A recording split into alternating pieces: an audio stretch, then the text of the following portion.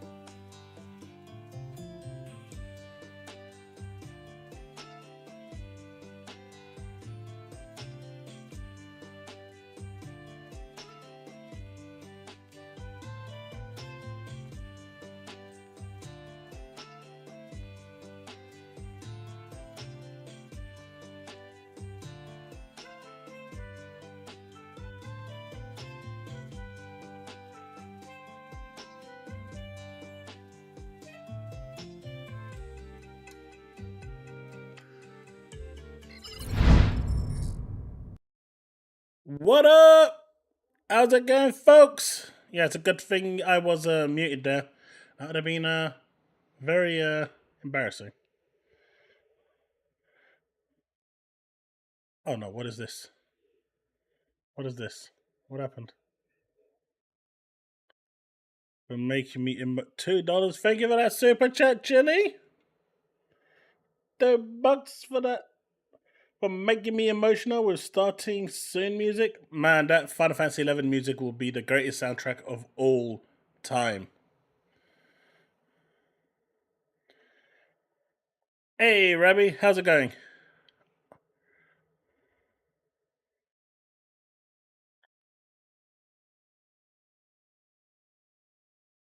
I like the Final Fantasy XIV soundtrack, but man, Chille, that 11 soundtrack hits different every time.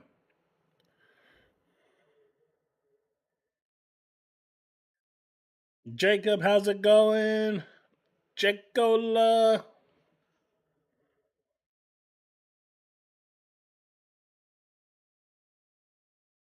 In the progress of getting to 100,000, I completely random happened to have 91,999 game score. Damn! I ain't even at 50,000. But damn! Ooh! Nice, Rebby. What day does that fall to? That's a Thursday. We'll be streaming on that day. Nice. Hopefully I'll see you there and I'll wish you a happy birthday on stream.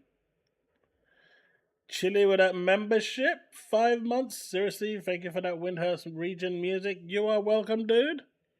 I'd be playing it all the way in the background if I wouldn't get copyrighted like I did last time. But do you know what?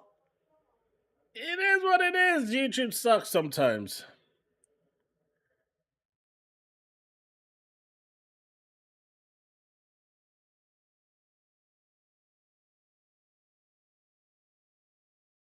Rabbi, you want me to sing your song now? At least wait until the 22nd.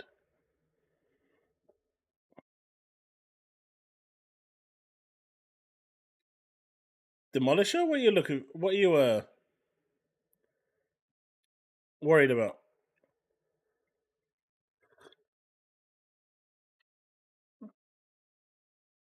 Unfortunately, not Brandon, because it's at 2 p.m. and I'm working. It's happening on all 3 days. It's between 1 and. It starts at 1, I assume finishes at 3, but I'm working on all 3 days, so I'll probably have videos after for the days that it's on. I'll check out the content and looking into it and stuff, but um yeah, I can't do a live stream because no days off. I can't take any days off at the moment. I would have taken 3 days off for it, but unfortunately, real life priorities come first.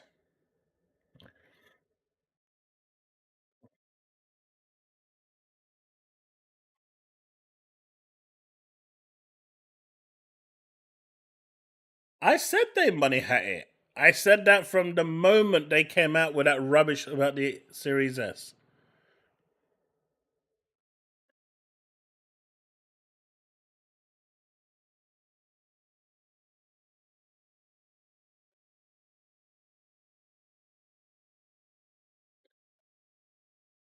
Yeah, I said Wukong is going to be was money hatted ages ago. They can deny it all they want. The publications can lie about it. That game was money hatted. No two ways about it. I mean, there's a pony in chat. Just ask him. The pony will tell you. It was money hatted.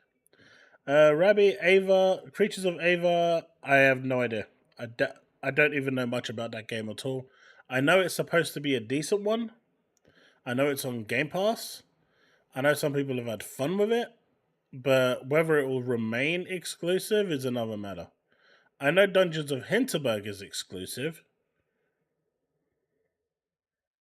That one is on Windows and Xbox only. This one, it could be. I mean, at the moment, I haven't seen any plans to release it anywhere else.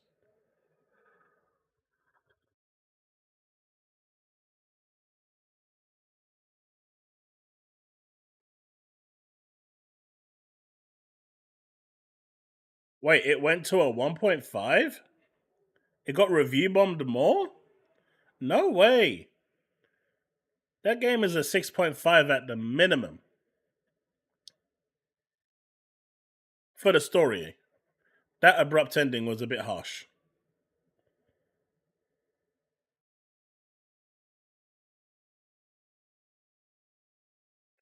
I renamed my YouTube channel Jack No to have the same name as my Xbox, Twitter, Discord account, but I decided to change it back. I only got recognized as Jack Smash Streamer. That's very well. Oh, what is your YouTube channel? I'll check out some of your content. Drop me a link on Discord or something, or X.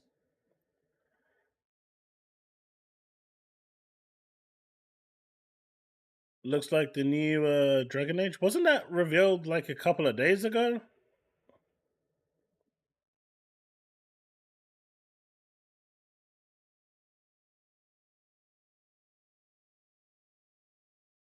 I mean, Creatures of Ava is not going to sell Xboxes. It's not going to shift Xboxes.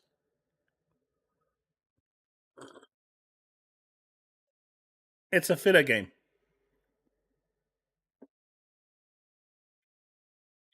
That's a 1.5 out of 5.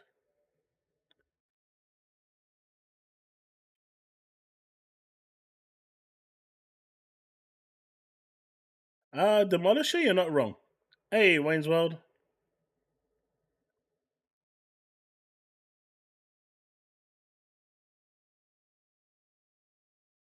Ah, I see. Right. I mean, you can rename your YouTube name to whatever you like, right?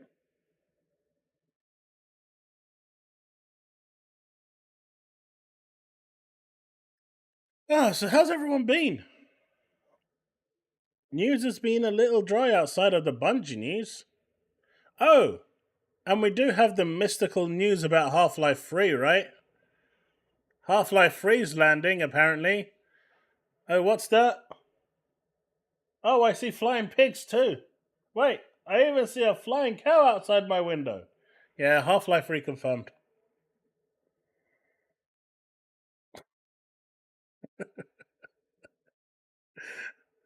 Oh. Gaming, I did. Did you read the article?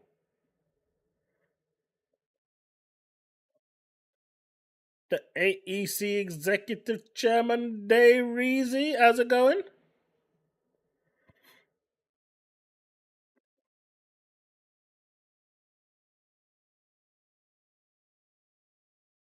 Jacoda, that is probably never going to happen.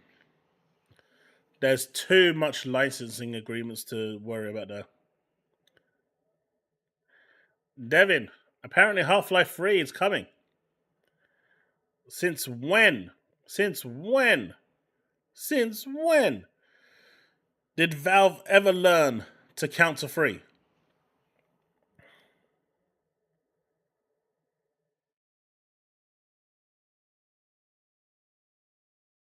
I mean, they just don't know how to counter. I mean, the Steam Deck 2 will be the final Steam Deck that ever gets released because there's never going to be a Steam Deck 3. They're just going to create a whole new handheld. You know, they just, you got Deadlock that's coming. You're going to get a Deadlock 2, and that's it. No more updates for that franchise. It's dead. Valve just doesn't do um, anything past 2. They're allergic to the number 3. Now, I reckon if they decided to release a Half-Life 4 and skip 3, I think that could work.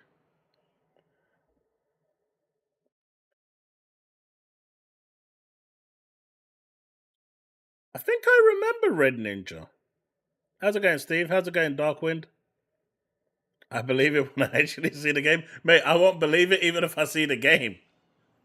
That's going to be some AI foolery.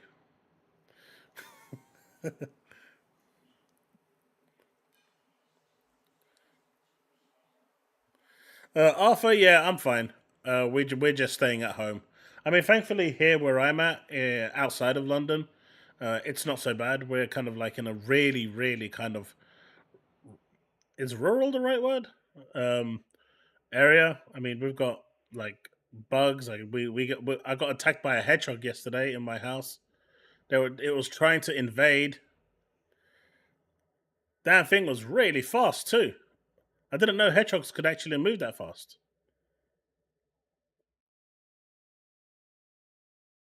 Chille, I could believe a Half Life 2.9. Hell, I can believe a Half Life 2.9 reoccurring 9. But the moment you attach a free to it, ain't happening.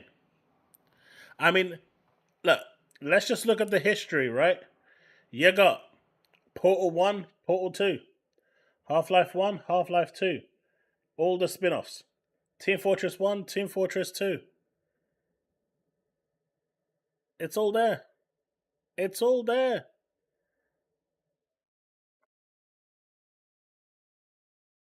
I mean, obviously, you're looking at Left 4 Dead 1, Left 4 Dead 2, and then you had the spiritual successor with Back for Blood, and that failed, and clearly that's why Valve doesn't want to make a third one. Mate, that hedgehog, it could move. We turned away for like a second and looked back, and it was gone. I'm surprised it didn't burst our swimming pool.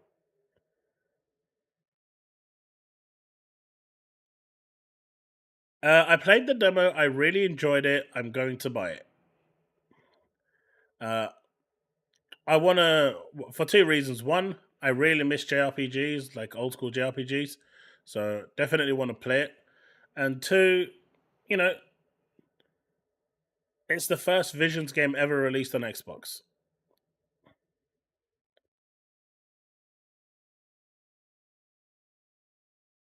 Counter Strike 1 and 2 as well. Don't understand how I forgot those ones. But yeah, Counter Strike 1 and 2, they just don't do a free. It don't work. Half Life 3 just doesn't ever work. It's not a thing. It's not real. Right? It ain't real. It doesn't exist. It can't exist. Because if they make a Half Life 3, then they have to make a Portal 3, a Team Fortress 3, then they have to make a Counter Strike 3. Do you see what I'm saying? It's going to get out of control. And then before they can even release Deadlock, they're gonna have to start thinking about Deadlock 3. It ain't gonna work.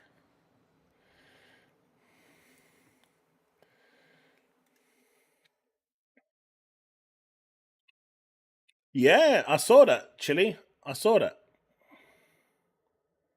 I saw that. I'm just waiting for the Xbox news because I've been assured it's coming. Sonic confirmed bullet. Stoney is like the Grim Reaper when it comes to money hatting, going around at night in the dark cold city streets and mumbles, 1, 2, 3. Wonder what game I will kill tonight. uh, honestly, I don't actually understand why Microsoft doesn't do the same. Look, I've I've got no problem with people money hatting because it's fair game. I don't think it's good for the consumer, but I don't have a problem with it. It sucks for consumers, like I said, but Microsoft could do exactly the same. And there's nothing the regulators can say about it because it's a third party contract. It's a contract that two businesses enter. So no regulator can say anything. Microsoft today could go and say, right, I'm going to money hat the next 10 big titles. And there's nothing Sony can do about it. They can go and cry to whoever they want. It's fair trade.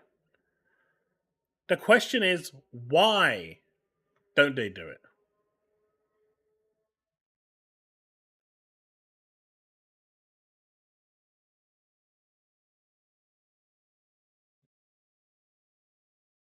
That's the question.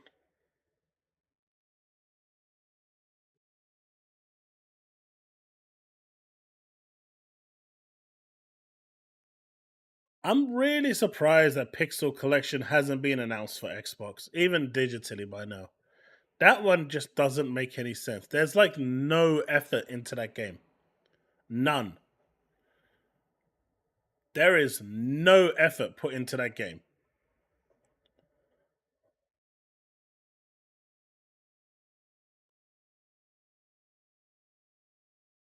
And I get it.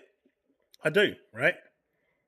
Because maybe Square Enix is so ashamed of Final Fantasy 2 that they're trying to hide its existence and they're trying to work out a way where they can remove the ROM and do something.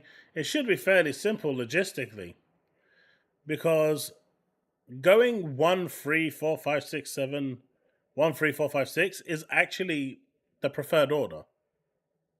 2 should never have existed. And maybe, just maybe, they're trying to protect Xbox gamers from that harm. Right? Because 2 is an abomination. That game is so bad. Like, I don't get how people like that game. Like, I genuinely don't. Yeah, they're crazy. They were on something, Chille. I saw them. Those are the people that I just say they're too far gone. There's no saving those people.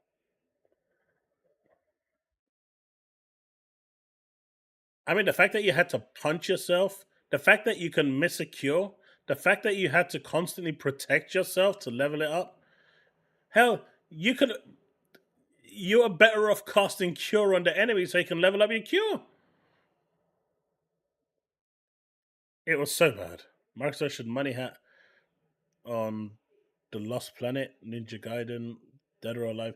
I mean, we could definitely use another Dead or Alive series, but the question is, J. Cola, and this is a really big question, right? If we money hat Dead or Alive, will they still have the jigglies? Because with the way the world is right now, they're going to be bricks. They're going to be pretty much stone formed. And Dead or Alive without the jigglies just doesn't make sense. You know, we got to ask the important questions here. We've got to ask the important questions. I mean, when you see Kazumi and there's no jigglies, it's not Kazumi anymore. You know, when they add Raven into it and there's no jigglies, this it's not Raven anymore.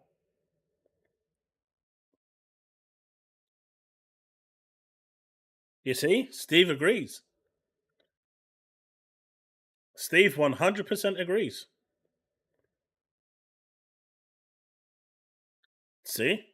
By the way, since Devin has been joining me on Mondays for Tower Fantasy and other gacha games, I have fully converted him. I have corrupted him. He has seen the ways.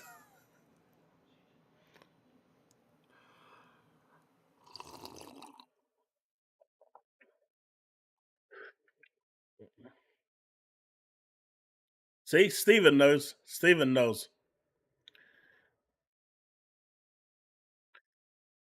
I mean, Steve will tell you that his favorite characters is Viesa. It is uh Lena. It is Bunny. What can I say? I mean, do you guys see a pattern there? And it's not just the regular ones, it's the ultimate version of Bunny. He really likes that character.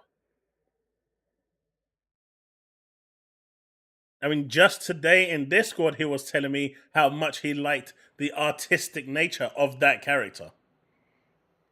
True story.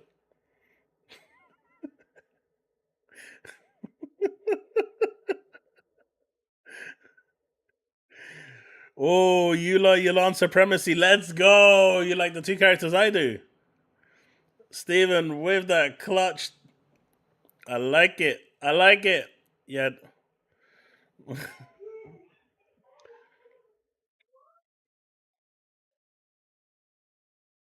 What, the gotcha ones? Because they sell way more.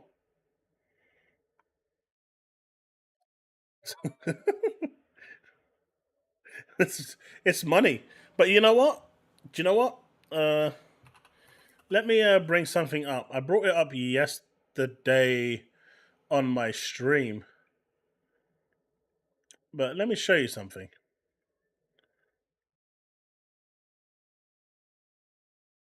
You say that, right? But if we look at this, had no intention of looking at this today, but let's jump into it.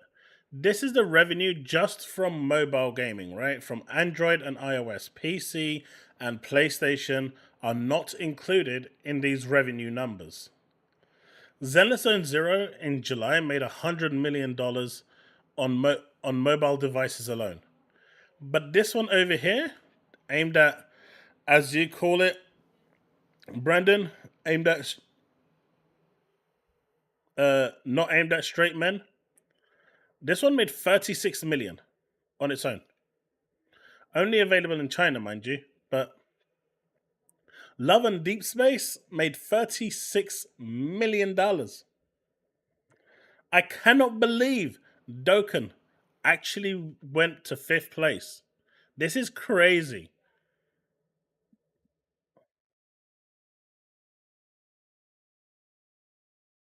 What the hell happened to Dokkan?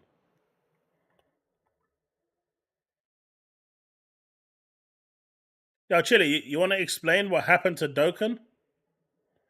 I'm actually genuinely curious. I've left you a link there. I have no idea what happened to Dokkan.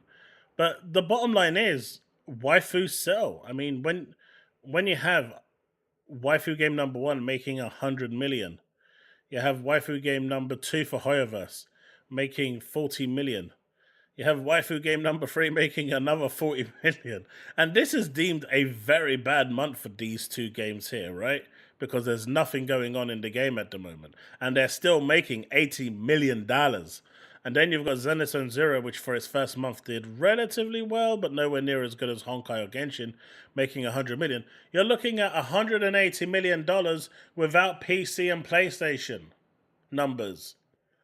So with those combined, you're probably looking at about 220 million a month just from those three games, and we ain't even including the other games that they make.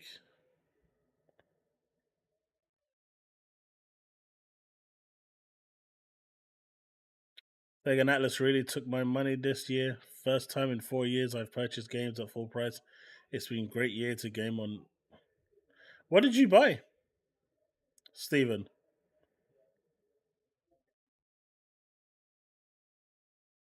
Spade mustard on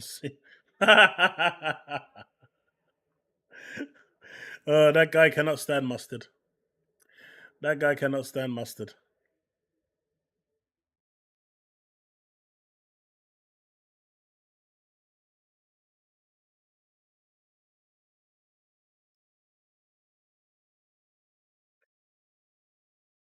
Why do you want me to be a bony?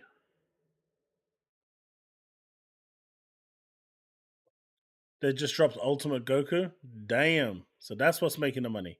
Yeah, but this is July, not August. This is July. This happened in July. We're not talking about August yet. In in June it was 4 million. Well, May was 4 million. Or is it June? I guess it's June revenue. No, June revenue was 4 million, and then July they went up to 23 million. You're talking about August at the moment. July is crazy. But yeah, mobile games make a lot of money. But you know what else is really really cool? Crash Bandicoot has landed on Xbox Game Pass. And I'm pretty sure everyone gets this. It's not just these are landing on everything. Yo, Terry, how is the new update? I heard they messed up the audio yet again for the story.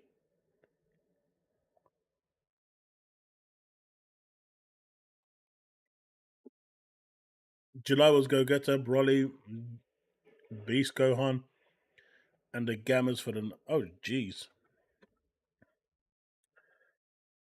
Oh, jeez.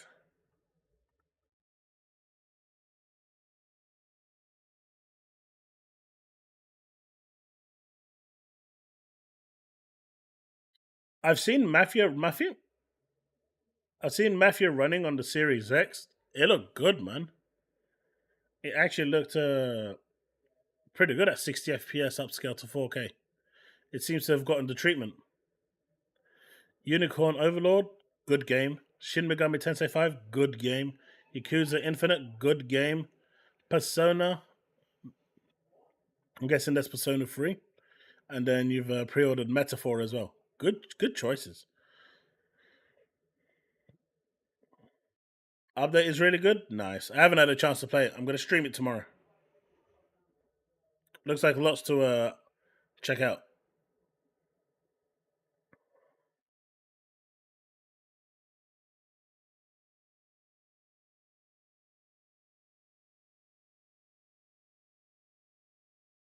Oh, nice. I like it when Xbox does that, when they discount it. Because you have one of them already in there. Just for you on X? Yeah, the Just for You deals are really good.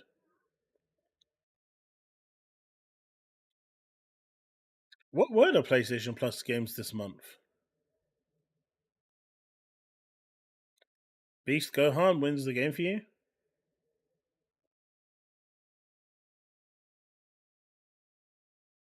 Oh, nice. What are the PlayStation Plus? Let's have a look. Let's have a look.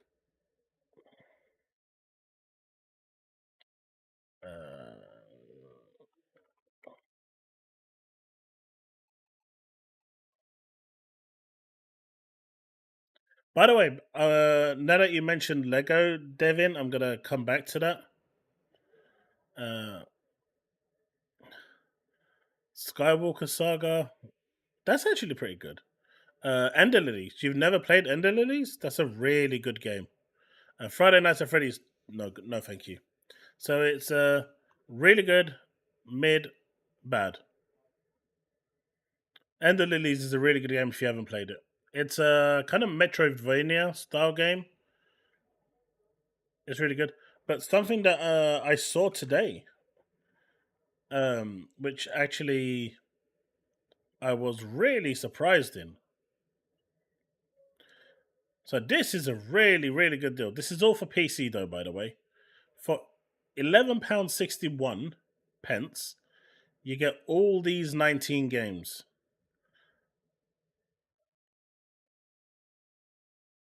And you get 85% off the the Skywalker Saga as well. Don't forget if you are going to do that, come to this custom donation, put the charity up to max.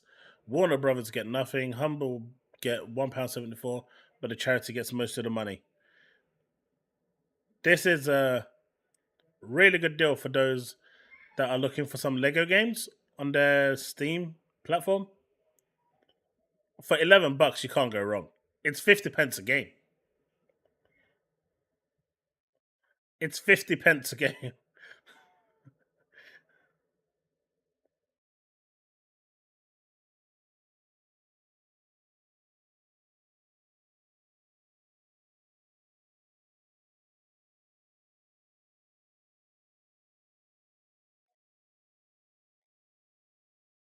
Oh, Nola, I'm gonna try A6 tomorrow on stream. I'm gonna try A6 tomorrow on stream. That's the plan, anyway.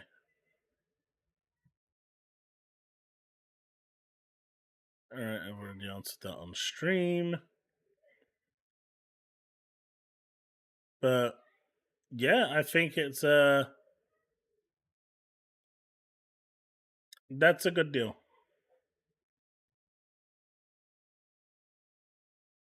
No one cares about that. What we care about is that. And Crash Insane will land on August the 8th, which is pretty damn good.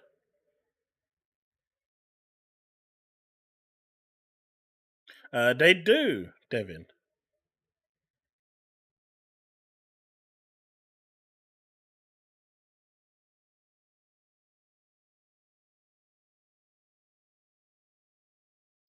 With Nola, you either go with A1 or A6. Everything in between is just a quality of life update. There's no real damage buff from what I've been told.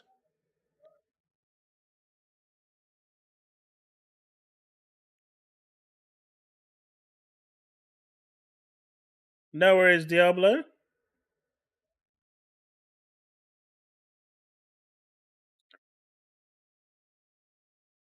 But this one was interesting, right? Disney Plus will raise its prices. Ad tier is going to from $7.99 a month to $9.99. The ad-free tier is going from $13.99 to $15.99.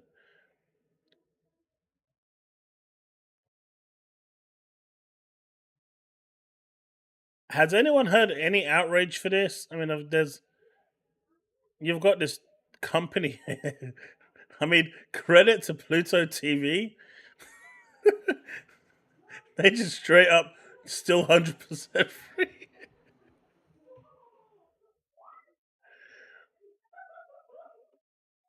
Sorry, one second, chat.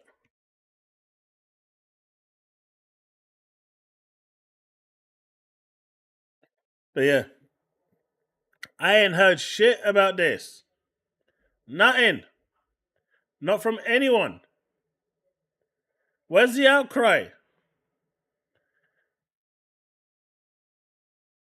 But you know the Series S is totally to blame for this, right? Clearly, they tried to keep the price low, but the limitations of the Series S meant that they had to increase the price because they had to double up on the Series S's.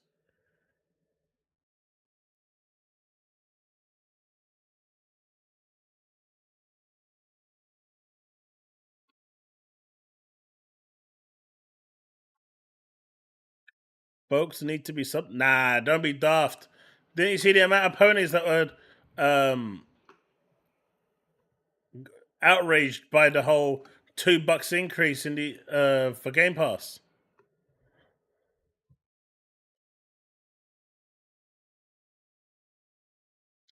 Mate, they use Disney. You may think they don't, but they do.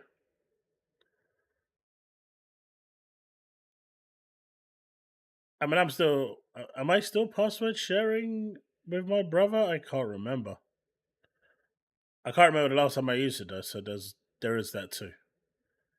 But my kids use it all the time.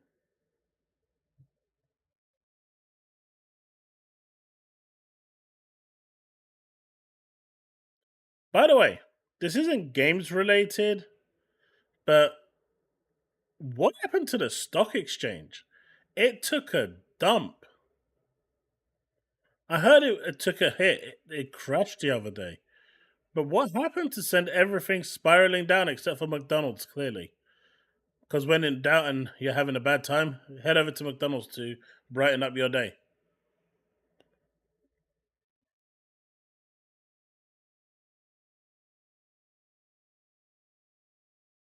Just start saying the high seas. But that's what that Pluto TV was advertising.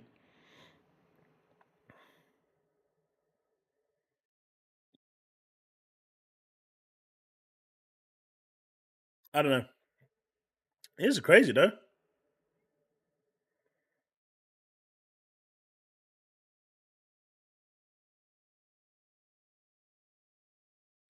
I mean, if you are interested in stock, now would probably be a good time to buy because everything's crashing at the moment. It is going to go back up.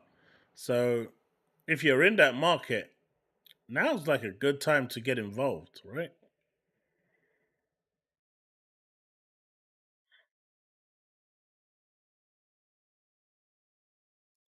I mean, I've heard, Stephen, that that's part of the reason why the Switch 2 got delayed because the yen uh, against the dollar was so weak that it would have really, really hurt Nintendo to uh, release the Nintendo Switch at the price point that they wanted to release it. They would have to bring the price up quite high uh, to make it worthwhile. So I heard that that was actually part of the main reason why they delayed and not released the Switch 2 this year.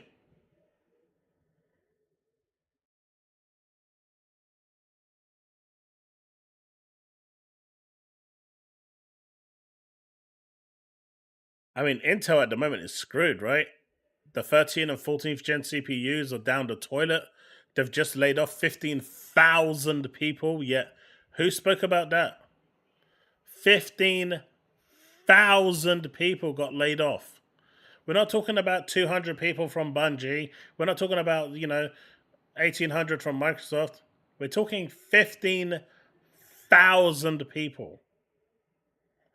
Who spoke about it? Where's the news articles about it? Where's the coverage?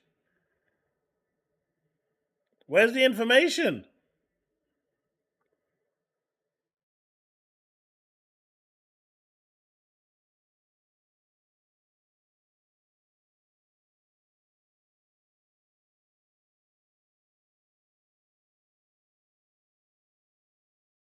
Everything in the UK has been nerfed with Microsoft, mate. Not just the reward system, everything.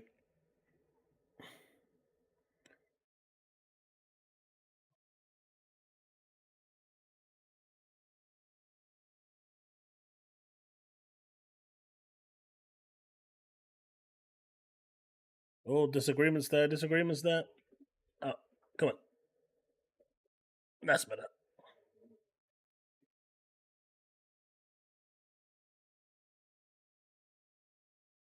I don't know. I actually don't know what happened.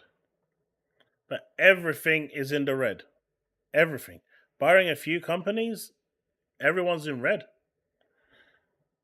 And even the ones that aren't in red, I mean, this one should be in red too. It's minus 0.15%.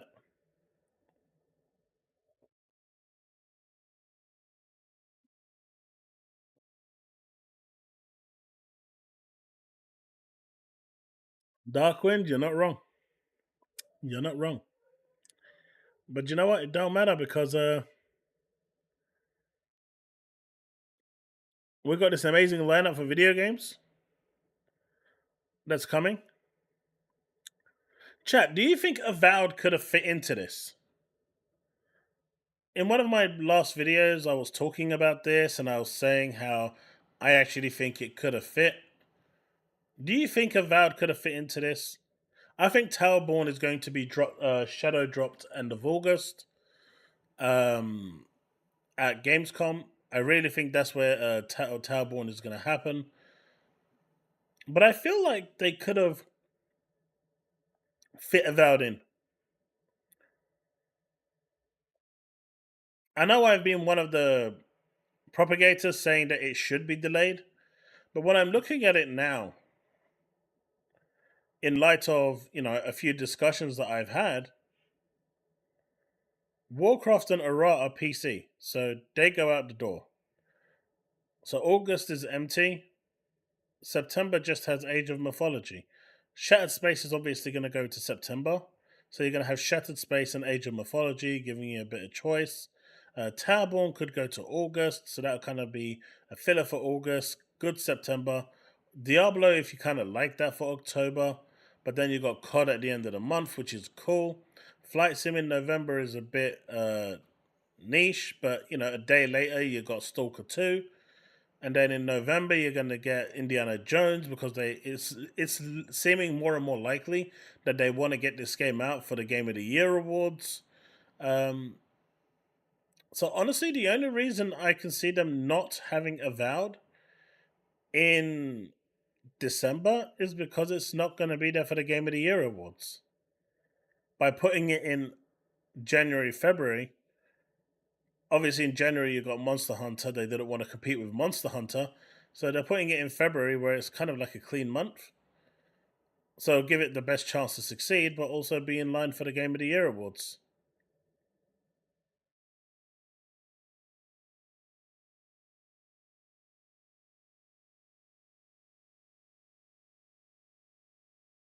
I'm just looking at this from an Xbox point of view. Obviously, you've still got Metaphor coming.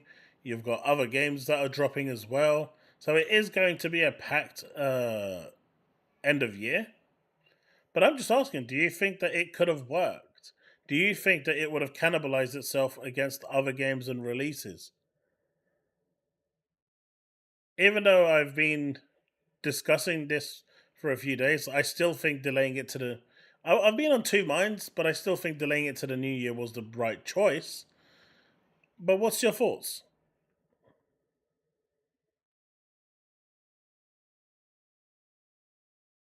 Either, I mean, they could give you a skeleton Gears of War.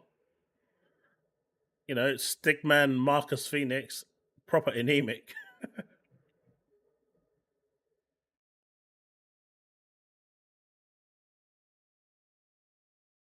Yeah, but if that was the case, Stalker 2, Indiana Jones, and stuff would also be sidelined as well. I'll take it.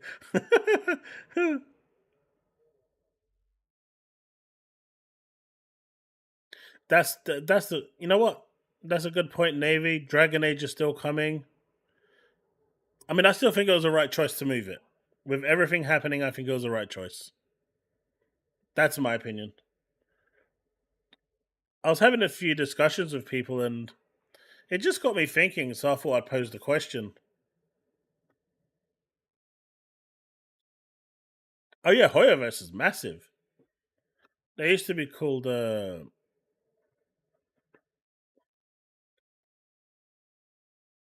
can't even remember what they used to be called. Mihoyo. Before they rebranded into Hoyoverse. But yeah, they were the fifth gaming company or fifth company to hit 5 billion in 6 months. That's crazy money.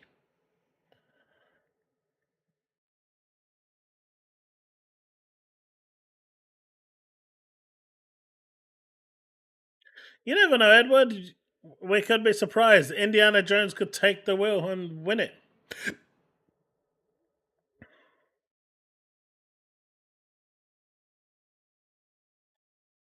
I mean, what has Microsoft nerfed in the UK?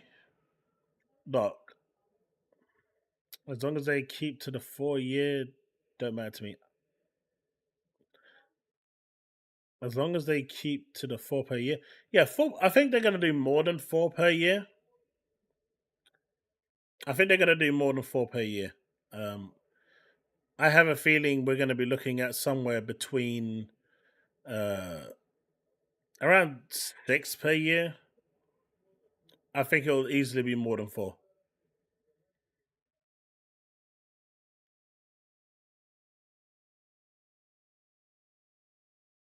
I'm really hoping Stalker 2 releases well, not bug ridden or anything like that, because that could be problematic for them.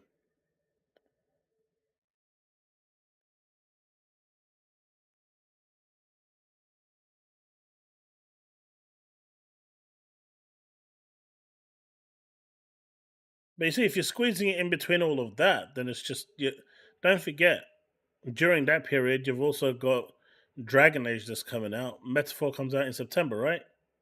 So that's slightly before. It's just crowded. Yeah, it works better in Feb. Jan Feb works better.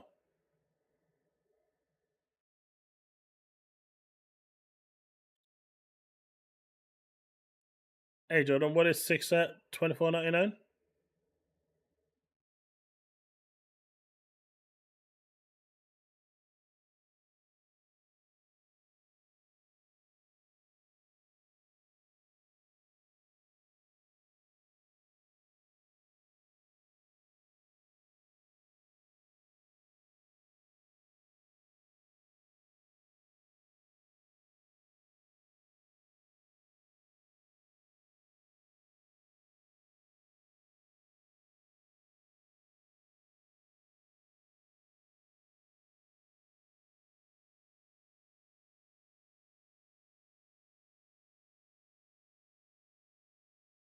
$6 at $24.99? That's pretty good.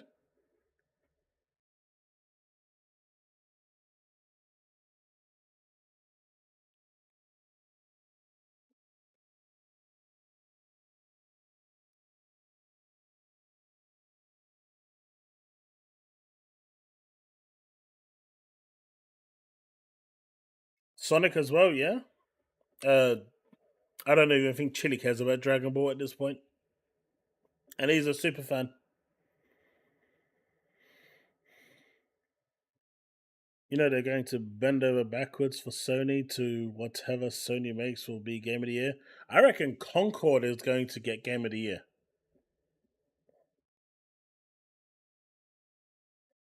You think I'm joking? But I think Concord is going to get Game of the Year.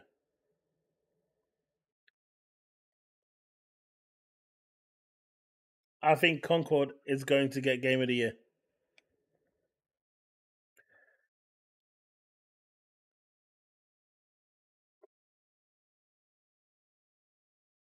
Pirate time.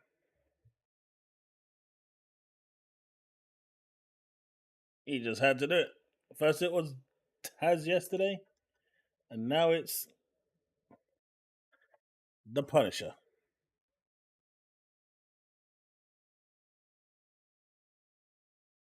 What up?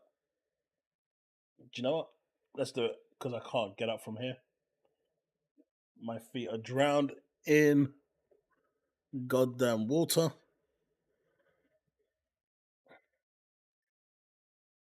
And I don't even have my fan with me today. My daughter stole it and never brought it back. This is mean.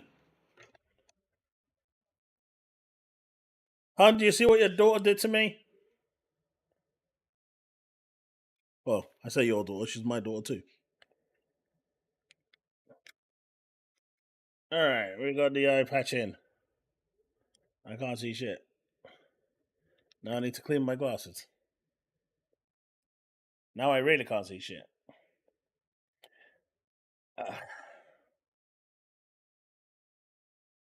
Thank you for that 5 gifted subs. Well, memberships. Alright, let's see.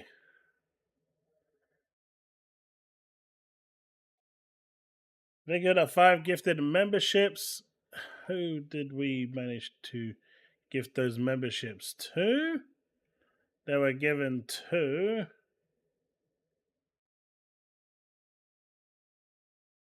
allegedly Scorpio, Viningi, Potty Penguin, and J Cola. Thank you for the 5 gifted subs, dude. Gotta be jamming as a pirate. Might as well go all in.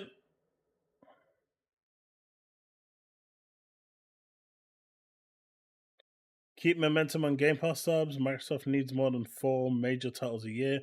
One every 10 weeks is better. 8 weeks, even more. So if genres are juggled, plus A and AA titles. Yeah, I think that's probably the better approach.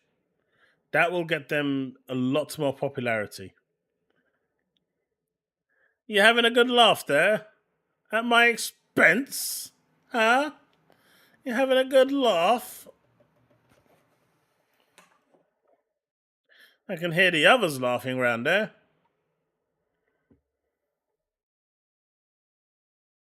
If Concord gets Game of the Year, we riot in the streets.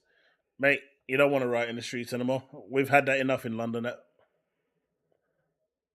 Concord 11 out of 10.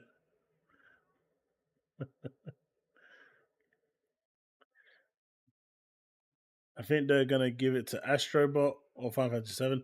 Nah, I think they're going to pander straight towards virtue signaling.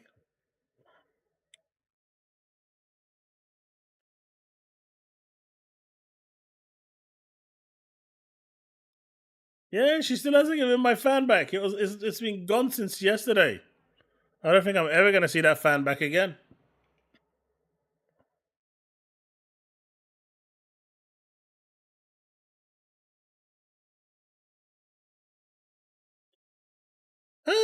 It doesn't. I don't think that really matters, Navy. It's whether the game reviews well, right?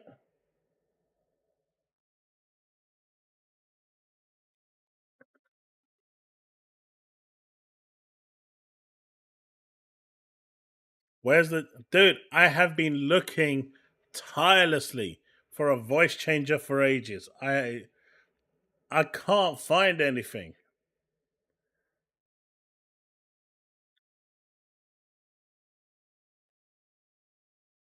Man forgot to gift me.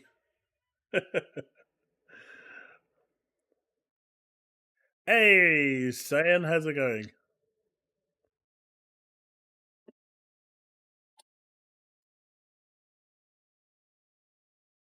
Yeah, believe me, the way he was handing out subs yesterday on Twitch, if he could, he would.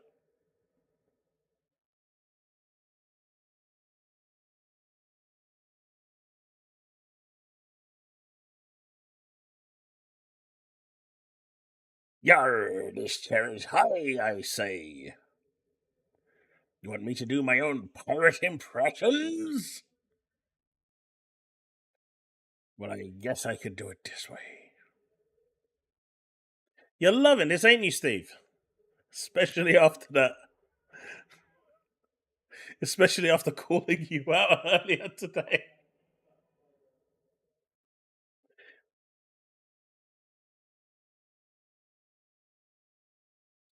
Change your voice to Goku?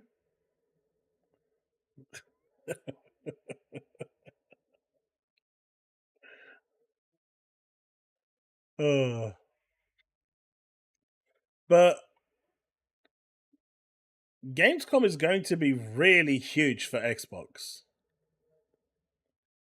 Right? Let's see if we can do this in a pirate's voice all the way down. Okay, once again, that sounded way bad out of context. We are talking about a list of Xbox games that we are going to read down. We need to make sure that context was there right away. Because I know how some of you are thinking.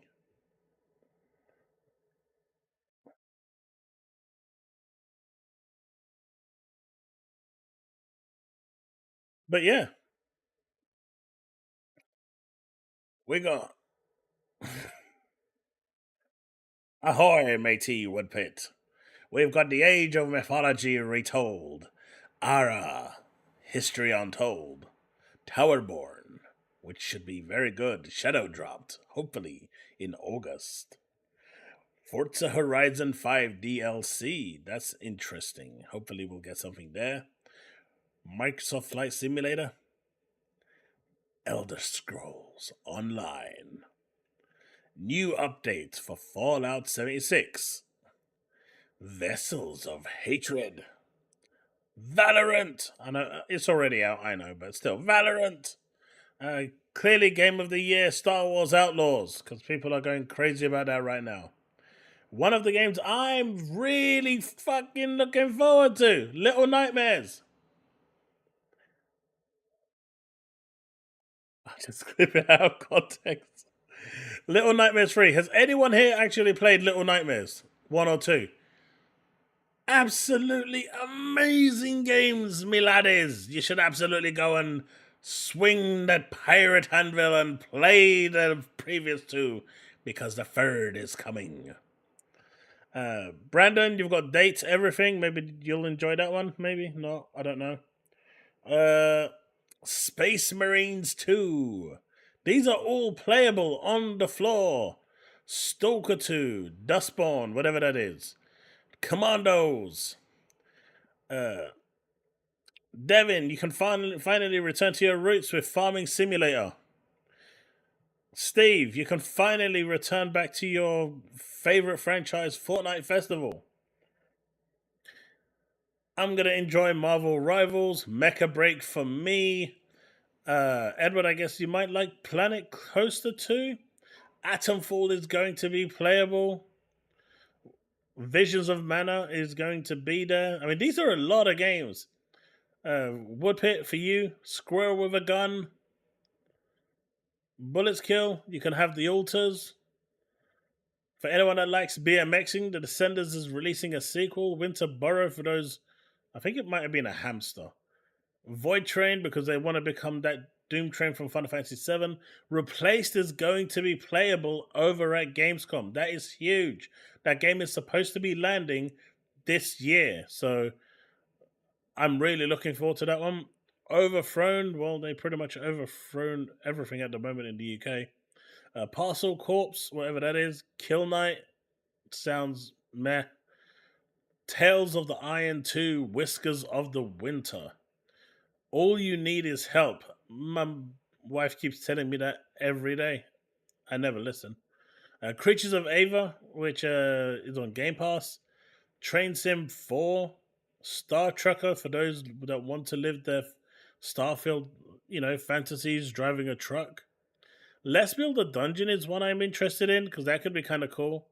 Spirit of the North Star because they couldn't afford Fist of the North Star. And Funko Fusion because we all need a bit more gears with Funko. And much more. I've heard there's going to be around 100 games in total.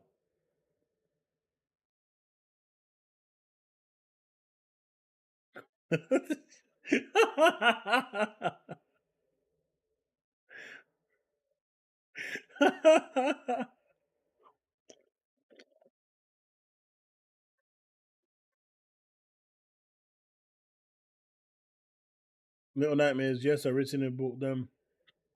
Part 1 and Part 2. Flipping hell, they scared the crap out of you. Good puzzle games. They are really good. I really recommend them. Super solid games. Dungeon Keeper was fun franchise until EA wrecked it. EA wrecks everything.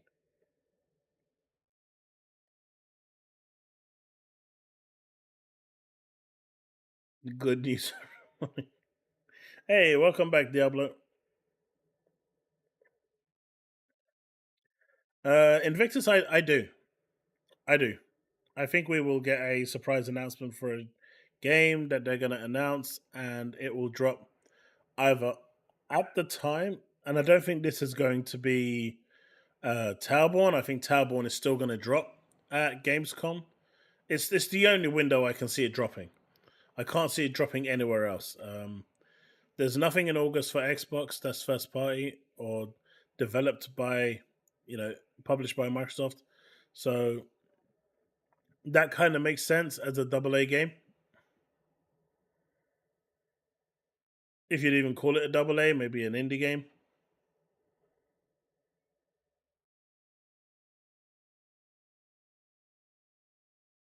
But I think there will be. I think we're going to get a big announcement. And it's going to be one of. I reckon it's going to be Final Fantasy 16. I think they're going to announce Final Fantasy 16 for Xbox.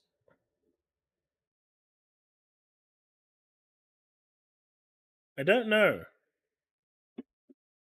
I don't know what Kill Might is. I'm worried that if I start searching for Kill Knight, I'm going to have the feds at my door.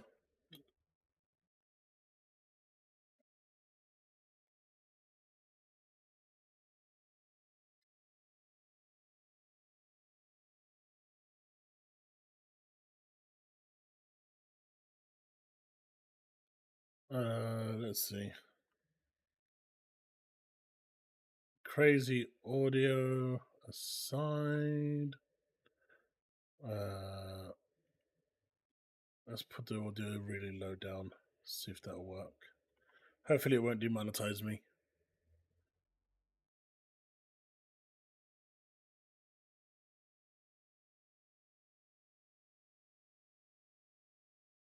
That actually doesn't look bad.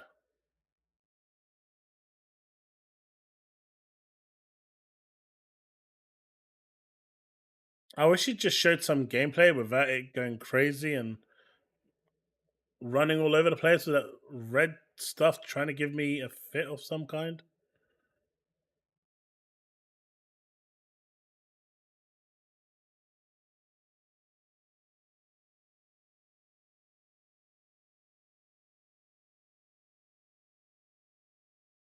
This actually looks pretty cool.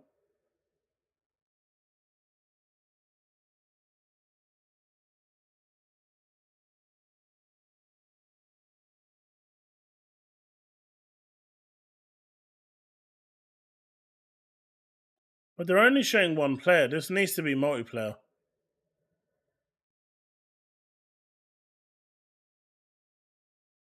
Demo May the 30th. Wait, it's already available? Alright, it's already available on PC. It's coming to Xbox, PlayStation. Is it already available? Oh, it comes full 2024. Right, so, but the demo is already available. I might have to give it a try. Looks pretty decent.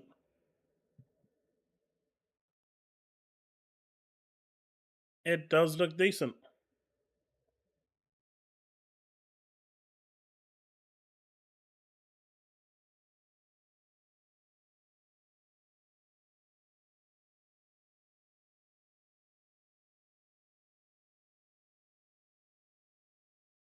You have a extremely codependent Yorkie.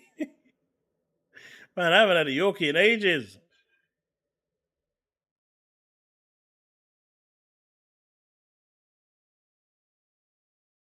Well, this is the thing, right? Steve, you mentioned a valid point there. I don't think it will seize, but I am seeing a shift in demand for Final Fantasy.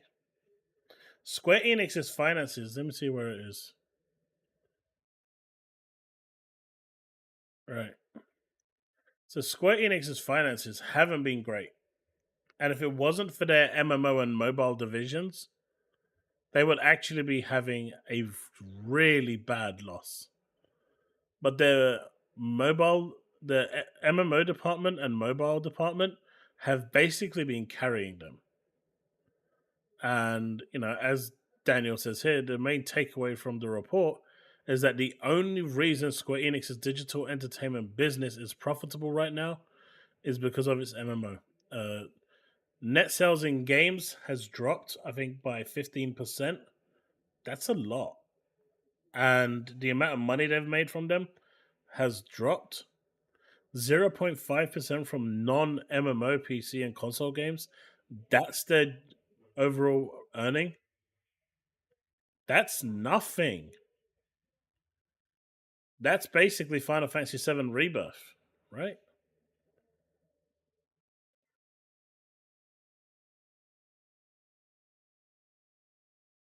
Right. Hey, SlightlyHandsomeJack, how's it going? Forspoken is not on Xbox, but I actually think it's a good game. I really liked Forspoken, and you know, if it came, I don't think it'll ever come to Xbox. But if it did, I'd like people to give it at least a chance, because the demo was awful. It's the worst thing, one of the worst things I've played. But the base game was nothing like it.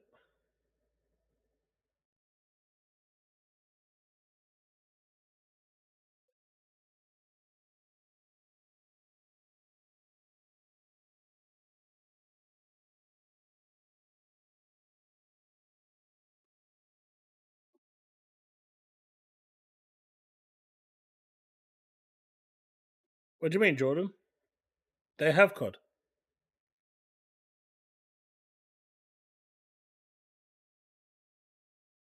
I mean, technically, Microsoft doesn't have a mobile division, so remove the mobile. If you remove the MMO, they're stuck with 0.5%.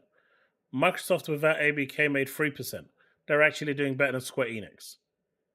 So even by your whataboutism, it's still doing better. They would still right now be doing better than Square Enix.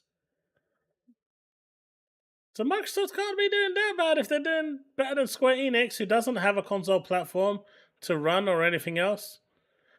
But you know what? They do have Call of Duty and they do have ABK, and it does belong to Microsoft and Xbox, so they're doing really well. I mean, Square essentially console sales made 0.5%. Non MMO, PC, and console sales made 0.5%. That's not a lot, dude.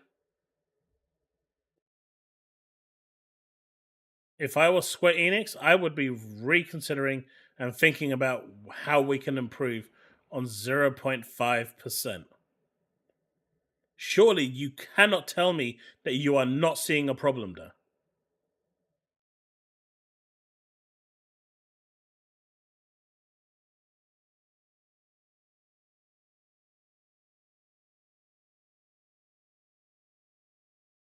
Look, Steve loves his waifu games. Dude, he was showing me how his games on his characters on Snow Peak are level 100 already. Dude, I haven't even hit level 62. And my dude is level 100.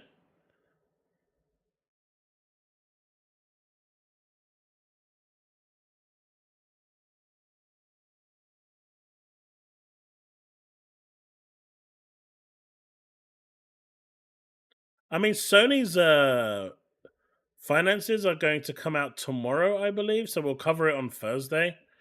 Um, but I still expect them to be a little bit better.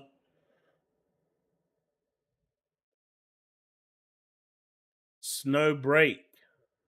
Stop trying to say the name wrong by acting like you don't know what I'm talking about. There you go. Carry on, carry on. That's what I'm talking about, right, chat?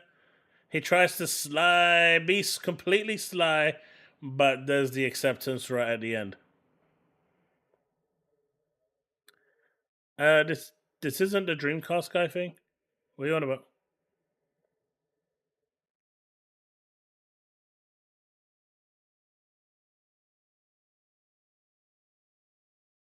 Steve is a very big simp for man boobs from Marcus Phoenix.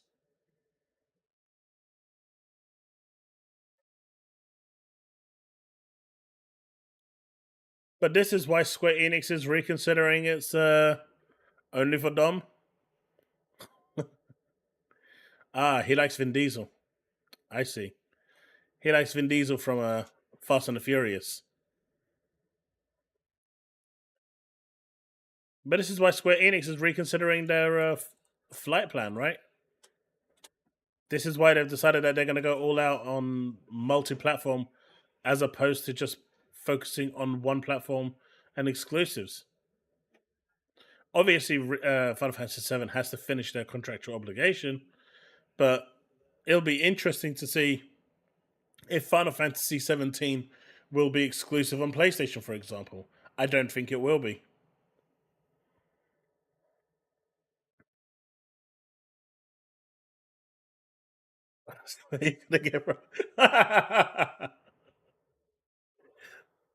Look, Vin Diesel as Dom, Baptista as Marcus Phoenix.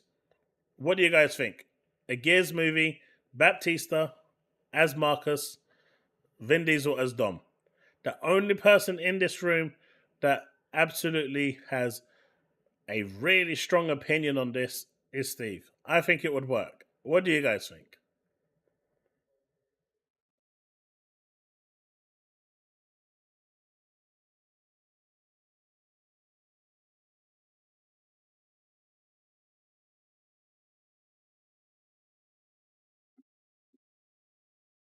Sony grabbed what? Final Fantasy 17? No.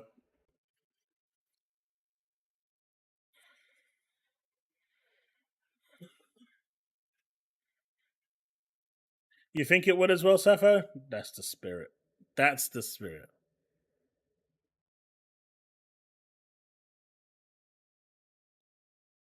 Steve Buscemi.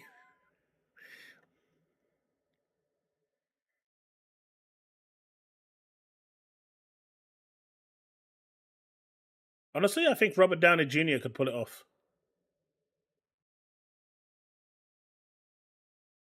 I think Robert Downey Jr. can pull it off. He could pull off Marcus Phoenix and Dom at the same time in the same scene. Don't tell me none of you have seen Tropical Thunder.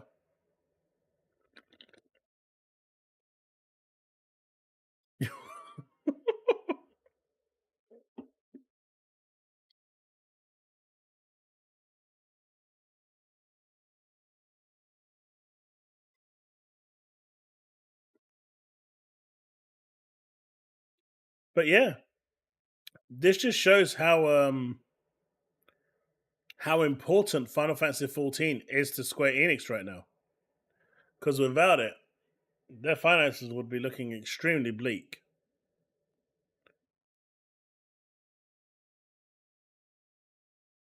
Doom guy.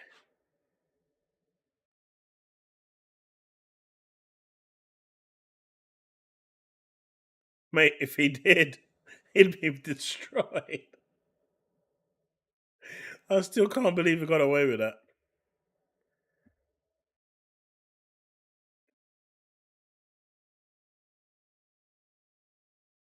I mean, Bungie was their biggest mistake of all time, right? No doubt about it. Bungie was Sony's biggest mistake, and they're going to be paying that off for a while. But do you know what I don't actually get? Is when you've got people like what's his name? King Fresh saying Bungie lost PlayStation 1. How did PlayStation exactly win? How did Sony win? Bungie has lost all of its talents. All of the people that made Destiny great are gone. They've got a bunch of new people in that are nowhere near as talented as the original crew because they left. They lost the two key directors to Destiny in Luke Smith and Mark Noseworthy. So how does Sony actually win here? I'm seeing JTech TV as well. How this is great, and it's clear what they think now, right? It's clear. It's got nothing to do with protect the developers. Think about the devs, support the devs. It's as far as that crowd is concerned. It's all about how many games can we make exclusive to PlayStation and no longer on Xbox. Fuck the devs. They don't matter. No one cares about the devs or whether they lose their jobs. None of that shit matters. All that matters is those games not going to Xbox. That is literally the pony way. That is all I'm seeing. So the next time something goes wrong or something goes awry and you start seeing this, the usual suspects coming out of their stables and going, you guys need to support the devs. You can just show them the Bungie retinue and show how they didn't care for the devs and they didn't support the devs. Like, it's crazy. Bungie lost, Sony won by absorbing them into the company. That was the takeaway from the ponies. That's crazy.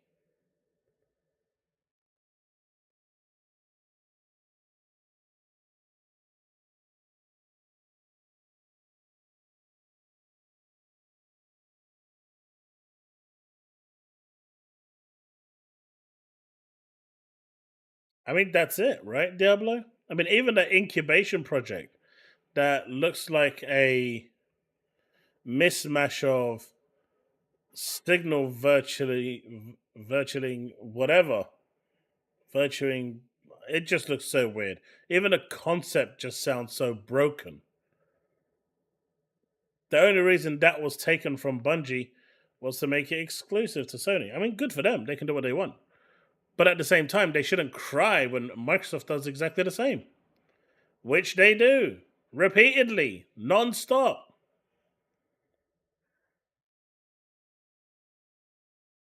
It's just stupid. It's like do as I do, but don't do as I would do.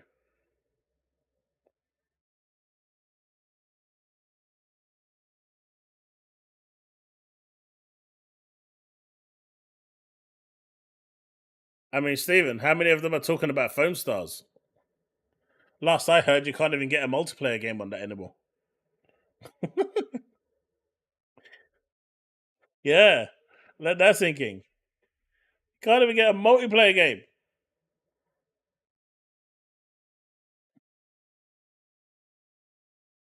Talk about dead games. I think that one is pretty much in the shitter right there.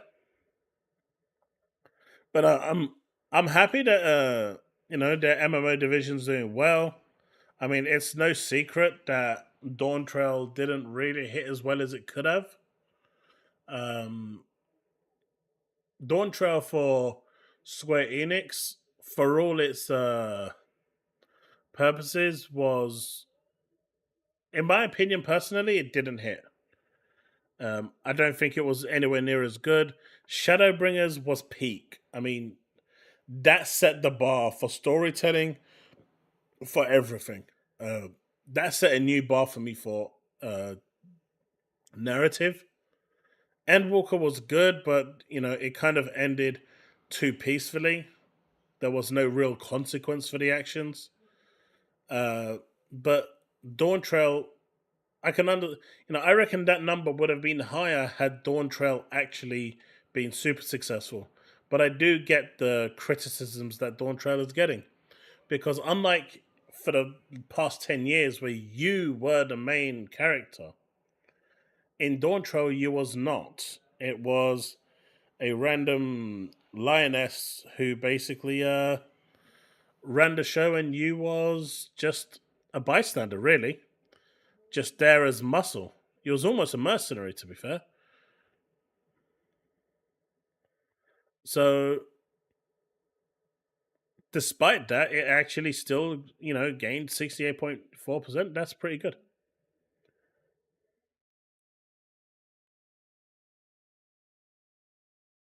Metal Gear. God, what I would give for a new Metal Gear. What I would give for a new Metal Gear. That's actually done by Hideo Kojima, not Konami. I really do miss those stealth games like Splinter Cell, Metal Gear. We just don't get them anymore. And we need them, chat. But did you see this?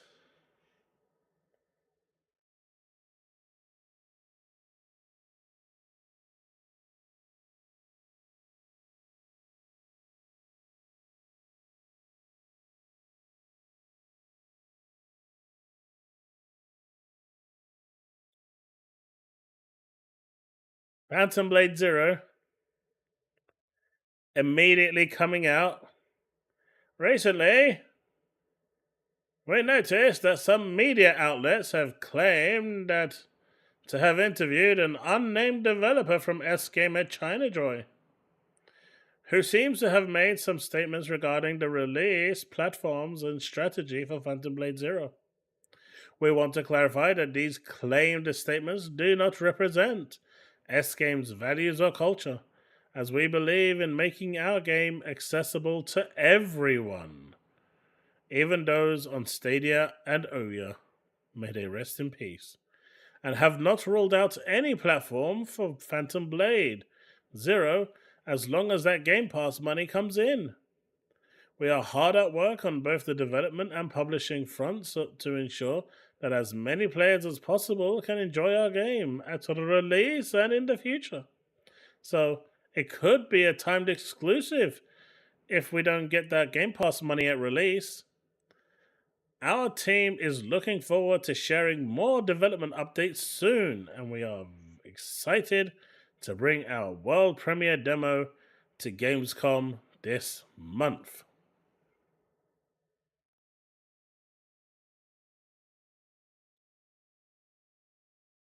Bucky from Powerworld, absolutely wild that some media outlets basically wrote, we spoke to a nameless developer at one of the largest games expos in the world, and he said Xbox bad was enough to convince so many people. No recording, no pictures, no names. Get used to it. I'm already very used to it. Complete fabrications being written about us.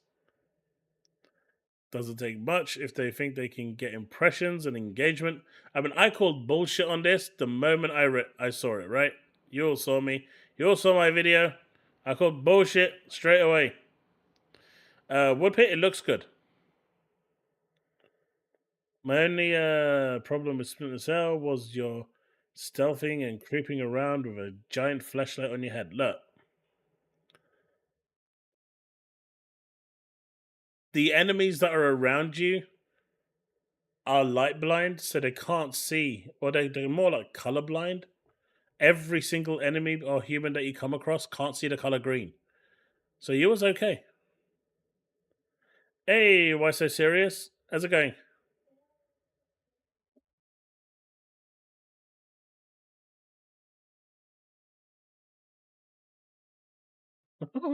Japan hates Xbox. Is he still a fig?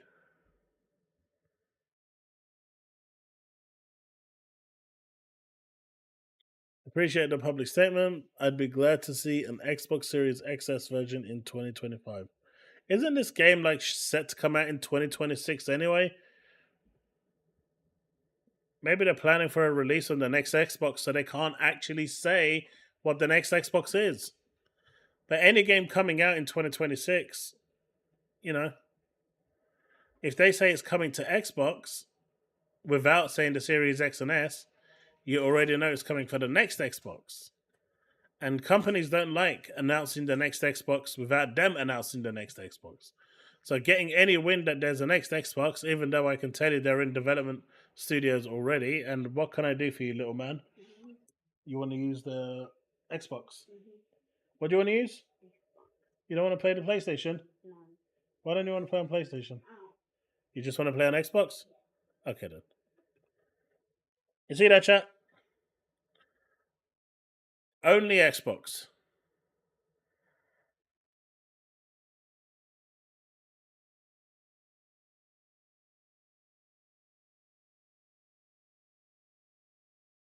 Steven, I think the new Assassin's Creed game is going to sell well.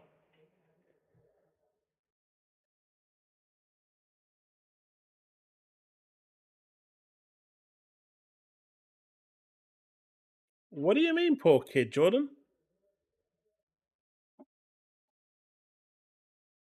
He's having a great time.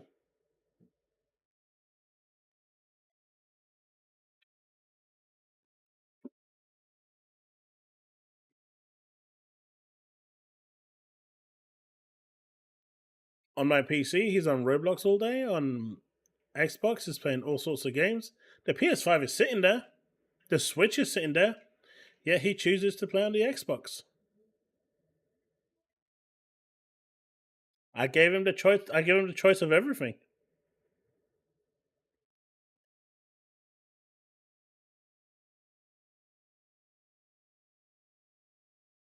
Yeah, he has choices. I've got all the consoles there. Dude, I even said he can play on my Steam Deck, which is really risky, by the way, knowing kids, but he just huh? The screen's too small,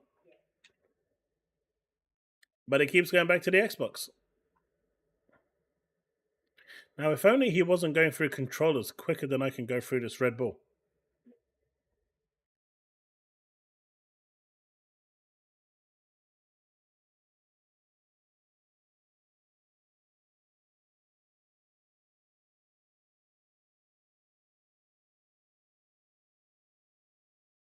They would own Final Fantasy and have the number 2 MMO in the world.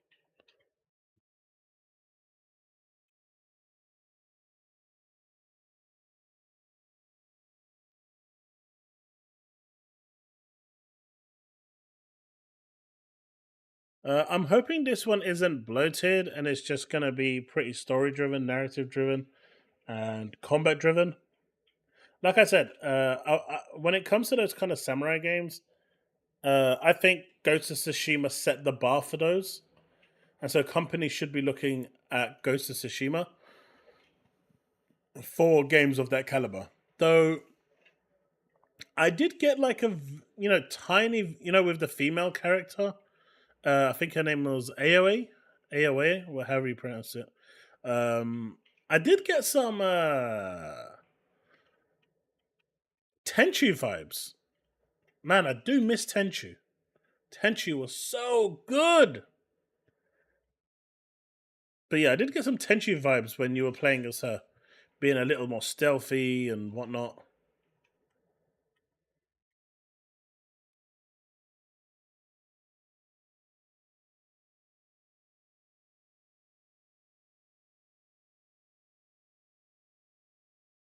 Steven, and the Bungie acquisition was actually not so much for the live service, it was to get the talent that Bungie had and use that talent and the expertise to advise Jim Ryan and his cronies of the 20 live service games that they had planned. Little did they know that Bungie didn't know what they were doing either, at least towards the end. And after they bought them, they lost all their talent, which really didn't help.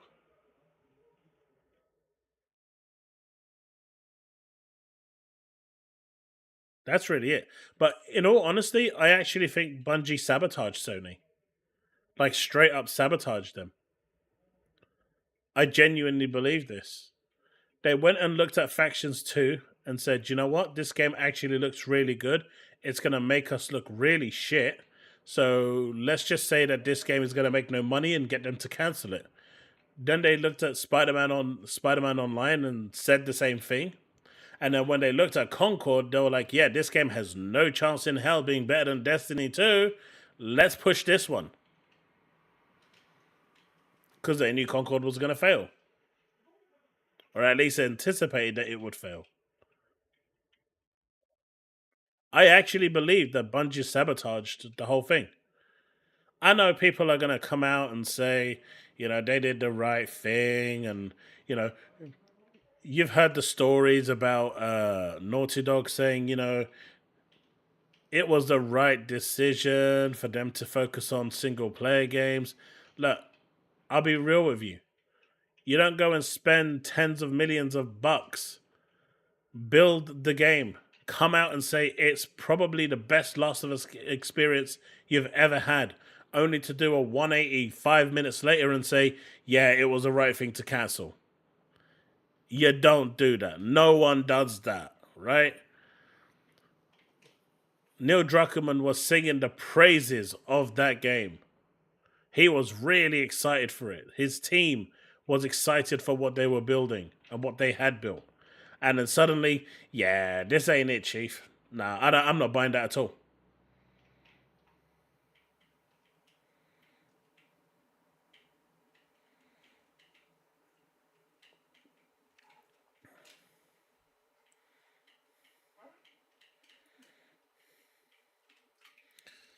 I mean, in the end, they can make as much revenue as they want.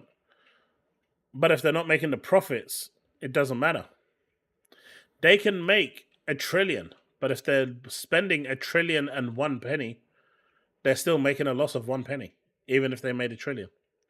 We'll see what they're doing in a thing.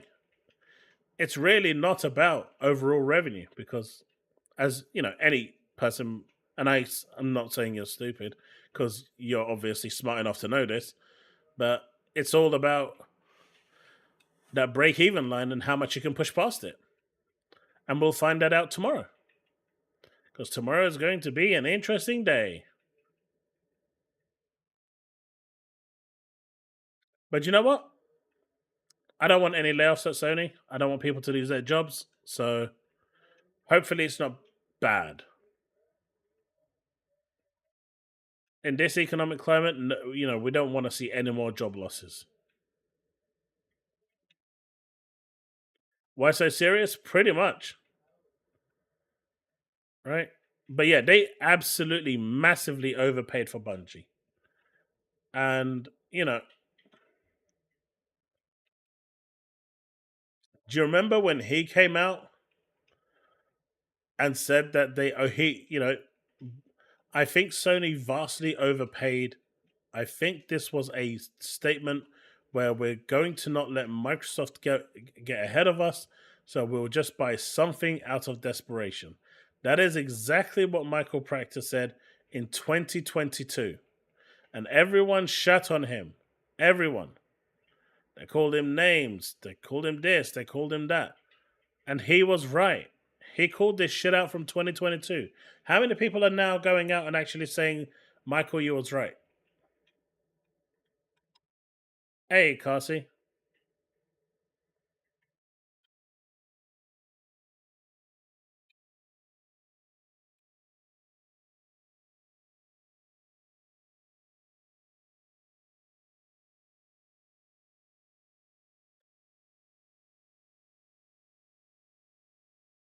Scarlet. Yeah, I saw that.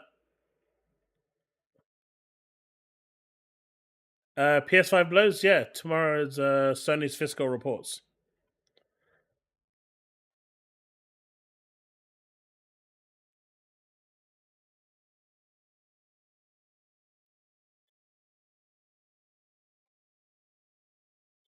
I mean, Edward, profit is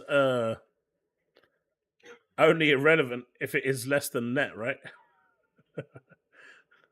If it's if there's no profit, if the revenue isn't more than cost, then you have a problem. Look, the reality is, during the COVID bubble, everyone overemployed.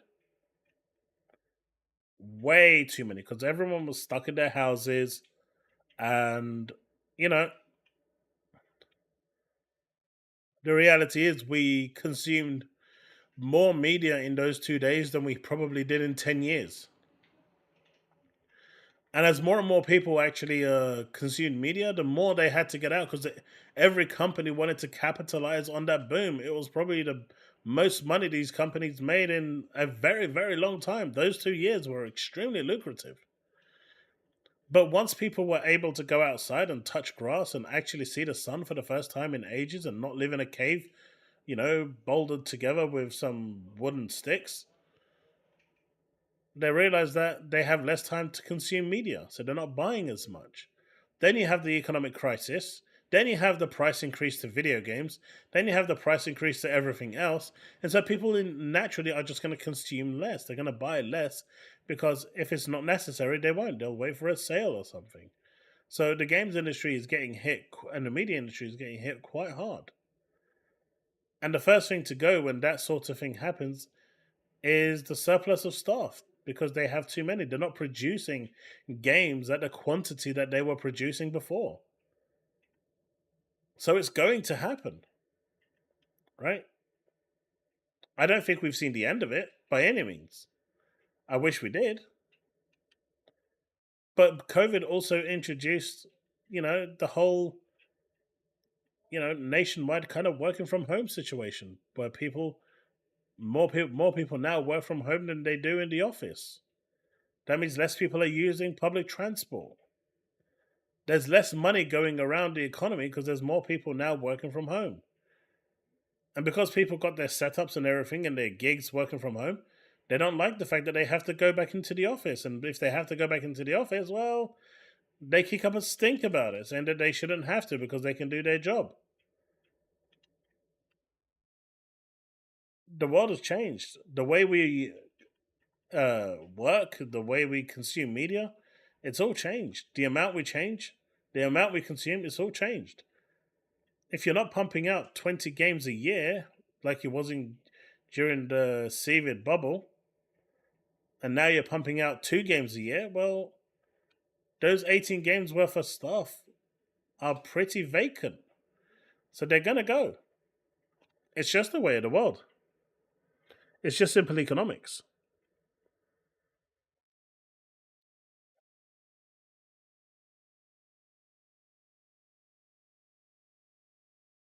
See, Invictus? I mean, I work from home as well.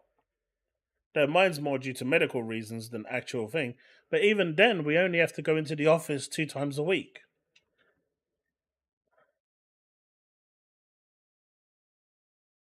But the world has changed. And because of that,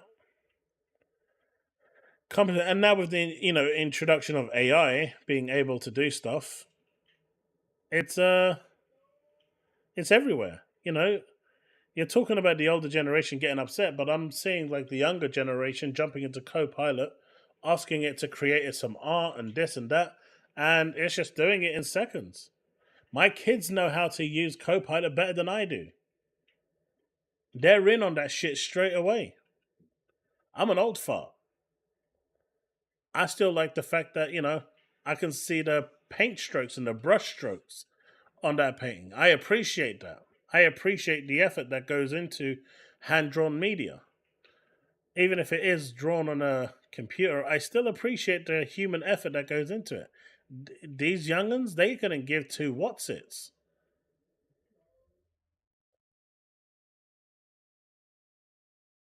Different times.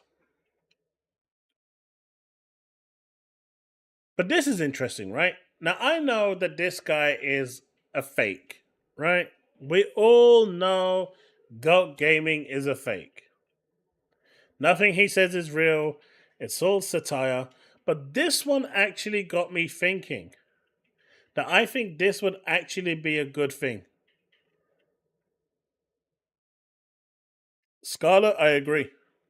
But the greybeards are the ones that rule. But this actually, would you be opposed to this?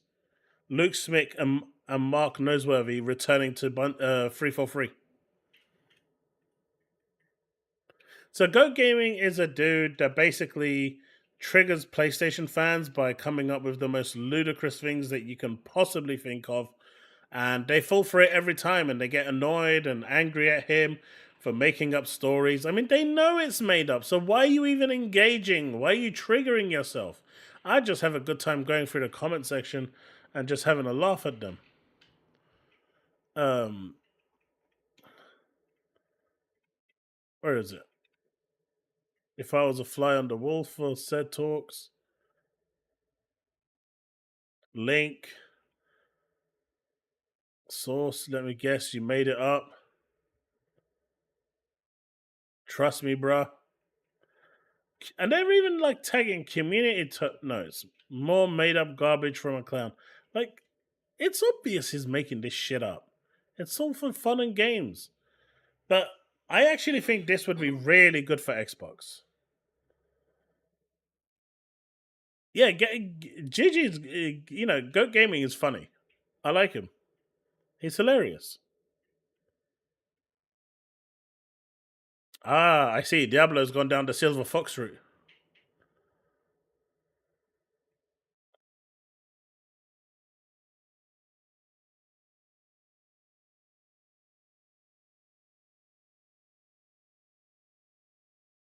That's exactly what I told KMed, right? So KMed said that people should block him, and I said, "So are you going to block all the other journalists?" And he goes, "Why?"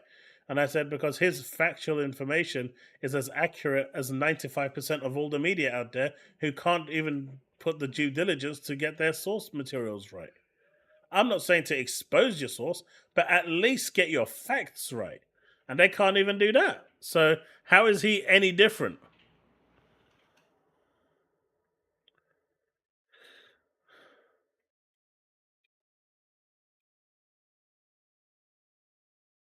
But I think this one here is actually, the potentiality of this being of happening. And well, I guess the question is, should it happen?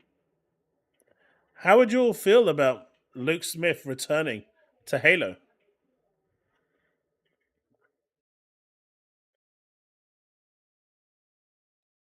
you think that's a good thing, a bad thing, not so great? How do you feel about it?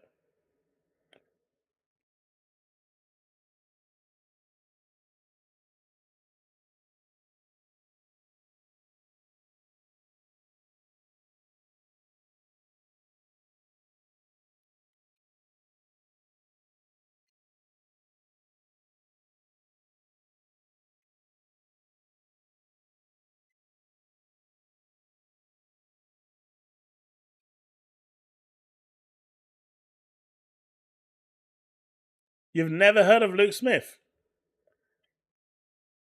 These guys are like the forefathers of Halo.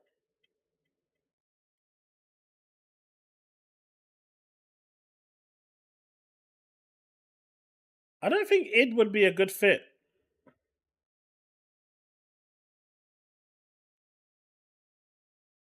Yeah, they're like the forefathers of Halo.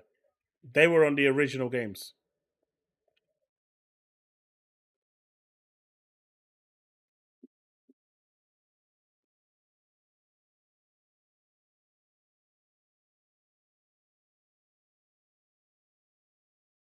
What did you think of ODST?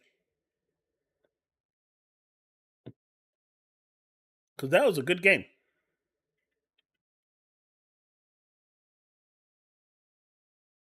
Hey, Zrugdal, how's it going?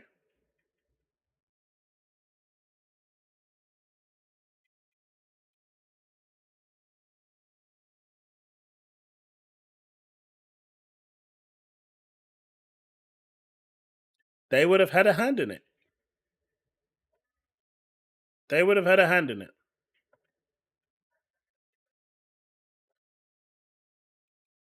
Let me see if I can find that trailer.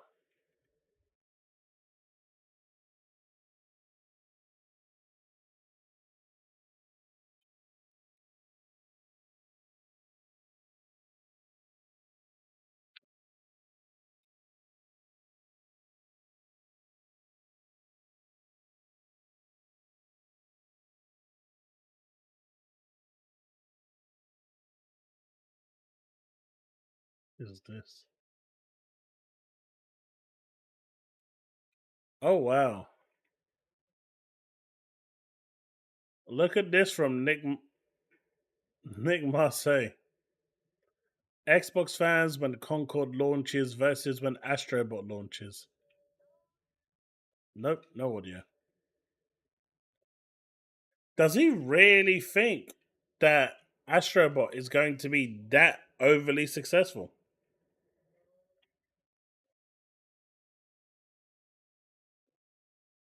All right. Oh. All right. Don't drop. Don't drop. There you go. Does he really think that Astrobot is going to be that overly successful? That's crazy.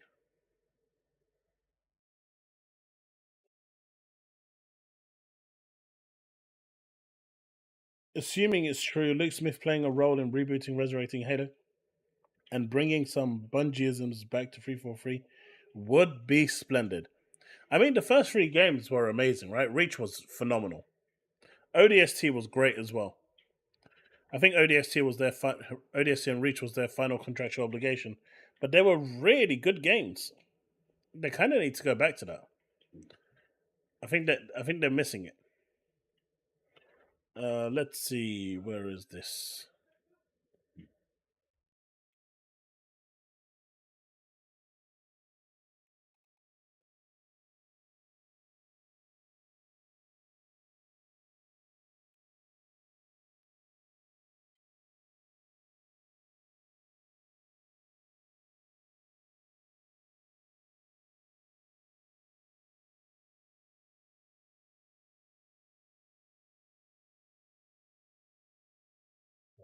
Let's reduce the volume a little bit more. So this was revealed some time ago.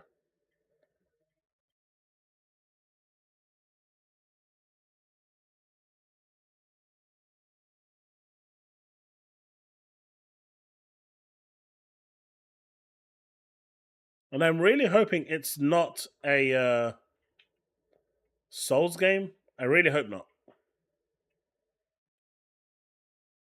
I'm streaming tomorrow's Rugdoll, so I'm pulling live on stream.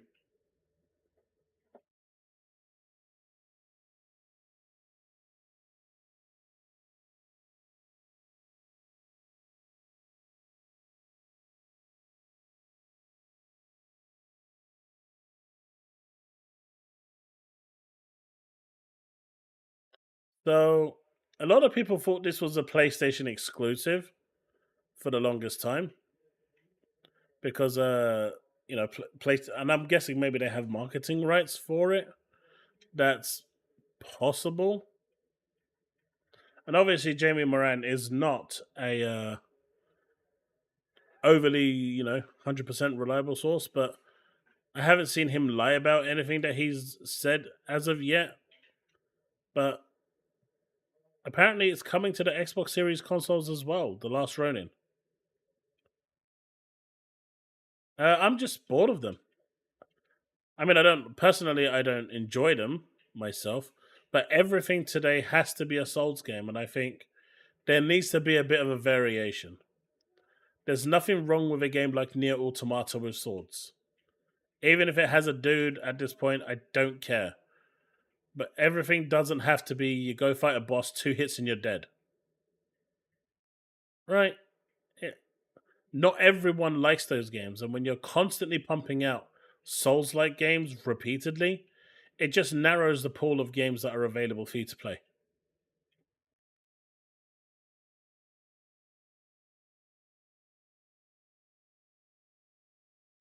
Like I said, Steven, I hope it's not a Souls game. We don't know what it is.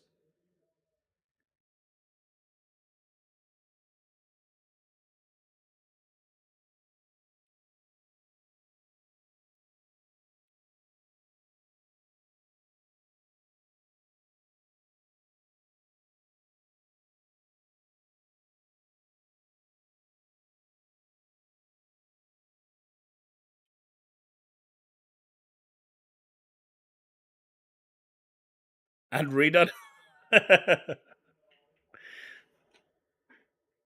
Yeah, I've heard that's the same. People are saying it's not. I've heard it is. And honestly, that's killed all interest for Wukong for me. I mean, Stellar Blade is supposed to be like on the super easier side of Souls like games, except you don't really collect any souls and you don't lose any souls. But in terms of difficulty, I guess that's what they're referring to nowadays. And even that is pushing me to my limit. I don't enjoy it.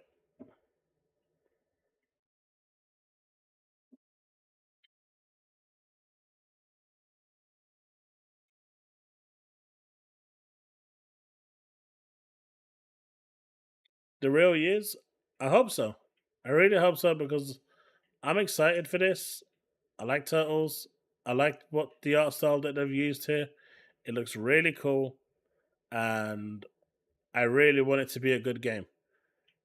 It's a third-person action RPG, gritty, futuristic New York. So at first, I thought it was just going to be Leonardo, but this artwork kind of shows that there's more, unless this artwork is fake. It's totally possible it's fake.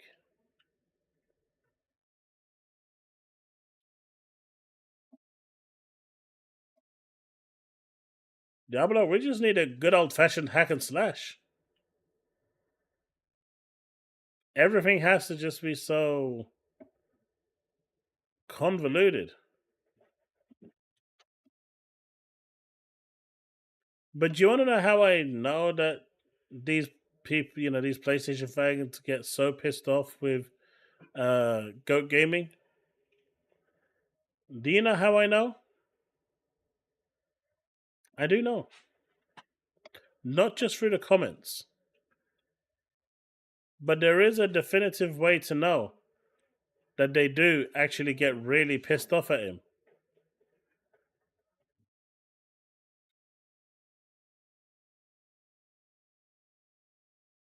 Woodpit, I do remember that. That was fun.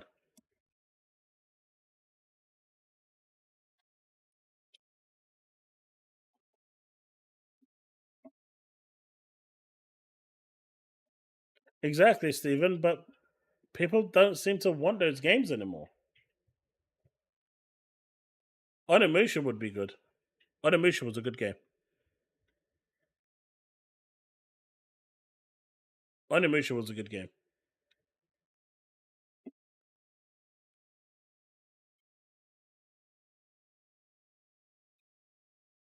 My dude made a 10-minute video about him. probably longer since this was clipped from his video. How do you go and take this guy so seriously that you have to make a 10-minute video trying to discredit him? The dude discredits himself!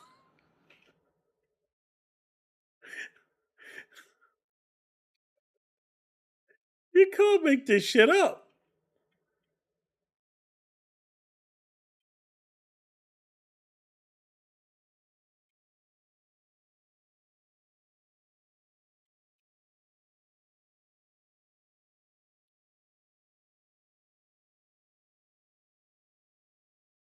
I mean, just listen to him. Emphasis what I'm talking about here in regards to GOAT Gaming. Now, as we go in here, the problem is, right, this is a salty batch files. All these folks are salty in one way or the other. This is the theme of stuff. But again, we just go over this stuff of misinformation. Folks get upset. They'll go in the comments, go elsewhere, very upset that we're showing factual stuff here. Nobody goes and says anything against folks like GOAT Gaming here. Let's show the first example, and I'll go over why. GOAT Gaming breaking, and this is what he does. It's the same template, right? Christopher Nolan and his team have reached out to Stream on Max, and again, they just tag everybody. Keep that in mind. To get the rights to Halo the series. Chris is a huge fan of Halo. He used to play Halo during the filming of The Dark Knight. XP3, which is Phil Spencer, has reached out to Chris, and this looks like a done deal. Again, this is misinformation. Was not true. Was called out not to be true. Tom Warren himself, just like we mentioned in a previous video on the Salty Badge Files, called him out as well, stating it.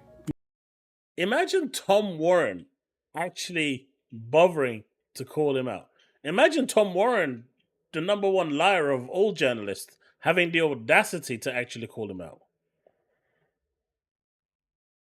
Like, why are they getting so wound up over this one guy? You know, don't you get tired of the bullshit, basically? And ultimately, it just keeps going on and on and on, right? And then we have others, as we'll post up here. Astro Cyborg, another one. I don't block people, but if I did, I certainly wouldn't block someone as hilarious as I Am Cloudman, which is GOAT Gaming, spreading the information. So you have people that hold this up. And again, folks think it's funny or trolling, and you know, I don't care what people mostly do, but we're gonna get it into a more serious note here in a second, and I'll show you why this stuff can be more harmful than good. It's fun to troll, it's fun to do this and that, poke fun, right? Not a big deal. But when you have other folks just propping this up, it hits an algorithm. People think it's true. The template makes it seem like it's true. I would think it's true if I'm just a casual scrolling on by on social media or elsewhere.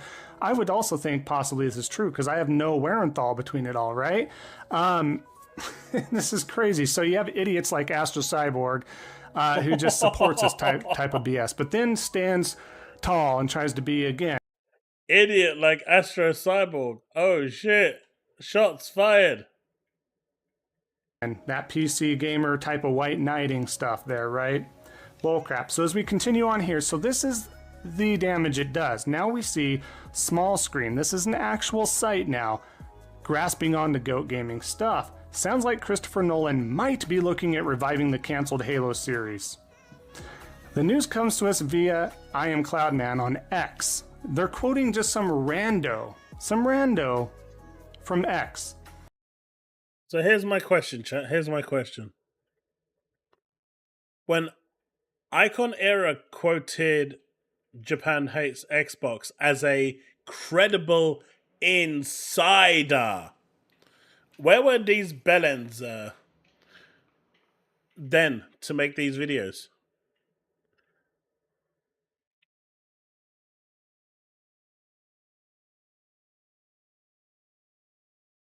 When Icon Era called Japan Hates Xbox a credible insider, where were these guys to come out and say the same thing? Is this only because it's on Xbox, or is there a deeper rooting to this? What up, Koala Man?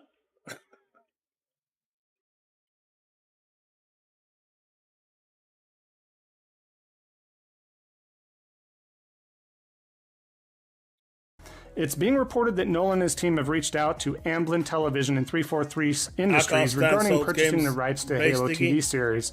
Nolan is a big fan of the video games and reportedly has some ideas about how to adapt it for the big or small screen. What do you make of this news? We'd love to hear for your thoughts in the comments. And of course, hashtags everything there.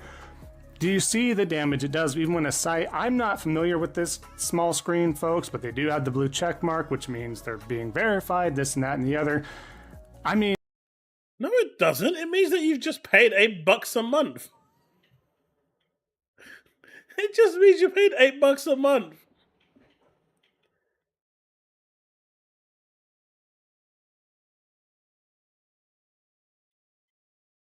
Which guy are you talking about, Woodpit?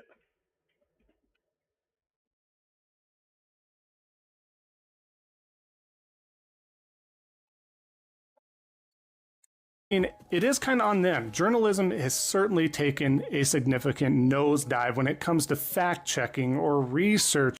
Mate, journalism definitely is taking a big nosedive if you're the one that's doing it. Or looking at other resources.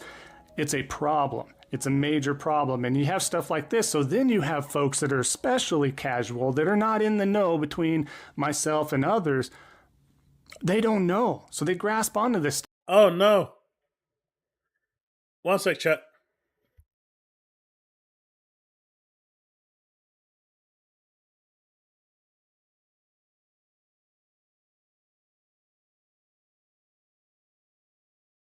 Yo, Ram, come here.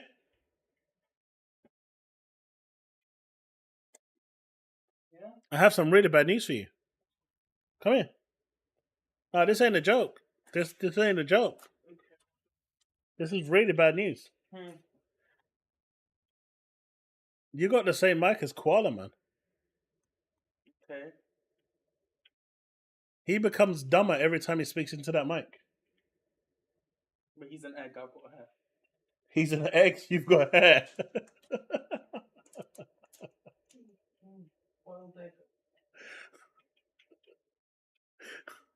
So my son said he's an egg, and my wife said he's a boiled egg.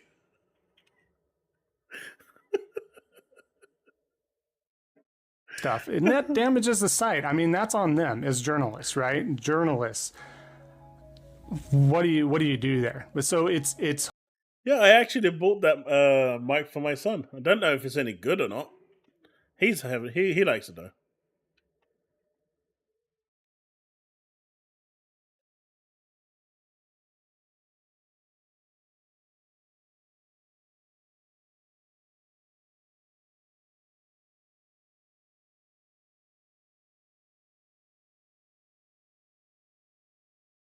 Invictus, I don't know, man. It's horrible. I mean, people have to be on this stuff, and this is why I want to make it aware. I want to make this an awareness. And folks like to act like, well, you're giving them notoriety, you're giving them this and that. And I'm like, yeah, but you can't just sit there with your hands tied behind your back. And if you have some sort of platform whatsoever, and I understand I'm not like super major subscribers or anything like that, but you know what? At least I'm trying to do my part while we're doing that. And while the channel's continuing to grow, and I think all of you out there that do watch this channel, you know, that you respect integrity. And that's what I try to bring to this as well, right? My dude just said he tries to bring integrity.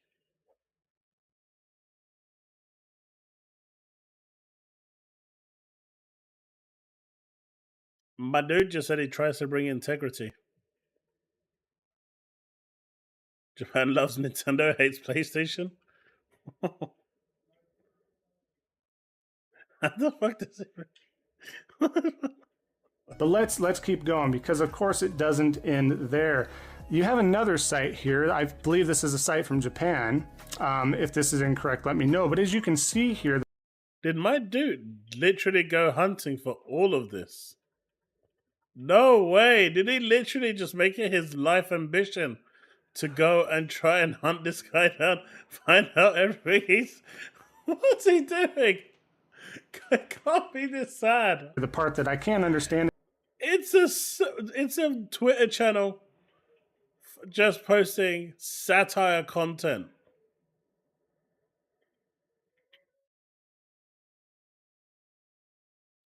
I thought the console wars reached height in the PS3. It's weird at the moment, Invictus. I mean, honestly, I see it happening from both sides, but predominantly I see it happening from PlayStation side because they're constantly trying to they're constantly happy that content is being gatekept.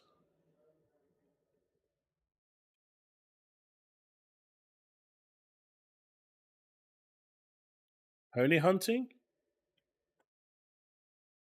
I'll have a look for that in a minute. And again, quoting information about Grand Theft Auto 6, stating that Xbox has secured the rights to bundle GTA 6 with Series X consoles. Xbox offered Rockstar $500 million.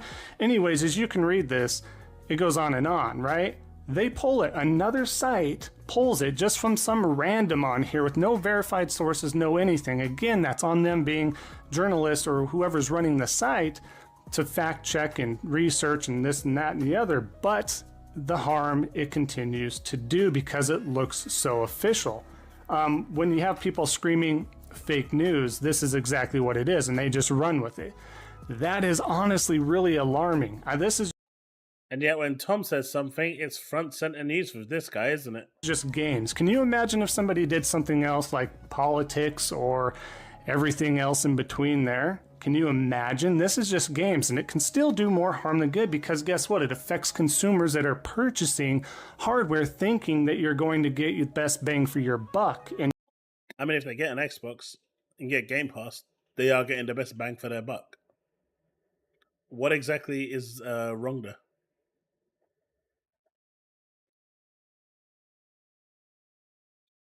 Got tons of great games for a whole year, with more being added all the time. So I'm not seeing what's wrong here. I'm not seeing the issue here. you're not. This is a huge issue. And then as we continue on here, Go It's Gaming really again. According to GameRant, PS Plus memberships have dropped by 48% in July. PS Plus members have dropped to 25 million, which is now below Xbox Game Pass, who has 40 million subs, recently added 6 million subs with the additions of Fire Stick and Modern Warfare 3. And then other idiots here, Boom, he's been featured before, right? Boomstick here. Xbox Factor podcast is all new today at 12 p.m. Eastern Time. Topics include the 360 marketplace is officially closed, the only truthful piece of this. PlayStation Plus has lost more than 50% of its subscribers. At We Are Playground has opened a third studio and more. So again, latching onto this, knowing this is falsified information, they know full well who Goat Gaming, I Am Cloudman is, and still run with this falsified. To be fair, Goat Gaming wasn't the one that ran this information. It was PlayStation Trophies website that actually ran this information. And it was based on 3.1 million PSN accounts that was actually registered with the website. Obviously, there's, 40 million PSN accounts out there.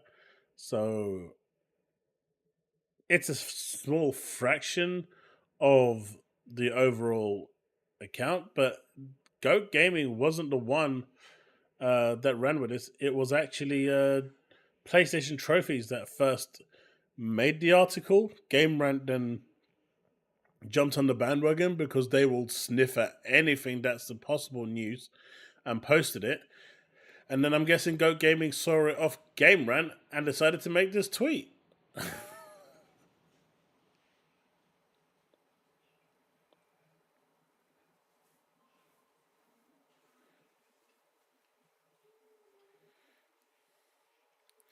Game Pass does work with GeForce.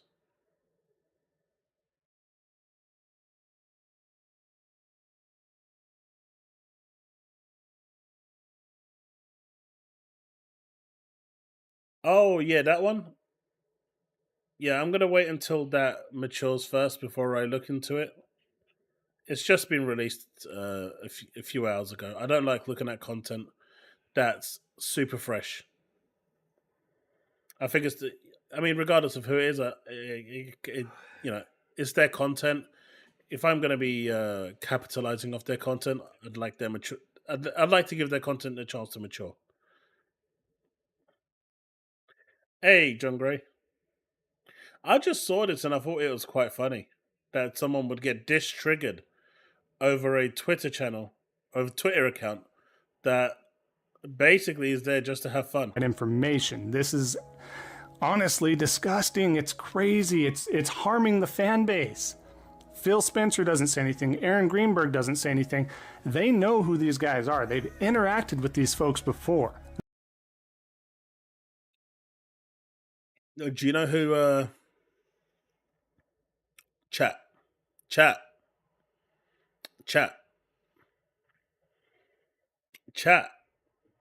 Do you know who else Phil Spencer didn't say anything to?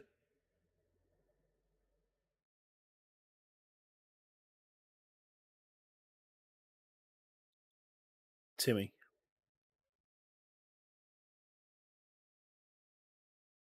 So I'm guessing maybe after seeing what happened to Tim, they figured if they don't say anything to these guys, maybe the same might happen again. But I think they quickly realized that not everyone is Tim.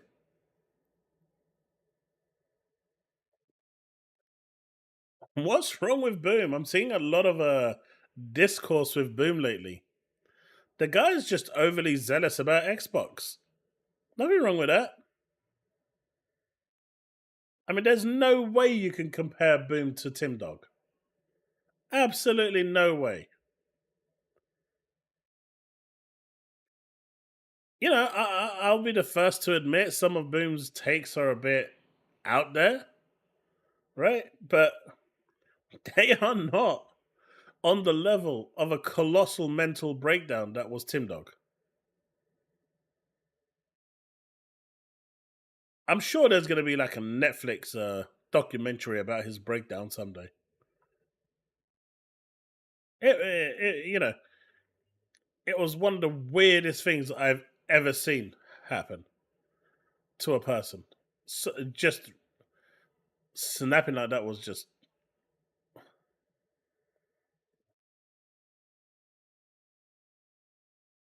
Does he doom and gloom? Every clip I see from him, I don't jump much into his streams. I find there's certain streams I find. Have you heard of the term toxic positivity?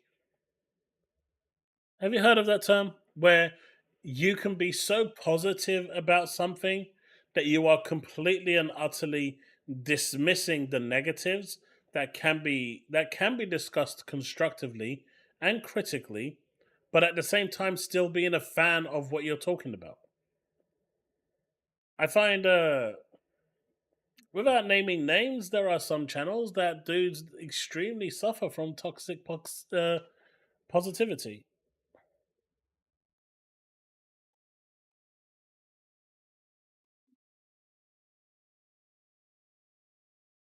His cream cheese is already expensive. Bags, you could say the same thing about PlayStation fans. But I'm talking about the extreme cases. And I've seen a few on the PlayStation side as well.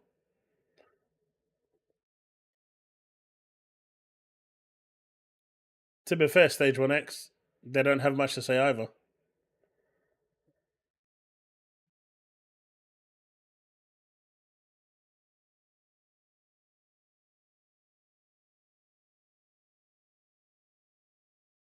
I mean, the Series S did sell out. You know, he's not lying.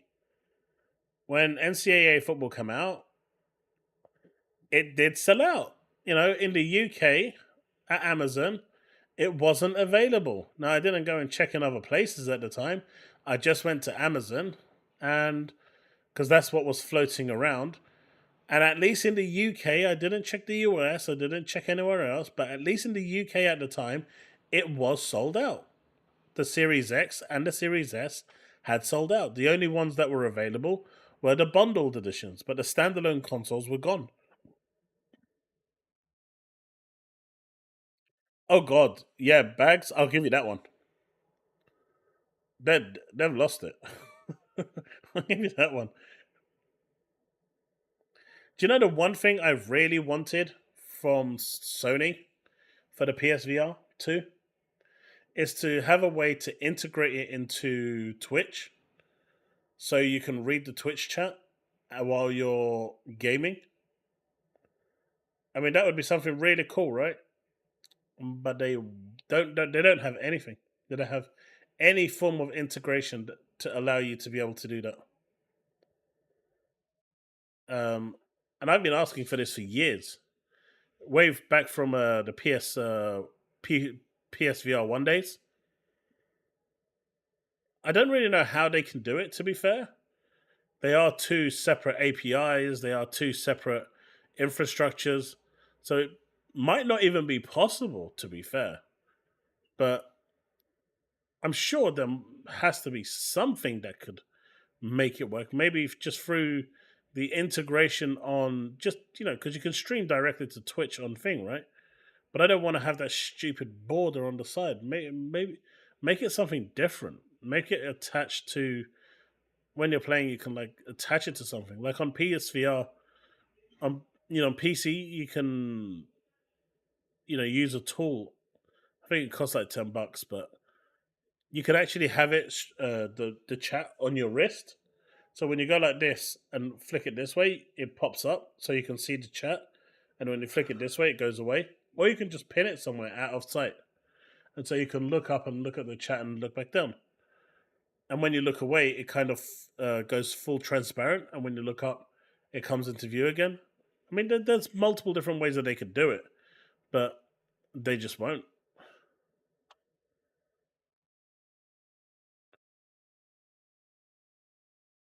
You need a Bluetooth adapter as well?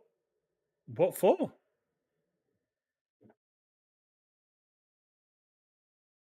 They're fully aware, and they do nothing to be like, hey guys, you're hurting our brand. We're trying to do something for the fan base here, and you're hurting the brand. Nothing. Absolutely nothing. But I do like how Rob Pitt here says, it's based on those who signed up to the trophy site in regards to the PlayStation Plus subscribers, by the way, because that's the part that's incorrect. Is there any truth in Warner Brothers selling DC games? Donald, Warner Brothers has been on and off about selling the studio for quite some time now. They've been looking for a buyer on and off, testing the waters for anyone that wants to buy it. I just don't see anyone able to give them the money that they want. Right? I just don't see it.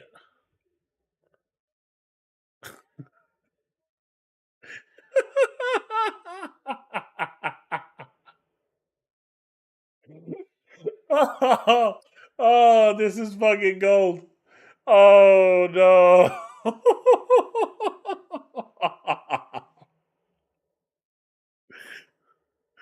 Oh, this is gold. This is gold. Koala Man gonna be pissed. But I don't think there's any truth to it. I don't think Microsoft could buy Warner Brothers. Actually, I'm pretty sure they can't buy Warner Brothers. Breaking news, Xbox in talks with Warner Bros. And Discovery to acquire their gaming division. News broke this morning. They're willing to unload to cut costs at Xbox.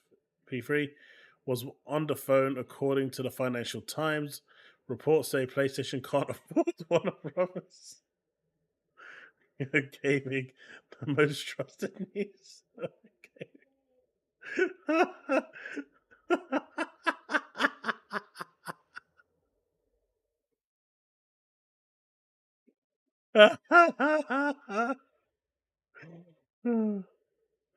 Oh shit. What's this? Phil Spencer!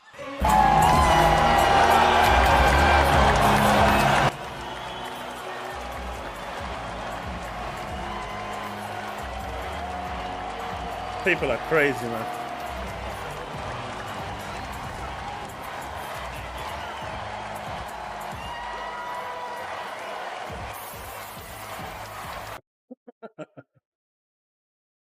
The FTC is going to... I mean, someone actually believed him. Oh my god. Someone actually believed him. No way.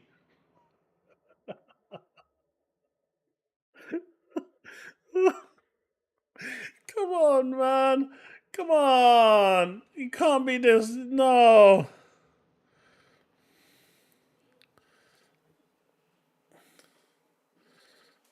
I like to game, travel, and put together PCs. This is my second account. Come on, man. You can't believe him on this, man. No way. Yeah, that information is dangerous, man.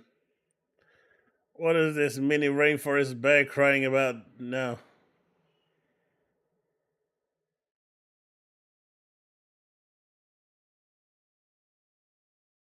It's like, what is going on? Anyway, let's get back to the video. Don't forget to hit that subscribe button, folks. If you're new to the channel, we are trying to hit 7.250 subs, 7,250, 10k by the end of the year. The massive giveaway if we can hit 10k by the end of the year. So if you are new to the channel and enjoying the content, do consider hitting that subscribe button. Shameless plug. Back to the video. And who synced that month? Not representative of the entire sub base. Also, it was based on those who played the PS Plus games, not subbed to the service. That is the correct information that Rob Pitt provided. But they didn't stop there. They still ran with it on their little show. That's what they do. Misinformation, on and on and on. And honestly, this part here is why I didn't run with the story. Because I went into the article and I read it. And when I read it, I saw this. And I said to myself, 3.1 million? Such a small user base. Yeah, I'm gonna skip this one. But this is why I didn't do it. I actually went in and looked at what the information was. And so for those of you wondering why I didn't cover this is why. I saw that 3.1 million, and obviously that just told me it's a no-go. As you can see, it must be noted that this data isn't indicative of the wider PlayStation user base, as it's only sampled from 3.1 million PS. That's why we got to hit 10k, right? So Chille can get that Xbox Series X out to some lucky winner before Christmas. So let's get to it. And accounts, so Sony may be seeing different metrics behind the scenes. More information, right? And then, as we continue going on, Mr. Kima latches onto this news, just another fanboy of Xbox. According to True Trophies, PlayStation Plus, with its 3 tiers, which means tiers, together have lost 48.67% of its subscribers from July compared to June. Again, falsified information. And then, why doesn't he show Marlon Gaming? Let me see if I can find it. Why doesn't he show Marlon?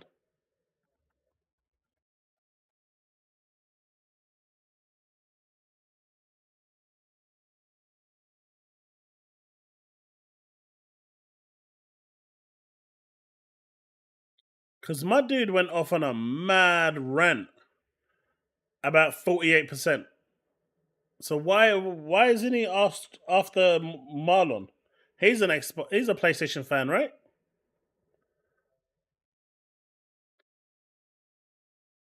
Marlon a PlayStation fan, right? Why didn't it go after him?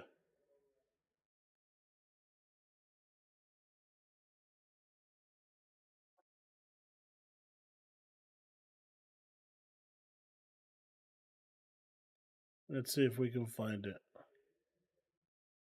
real quick. Shouldn't be too far.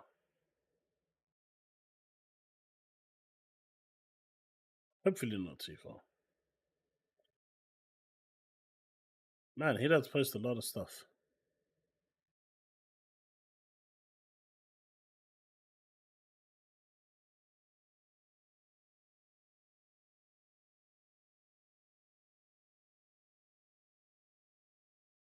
No, I don't think I'm going to be able to find it.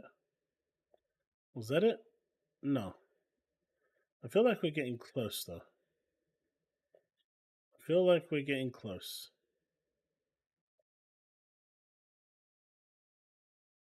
Let's continue to listen, and I'll see if I can find it. As we continue to go, here the final example, same thing from Boomstick, right? But at the bottom here, Ginger Hitman. So you're basically saying is PlayStation Plus is only 23 million subscribers. Somehow I think that's false. It's a false claim from whoever is reporting that PlayStation Plus has lost half its subscribers. Again, Ginger at this point doesn't understand where this came from, knows that it's falsified information. Again, they don't stop it on their podcast, on their show. They don't do anything. They just latch onto this bull crap. The damage that it does. This is why I'm making it aware. Wait. Didn't he just openly see here that according to True Trophies?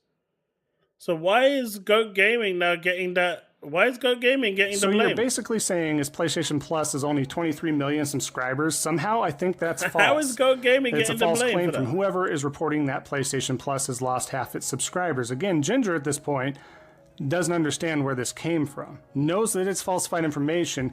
Again, they don't stop it on their podcast, on their show. They don't do anything. They just latch onto this bull crap. The damage that it does. This is why I'm making it aware. People, again, ask why I'm giving notoriety to somebody like this. It's as simple as that. You have to have that information out of there. Otherwise, people don't know. This is a call to stop that stuff. This is to bring awareness, and that's why. Otherwise, you're right. Ignore something, and sometimes it goes away or they don't get that notoriety. But with or without me, he is gaining that notoriety. So the next best method is to go ahead and make those aware of the misinformation and to block, move on, or at least just not listen to it or pay attention because it is 100% false.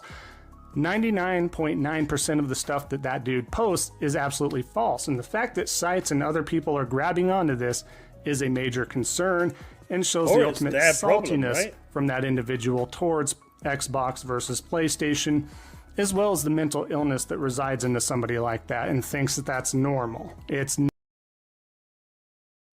That's crazy. That is absolutely stonkingly crazy.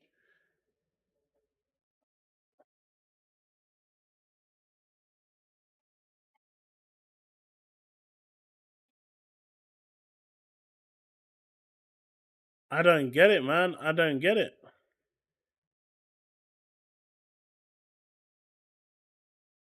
That's crazy to me.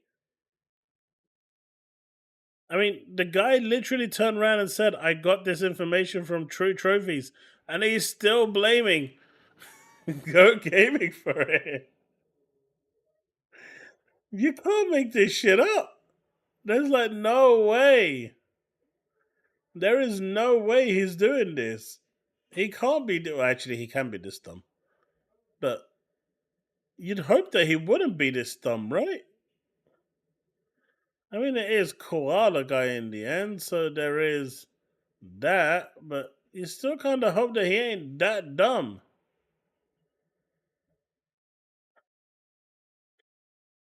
Well, unfortunately, I couldn't find the Marlon clip. I thought I could find it. I could not.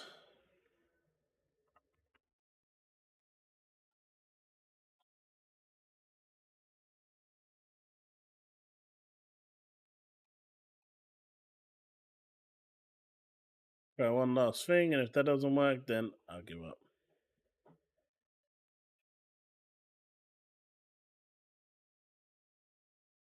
Nope, no chance.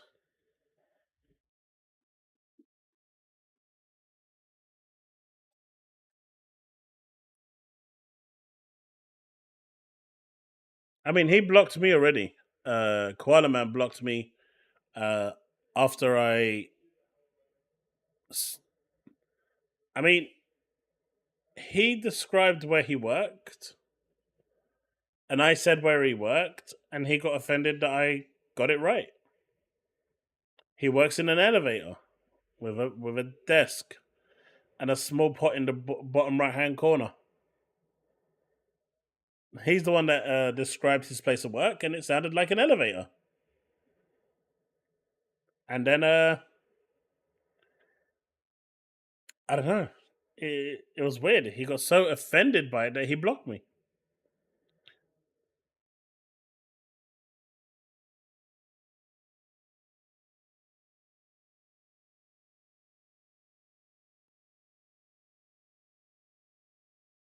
No, seriously. He turned around and told me that and he was like constantly tweeting that day. He said, "I'm at work and I'm only tweeting when I'm in an elevator." I said, "Okay." My dude didn't stop tweeting for almost an hour. It was constant. I was like, I guess he works in an elevator. I mean, no one's going to sit in an elevator going up and down tweeting, right? So I assumed he had a desk and a chair and a pot flower there to get rid of the BO stink from everyone that's going to be in the lift. And he got offended by that.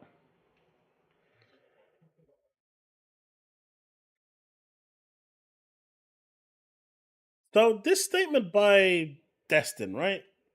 I see a lot of people got really upset with this. Now, there's two camps on the Xbox side. There's the camp that doesn't care about the console at all and doesn't care if it goes away. And then there's the camp that does care that the console is there because they want the console there because they like console gaming. And, you know, when he made this statement on that unlocked thing, you can like Xbox and like the console and still admit that other quarter with a 42% decline in hardware sales year on year is bad. I love the Series X, but at this rate, I'm wondering if it'll even match the Xbox One. Like, what did he say that was wrong there?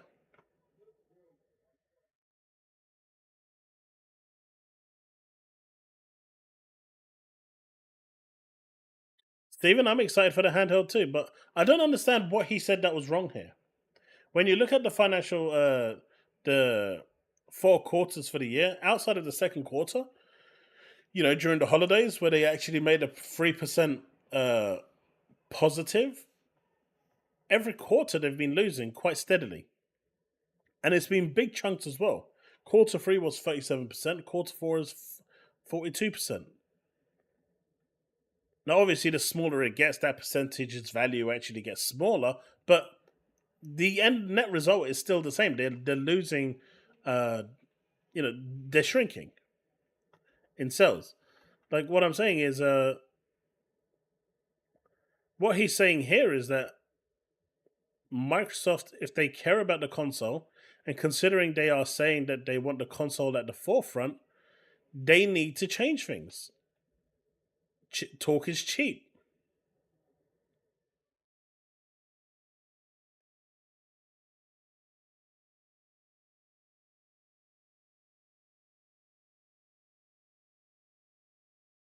But look, the company's newest consoles, the Xbox Series X, S, have sold a combined 27.7 million as of February. I think it's like 30 million now, or maybe 31 million. So, 31 million is still a lot of consoles. I see people saying that, it's such a tiny base. It's not. 30 million consoles is still a lot of millions of consoles. That's a lot of consoles. Xbox's predecessors, the Xbox One, was put out to the market in 2013 and sold over 57 million units in total till the end of its lifespan in 2020. Now, I don't see the Series X selling another. Let's say it's 30 million, another 25 million between now and 2 years' time. I don't see that happening. That's me personally. Maybe you guys will. Does anyone here see them selling 30 million consoles in the next 2 years? If the Series the Series X2 is arriving in 2026, does anyone realistically see them selling 30 million consoles?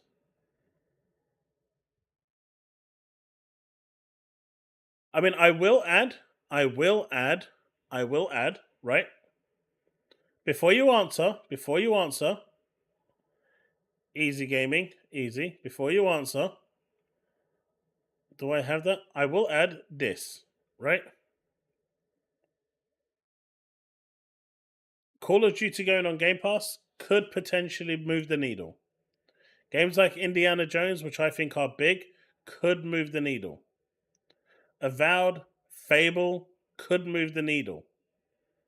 Doom potentially could move the needle. There are some big hits coming out that could move the needle, and that's just 25. Perfect Dark is supposed to be landing in 25 as well. I don't think South of Midnight's going to move the needle. Perfect Dark could move the needle. And then 2026, we've got some games as well that's going to land. If the new console's landing, it's going to be in November, as it always is. So I think 2026 is going to start to slow down at that point, especially during the summer, if the release date gets announced for the new console earlier than expected. So there are some big games landing on Xbox that are first party, and there's more to be announced next year and the year after that are landing. Is it possible for them to sell 25 million consoles with that knowledge?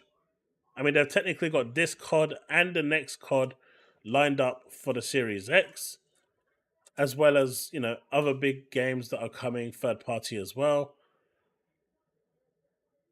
Do you think that they can do it? Someone call. Well, at least it's not a Hedgehog Stage 1X.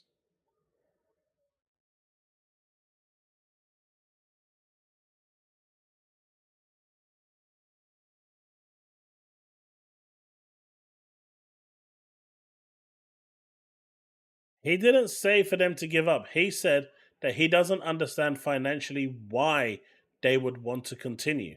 He's not saying. He said, obviously, I would want them to make a console. But he said, financially, I don't see why they would want to continue making a loss. Because Xbox has never made a profit on their console. And during the holiday season, when they actually go into those heavy discounts, they're making quite a bit of loss on every single console. And even with that, it's still not moving the needle. The first year that they had with the launch of the Series X, I think, was really bad. Halo not landing with the console launch, despite the fact it was front center of the branding, was a bad move. Now, do I think this is going to impact the next console? It depends, right? If they release the next console with, the new Xbox, with Call of Duty, Gears of War, Blade, Halo, and these games are only available on the Xbox console, they will fly off the shelf. Fly off the shelf. No ways about it. Add Forza in there as well, Forza Horizon 6. That shit's gonna fly off the shelf quicker than you flies around a shitbag. It's going to fly. But then you add the fact that those games are available day one on PC. So that's going to affect the number of people buying the console. And then you have to see if some of these games are going to remain exclusive on the console. So it's all dependent on how Microsoft wants to go about it. If they really, really want to, they can make the Xbox console really successful. Because for the next generation console, they have the capability with that lineup to just make that console fly off the shelves.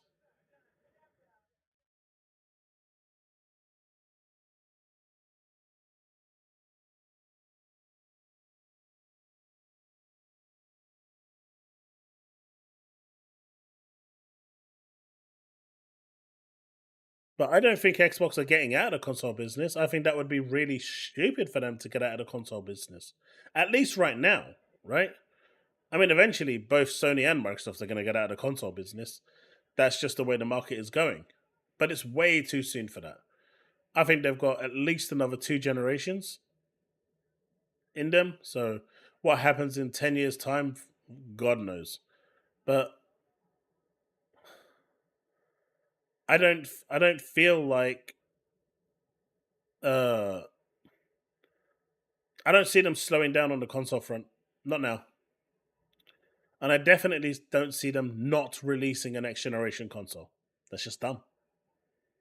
They still need to push Game Pass, and the console is the number one way to push Game Pass.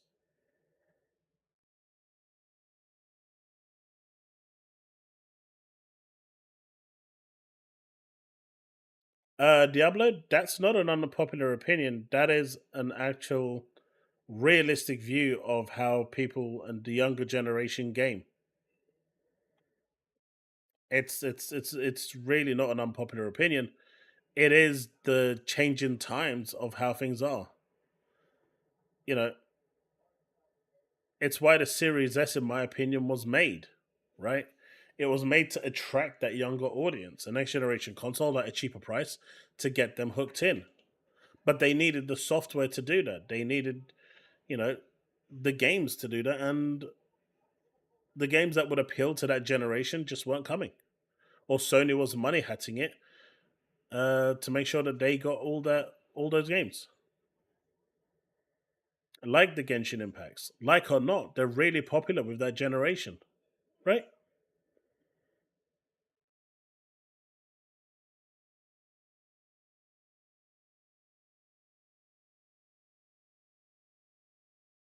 Question: do you think they should have brought out two consoles at the same time? Gaming, are you talking about the Series S and the Series X?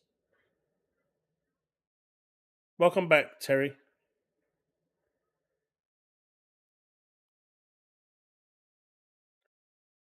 Oh, James, yeah, 100%.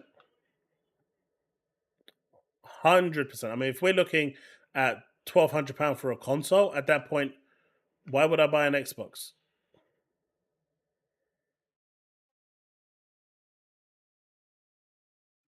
Cygnus, that is correct. Uh, so you're talking about the Series S and X. I don't think they should have done that, no. I think they made a big, big mistake releasing the Series S and the Series X. I think they were scared, honestly, after the Xbox One, and they wanted a cheaper entry into the console. And they believed that if they released the Series S, the price point would entice consumers to go for it. I think the price point was wrong. If you really wanted people to pick up the Series S as a no-brainer, that should have been priced at $199.99, sub 200. It needed to be at that price point. At $249.99, you priced it out of the market, so the marketing price for that console was already wrong. They've recently increased the price of the Series S, and if we look over in Japan, they've just increased the price again in a market where the console isn't selling at all. So that's like a really great move from Microsoft. Don't really get that one at all, but I think the Series S was a mistake. I think it's a powerful console for what it is, but I genuinely think it was a mistake because when it comes to developing the game for Xbox, third-party publishers now have to develop the game for two SKUs instead of one.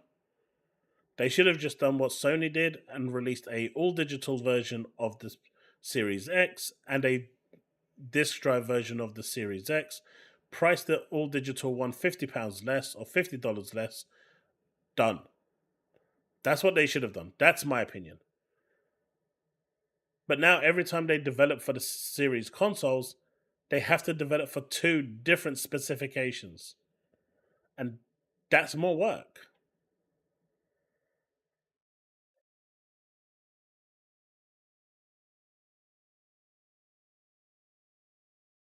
To be fair, Gen Alpha kids don't even like controllers for the most part. Never mind. Oh, dude, I actually met someone who didn't. I gave them on my phone.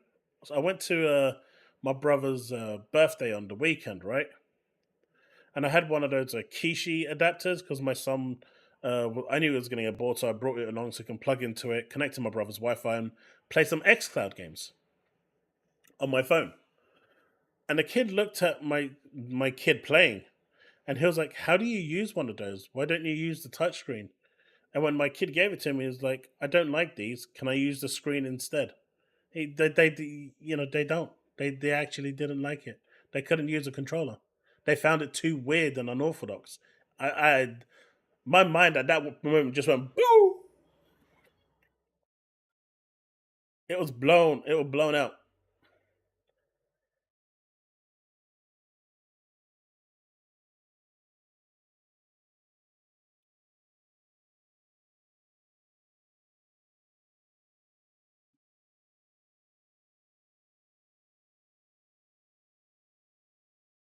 The Dreamcast had a load of problems, though, right? The Dreamcast had the biggest problem that the Dreamcast had was that EA boycotted Dreamcast. There was no FIFA. FIFA was a big brand from even back then. There was no Madden. All they had was the Sega 2K games, right? For the sports games. EA completely snubbed Sega and said, we're not releasing a single game on your console. And so those people that wanted to play FIFA, which has for predominantly been one of the biggest games in the industry for the longest of times. Same with Madden. You know, you couldn't get it on the Dreamcast. And so add to that it ran on Windows CE, so it was the easiest console to pirate under the sun. No one bought games for that console. Why would you? You could self-boot games with that one. Download, burn it onto your CD-ROM, and off you go. You don't even have to modify your console. That just was an unfortunate series of events with the Dreamcast.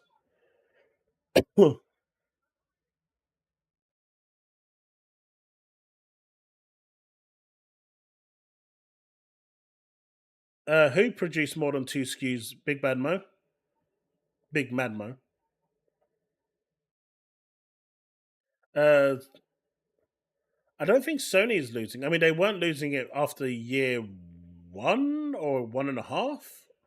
They were making a profit, and then the changes in prices happened. Well, cost of materials, and then they boosted up their price again to make sure they're still making a profit. Hey, Devastator.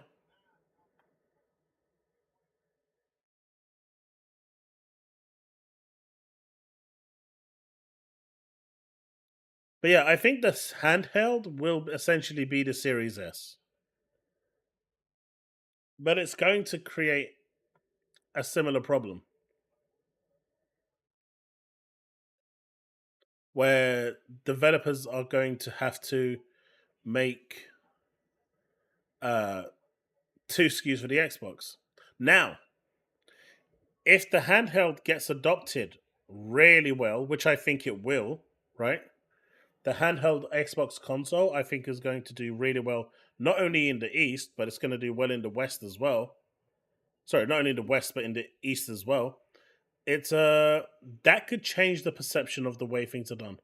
And if Microsoft makes it easier for people to scale up, because don't forget, you're always going to start from the lowest denominator. The games will never run to their full potential on the higher console if they have to be in parity with the handheld. It's just a thing. It's unfortunate, but like even now, the main console for Xbox isn't the Series S. Hey, Cygnus, thank you for that sub. I appreciate you. The main console for Xbox is the Series S. That is the primary console. Where is that coming from? Oh, it's you. It's fine. They can't hear it. The main console is the Series S, right? Because all the functionality has to work on the Series S. And if there's a feature that the developers would love to add that the Series X can do without any problem, but the Series S can't just due to memory limitations, then out the window it goes. So it's always going to be dictated by what the Series S can do. And so my concern with that, but why buy that instead of the Steam Deck? Good question, Bag. Very good question. But let me get back to that in just a sec. But I've got a mental note on that one.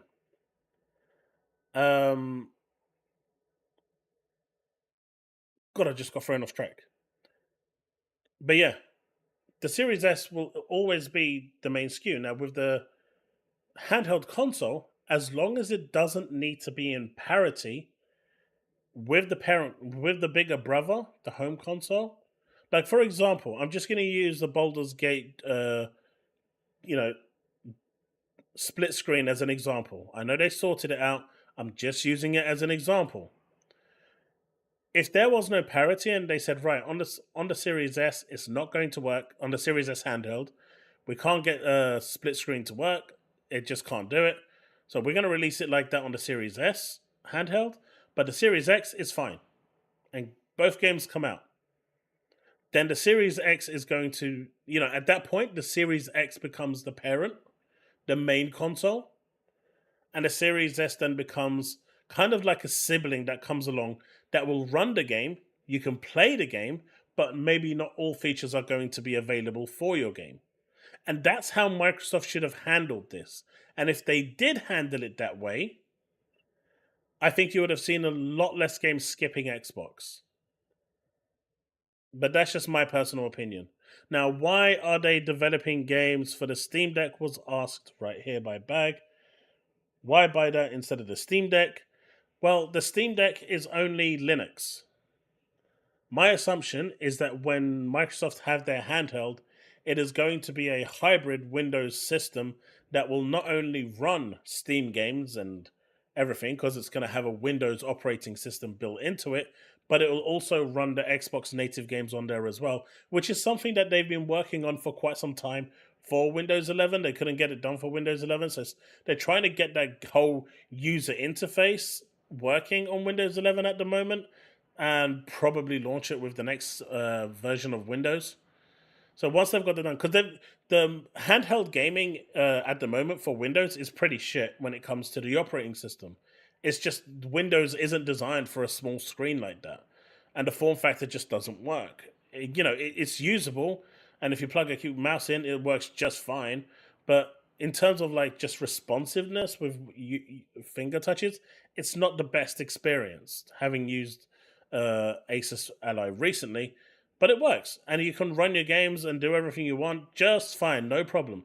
But it's not the best experience, and right now they're working to get that experience, and that experience will probably land over the next 6 months, I presume. And with the handheld coming, it's definitely not just going to run Xbox games. It is going to run PC games as well. And at that point, it will offer a different option to the Steam Deck. It will offer you all the Linux games. It will offer you all the Windows operating system based games. And it will offer you the options to be able to play your Xbox games as well. If that is, because, certain games just aren't available on everywhere. If they're not on Game Pass.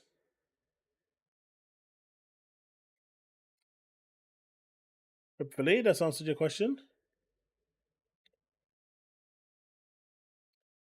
Hopefully not Harmon after what he said recently on Twitter.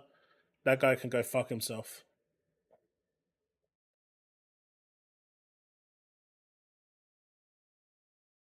That guy is a sick cunt. And I'm happy to say that live on YouTube as well. That guy is a sick, twisted arsehole.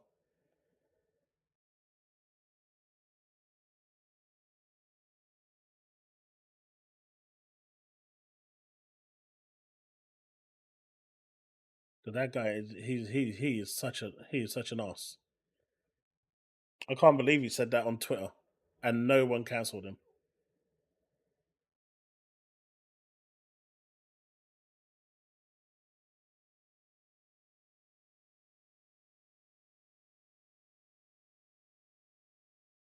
I think the next gen console will be too expensive, and I think games will be expensive. Nah, I don't think so. I think it will still be around 500-600, and I think that's still within reason for a console. The developers are going to have to do their damn job and take the time to optimize the game. Businesses don't work that way anymore, BigMADMoe. If you don't have a super big market, if your market isn't super big, they're not interested. All they're interested in right now, especially now, with the way the economy is, You want me to bring it up, E-Ranks? I'll bring it up. I'll bring it up. Oh man, that's adorable. With the way the market is, they're all looking for quick wins, right? They're not looking for anything else. They're looking for the least amount of development work with maximum profits.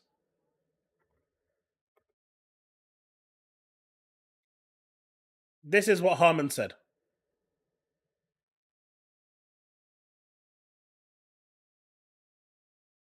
Yeah, I saw that. Devastator. But this is what Harmon said.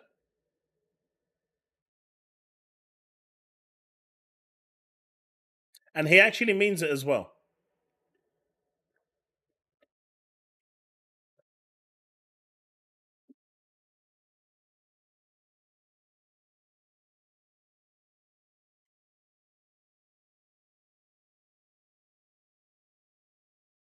I believe so too, Drog.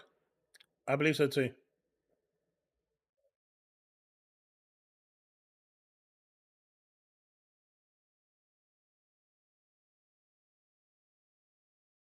Devastated. That's what he said, man. Some of the other ones I've seen is that women shouldn't exist if they can't give birth, and they shouldn't be allowed the right to vote.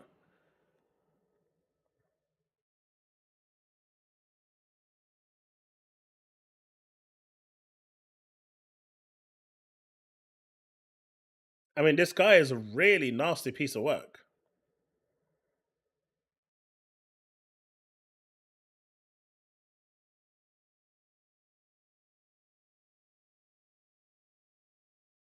Yeah, I can do that right now. This like I was so angry when I read this. There you go, buddy. You have it now on Discord. I mean, this is nasty, right? But you know, he also said like women shouldn't exist if they can't give birth, and women as right should not be allowed to vote. Like, it's crazy. I just don't want to give this guy any more of my time. I found it absolutely disgusting. Like, how can you even say something like that? Enough with the deportation crap. Just kill them cheaper, easier, and worth it. Worth it. Like,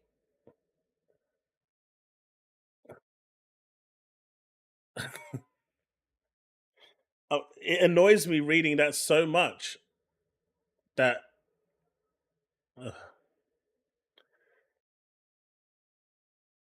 Yeah, yeah.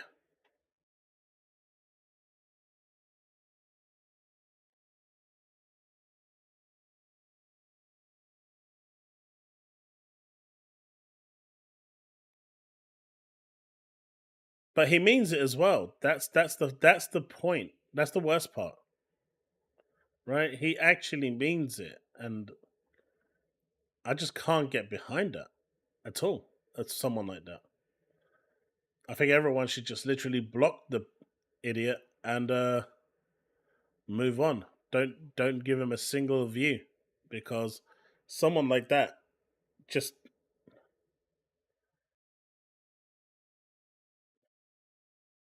I don't know, man. I don't know. It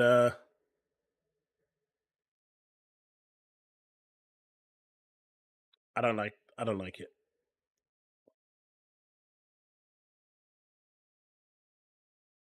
Mario is an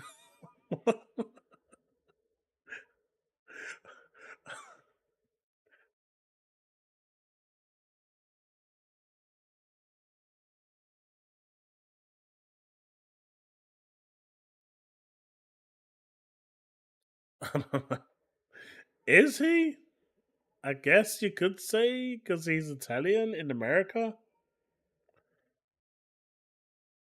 I guess it might be legal at some point. I mean, he did save the world. That should count for something, right? At least in the movie. And he kept saving the princess multiple times, so that's got to count for something as well. It's got to count for something, right?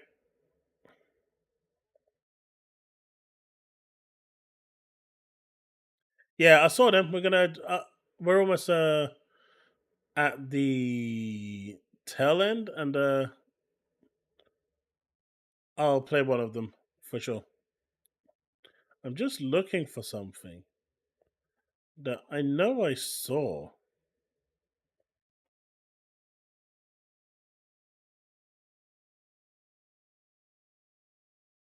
I know I saw. I know I saw it. But yeah, so when it comes to the handheld, I think as long as they make it so it is not parity, I'm all for it. I'm okay for the handheld playing an inferior version of the console, of the games, because it's not supposed to be, as powerful as a thing.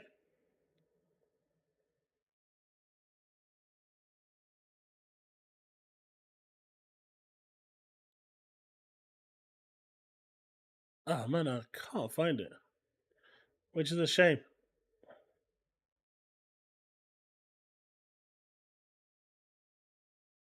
That's a shame because I actually wanted to show you the other thing, but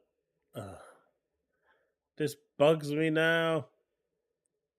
But what's your opinions on dual console? I mean, would you want it to be working in parity, or would you prefer that the home console be pushing ahead in terms of capability? Like, I can't imagine anyone wanting their $600 console to be handicapped by a handheld, even if it is at the same price. It's going to be like maybe a third or 2/3 of the strength. Why would anyone want that?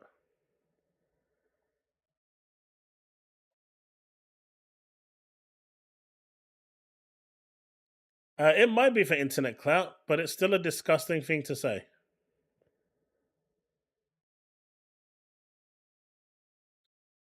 And do you know what? I hope Alex roasts him like there's no tomorrow, because the guy is a piece of shit. You just can't say stuff like that and think it's normal. I don't know, you just can't. My ex should be the number one priority. Dark, right now it is not. I can guarantee you it is not. Yeah, I'm with Bags. I can't imagine her getting him any internet clout. But you know what? He has followers. No, he doesn't.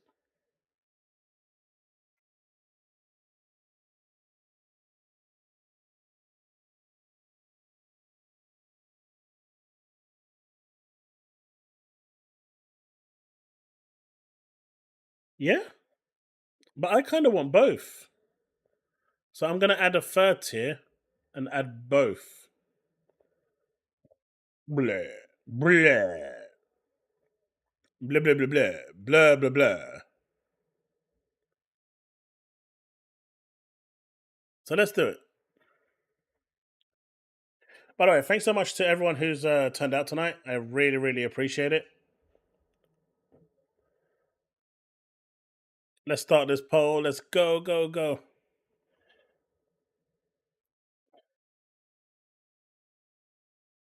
Should Microsoft release handheld only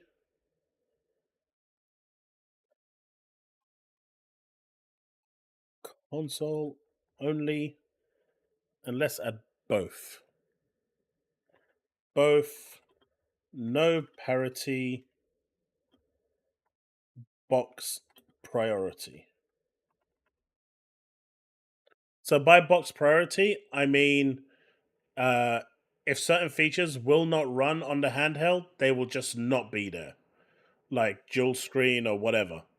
They just will be omitted from that version of the game. They'll be disabled and won't run. But the game itself will be fully playable.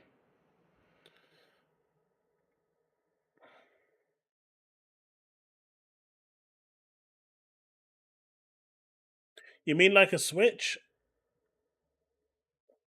I don't think that would require the box that it's gonna plug into to be extremely powerful. So I always thought about that, Devastator. So you kind of have.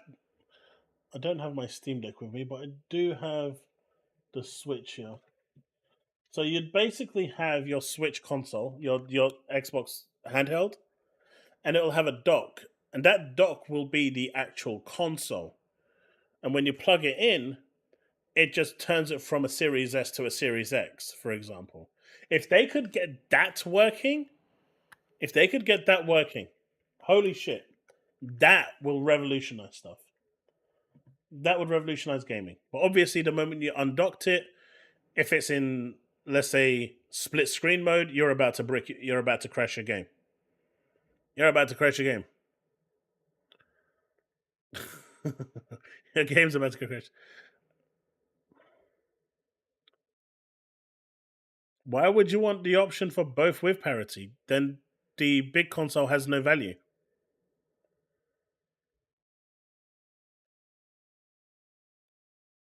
The big console loses its value instantly. A dock with an eGPU? God damn, what are you doing? You might as well just build a PC at that point. Devastator, that would be really nice.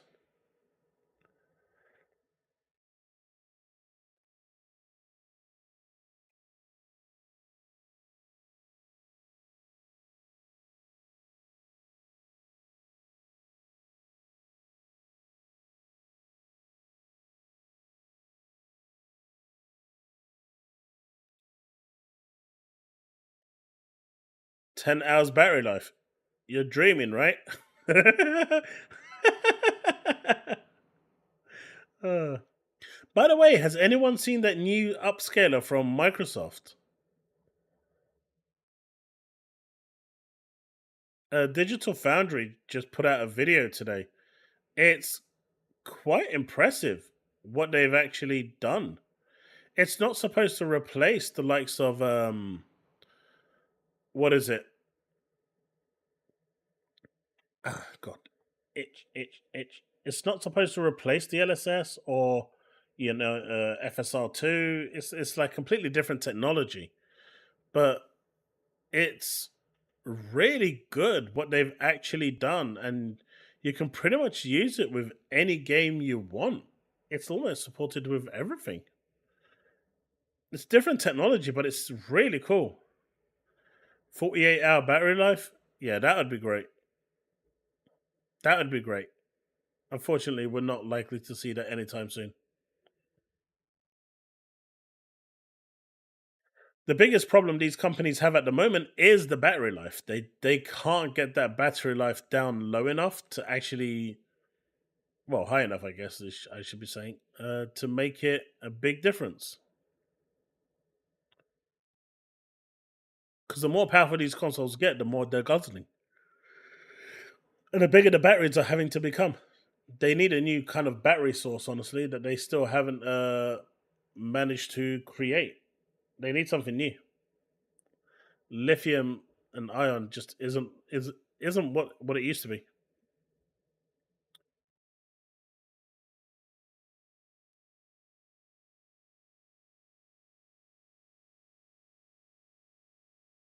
All right, I give up. I can't find this.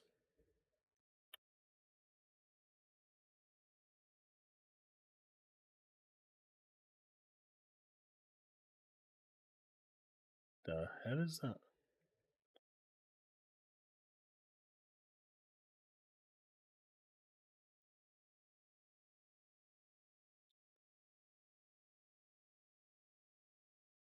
How's the poll doing? 76% said both, no parity. How much is BigMADMoe on the Series S? I think it's gonna be the same price as everywhere else, right? 70 quid. If I really want to play it on the Series S, it's gonna be 70 quid.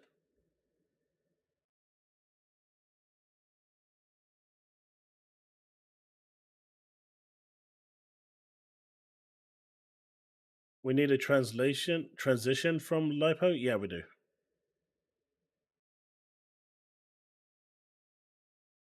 It did, Ventura, from 1 hour to 2.5 hours.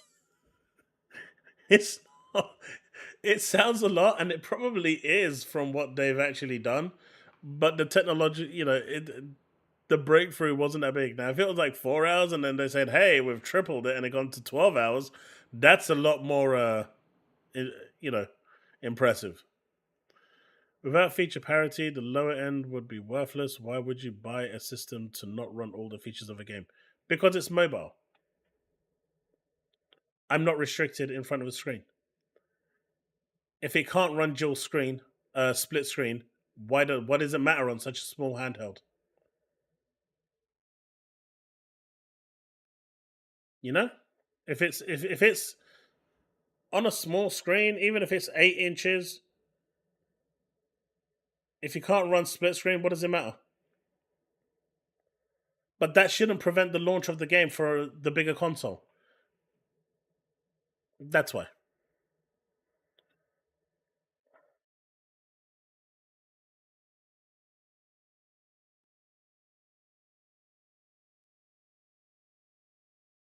Wonder what changed? Kids just like to be mobile more.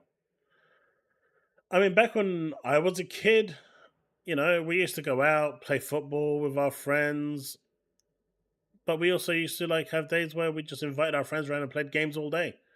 They just aren't like that. Unless they're on PC, then they're just stationed on their PC all day. But kids nowadays, they just want to move from room to room playing their games.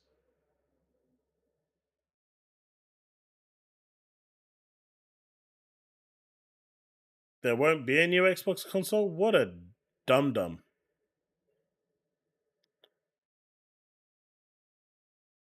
Me? No, I mean, I've got no interest in it. It's a Souls-like game, so I'm not interested in Black Myth Wukong at all.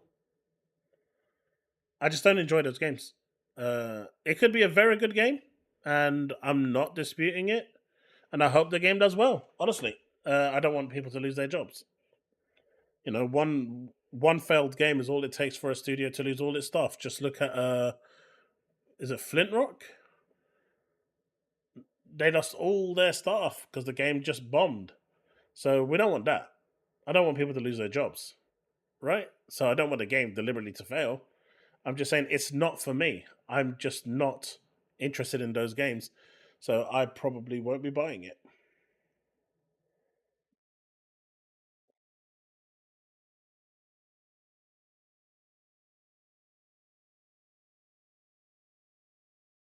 For those rare moments, Bag, when you're playing the game in your bed and you fall asleep and you want that battery life, so when you wake up, you still got that juice because you didn't save. That's why.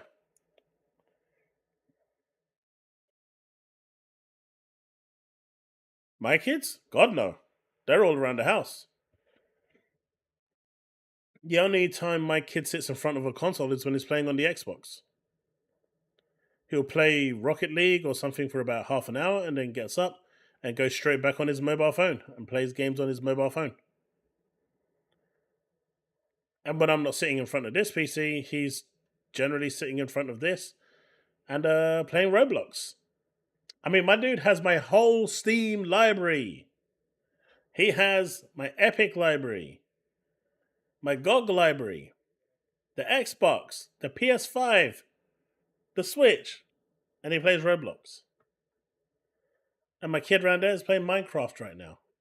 He created his own server and it's customizing everything. And they're playing Minecraft.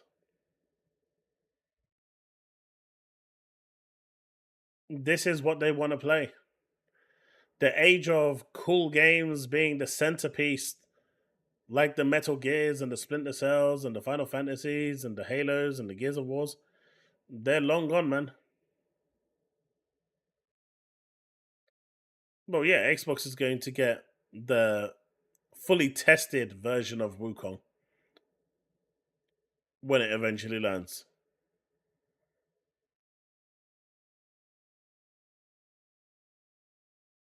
Unless you got GeForce Now, then you're going to play it day one on your Xbox. You'll just play the Steam version, the superior version, the version that should, is the best version to play on launch.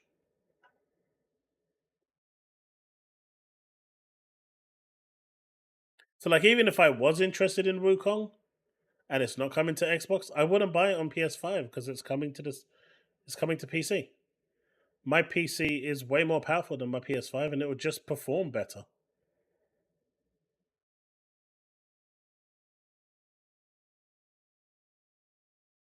I saw you were playing Skyrim again.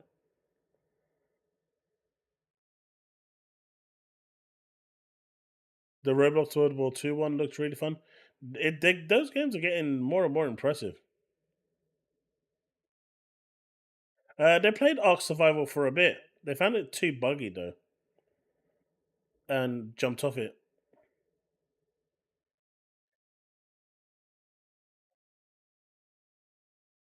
They jumped off it.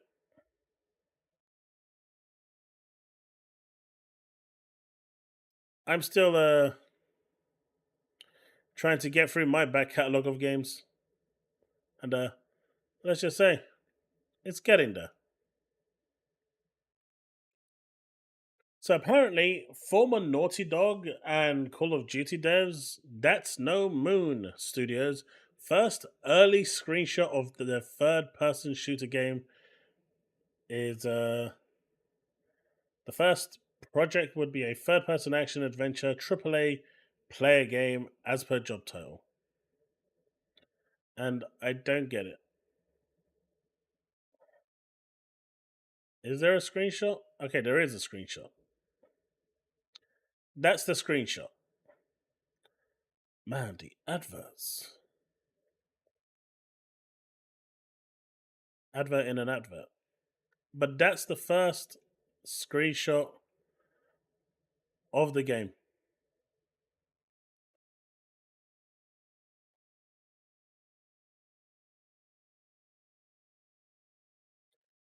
Oh, I did, Navy. I did.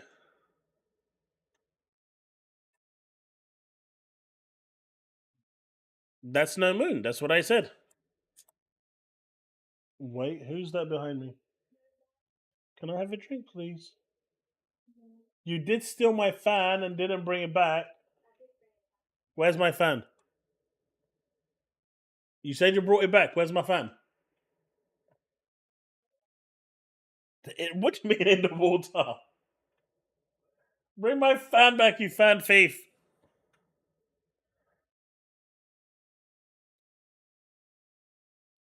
Hey, come on. This looks like amazing, right? I mean, there's sand. That looks like there's units. Oh, it looks like, yeah, like little cupboards, chest drawers, dude with a gun. MP first, multiplayer first, maybe? Is that what he's trying to say? But yeah, that card game looks interesting. I know Jez already signed up to it and bought it. Anyone else actually going to pick it up?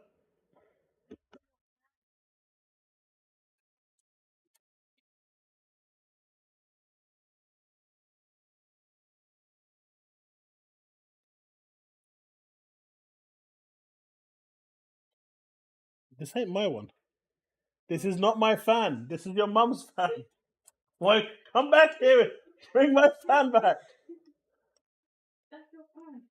This is not my fan. I mean, I'll still use it. But this is not my fan. My fan was half broken. That's how I know it's my one, because you guys got to it. Because your mum are going to be down in the next 20 minutes and she's going to want her fan back.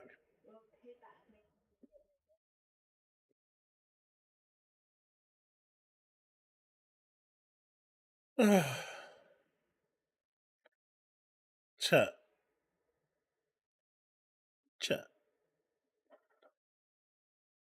Alright, so we've covered the Nobody Needs Xbox. We've done that one already.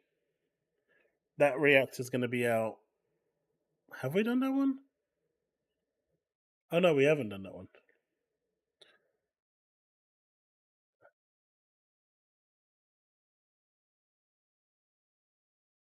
I hate Helldivers 2 now.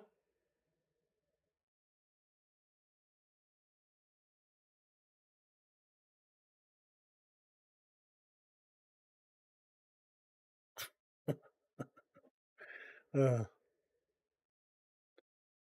I'm going to put these two titles in thing. Let me see when they were posted. Like I said, if they're too early, I'll probably skip. I don't want to do too early vids. That's 5 hours ago. This one then should be.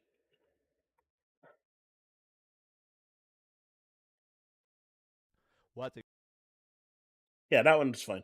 2 days ago. That one is fine. We'll look at that one. Nobody Needs Xbox by DCG.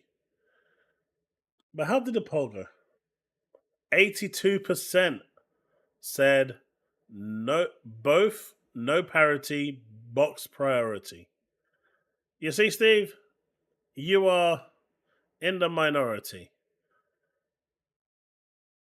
And there was a total of 700 votes. And we got to 82% both no parity. Right? That clearly tells you how much people actually think.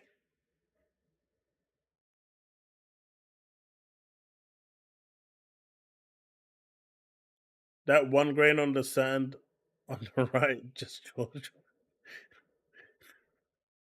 I mean, I get companies wanting to show off their game, but come on, this is not it.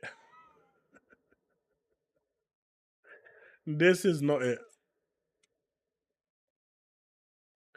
But as Chille mentioned, this game is on the verge of releasing for PC. The game driver profile was spotted in an NVIDIA update for Final Fantasy 16. I think I've accessed the DLC now on the game, so I'm almost there. I've accessed the DLC, but this means that the Xbox version isn't far behind.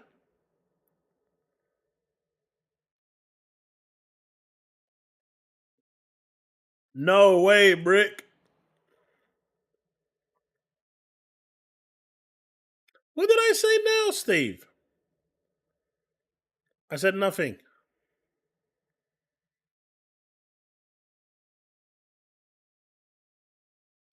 You know,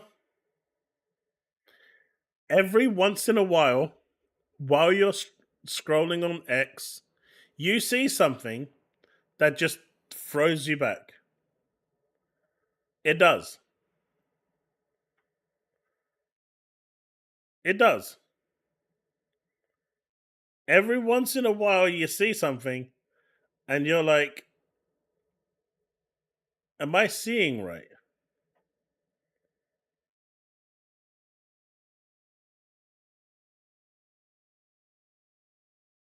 I don't know, chat.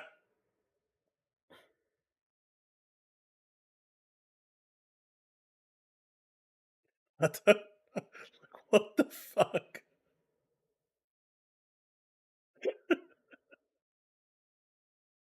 I don't even know anymore.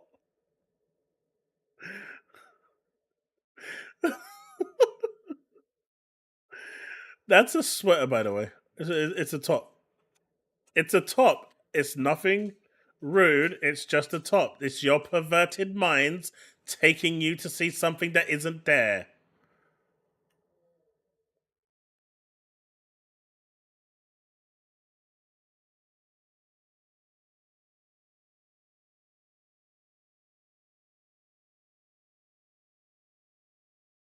Chaos is a hater. I'm a hater of bullshit, yeah. But would I or wouldn't what? That? No. But what do you think of this? Black Myth Wukong apparently is very optimized. It's going to aim for 60 FPS. I've already heard it's not locked to 60 FPS at 1440p. But 4K is locked at 30 FPS.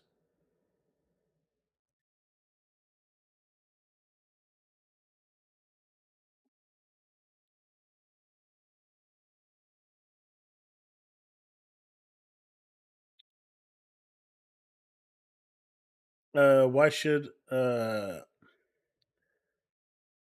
know that's what 11% of the people voted. I said both, handheld and console.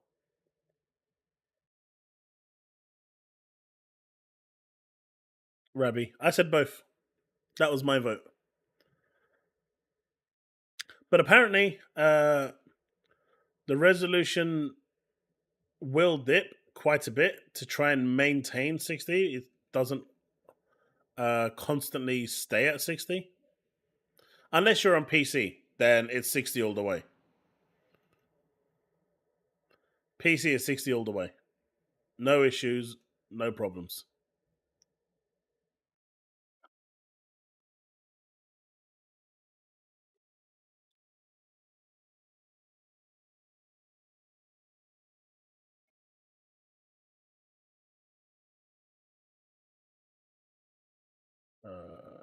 Let's grab this, send this to someone real quick.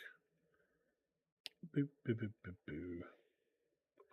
All right, so I think we can check out that DCG video now. I think we're about at that point, and then we can think. For anyone interested, Destiny's about to start their Solstice. If you're interested in playing that, I know some people will.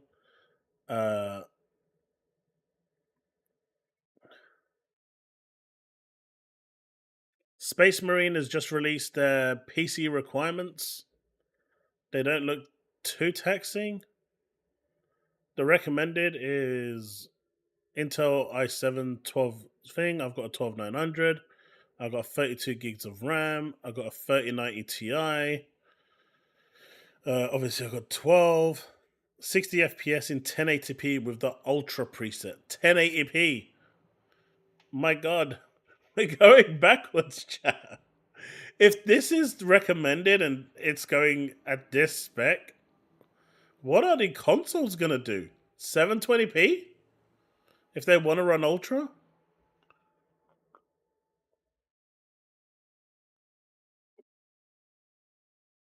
I agree, Bags. We have way too many Souls-like games. The minimum spec is an i5 8600, 8 gig of RAM, 1060 GeForce. Jesus. Runs 30 FPS in low preset. But if you're looking to run this in Ultra at 1080p, you need a 3070 as a recommended. So I think I might get away with 1440p with my 3090 Ti.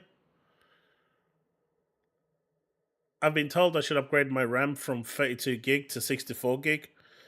So I think I might do that on Black Friday.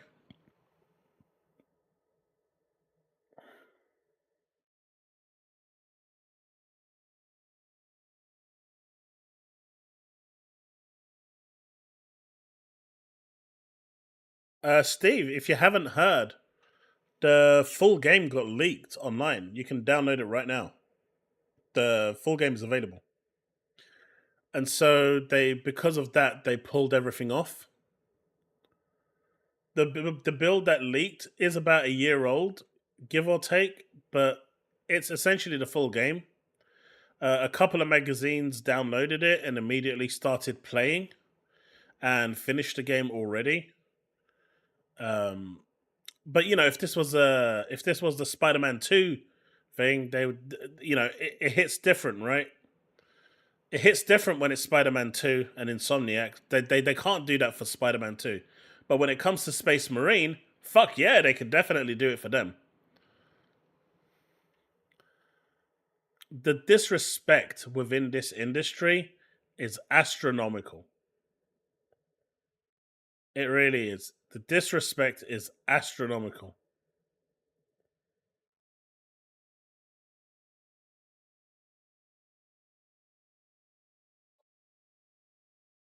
Like, why is it okay for you to,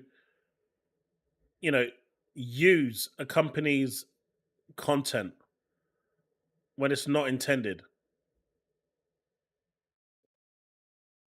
and not for others?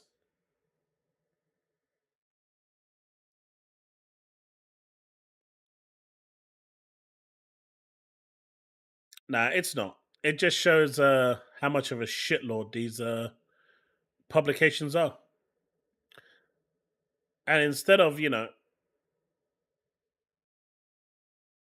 what is it? Insider Gaming, I think it was called, closing down recently, which was a really big shame because that was a good magazine. I remember that when I was a kid. I used to buy that all the time.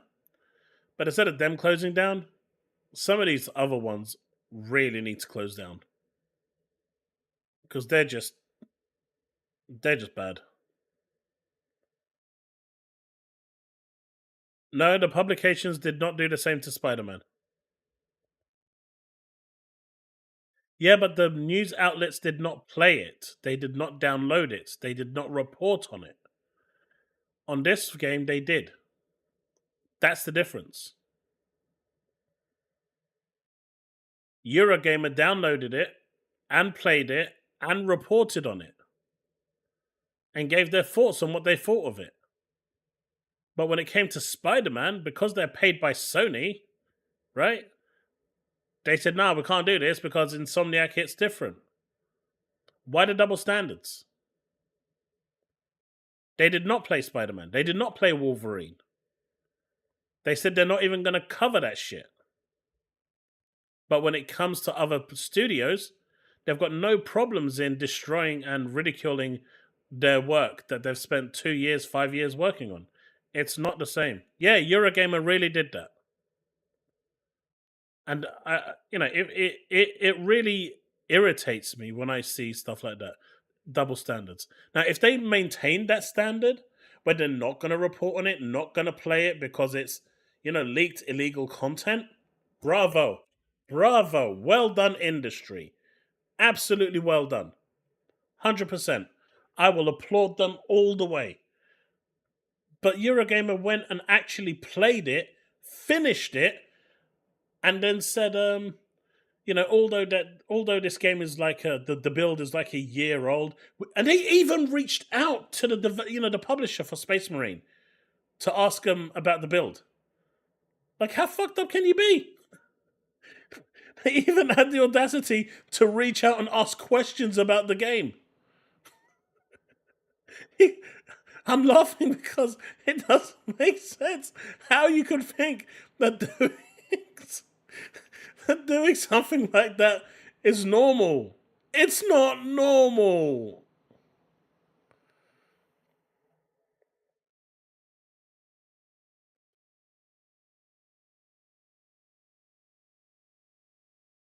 It's not normal.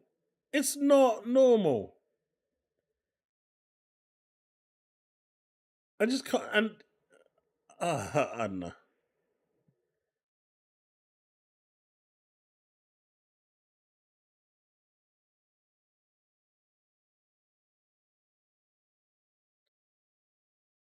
All right, two more things I want to talk about before we jump onto that video. But yeah, the first one is this one. And this is crazy. I still can't believe they're doing this. This one actually, I was like, nah, this can't be real. But Star Wars Jedi Survivor is coming to Xbox One base console and the PS4 base console. Obviously, the Pro and the X edition as well. But what I'm saying is, they got it working on the base consoles. These games ran like crap on PC and the next generation consoles. What resolution are these going to run at? 240p?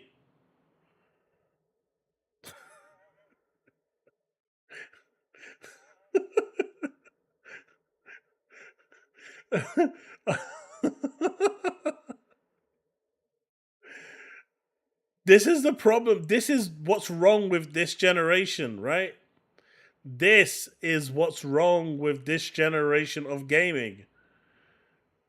Too right you are. Why go backwards? What's the damn point? But they're going backwards. And they're having a good time going backwards. They don't care. They feel like the bigger market for the console is there. And if they can get it working on those consoles, they're clearly, they clearly can see that there is a bigger market there. So they want to go back. When you're looking at the PS4, I think there's still more PS4 owners than there is PS5. And if you're looking at the Xbox One, there's more Xbox One owners. I mean, there was what is it? It's almost 60 million Xbox One. I wonder how many of them actually converted over to the Series X. Who knows? But clearly there must be a bigger market there because they're still releasing the games on those consoles.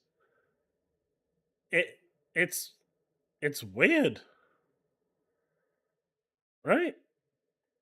But as long as this sort of thing is happening, I feel like gaming isn't going to move forward.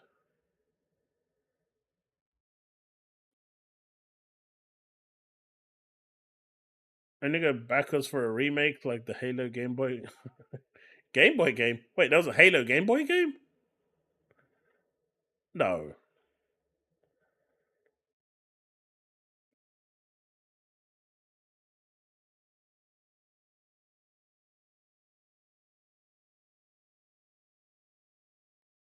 I thought they gave up. Honestly, Steve, it's been so long. Why still persist?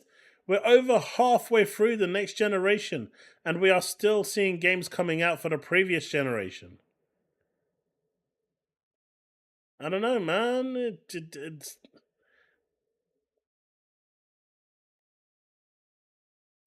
I did. We spoke about that at the beginning of the stream. I'll believe it once it's out. Even if Valve came out today and said it exists, I don't believe it. Valve doesn't do freeze. If they say it's a Half-Life 2.9, I'll believe it. Half-Life 4, I'll believe. Half-Life 3, I don't believe. Just like how they're not going to release the Steam Deck 3, right? It's going to go Steam Deck 1, Steam Deck 2, Steam Deck 4. It's going to go Portal 1, Portal 2, Portal 4. We already saw what happens when you release a third game. Left 4 Dead, Left 4 Dead 2, Back 4 Blood. You clearly see what happens there, right? Not good things. So they're going to skip that whole third one and just go straight to Half-Life 4. And then it'll be a highly successful game. Steve, I agree. Because that's just wasting resources. Because now, Steve, right? Steve, the question I have to ask here, right? Is in order to... this is the question that comes into my head. I haven't finished Jedi Survivor, so I'm not going to say that I have. But what I have played of it, I thought was good. But what limitations did they have to proactively think ahead to cut, to do? What limitations did they have to cut out? With the mindset that this game has to work on the Xbox One and the PS4. That means that there are certain things and features, maybe abilities in the game that they would have wanted to include that they simply couldn't add to the game because they already decided that the previous generation consoles are going to support it. This goes back to the whole Series S and X thing, but this goes way beyond that now. Now you are severely handicapping the game. Like if you remember, was it Forbidden West? Could you fly in Forbidden West? No. Zero Dawn you couldn't fly in. And I remember the PlayStation developers for Zero Dawn, they said that they actually wanted to fly but the PS4 couldn't handle it, so they couldn't do it. So there was limitations there. This is the sort of thing that I don't want to see. I don't want the previous generation impacting what the game could have been, what features could have been. If I'm paying £600 for a console, I want a damn console to perform.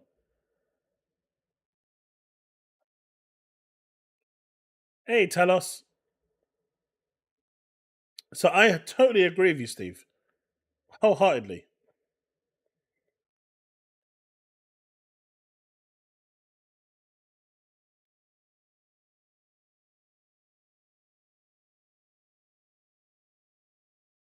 Maxim, then they just don't get any more new games. Then they have to upgrade. I think it's really that simple. As a person that's investing in a new console, I shouldn't have to cater for those that are not upgrading their console to the new gen.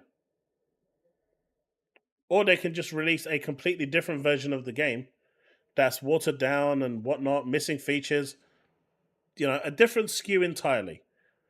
Right? Then I'm okay with that. And I assume that's what this version is. But generally, that doesn't happen. What generally happens is they look at the lowest denominator and see what they can add into the game to get working, and then they work from there.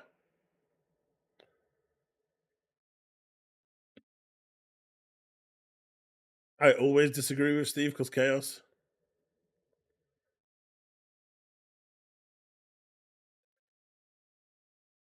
I'm hoping they are, Steve, but sometimes, majority times, financially, it doesn't make sense to make them separate.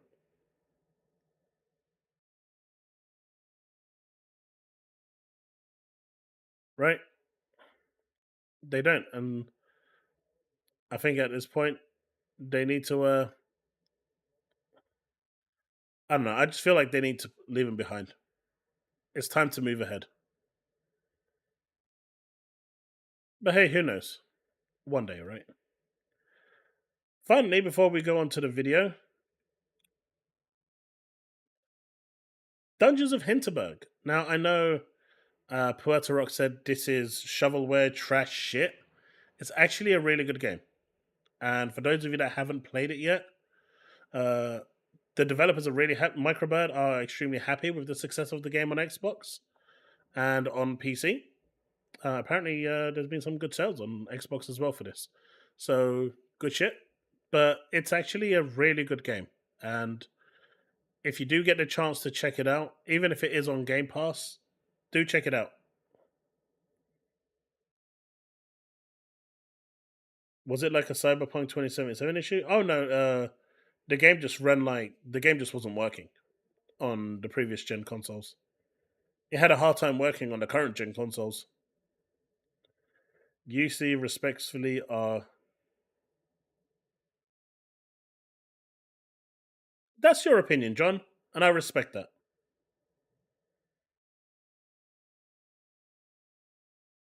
I also feel gatekept because I'm paying money for something and I'm not receiving the full potential of it. But I respectfully respect your opinion, and I hope you respect mine.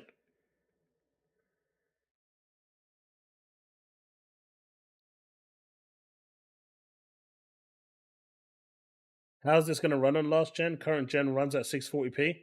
Probably at 240p. That was my guess.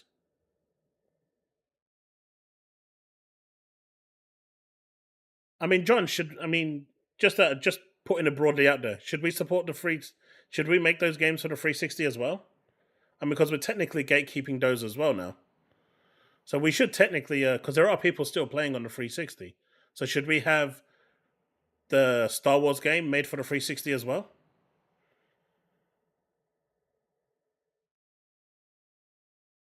That's a slippery slope. And this is also why the way things are done now with the whole, previously when you looked at games, the PS1, the PS2, the Sega Saturn, Dreamcast, GameCube, Xbox 360, they were all standalone consoles. And once their generation died, it moved on. Now they don't need to do that anymore. But in my opinion, it does impact the overall creativity of the developers.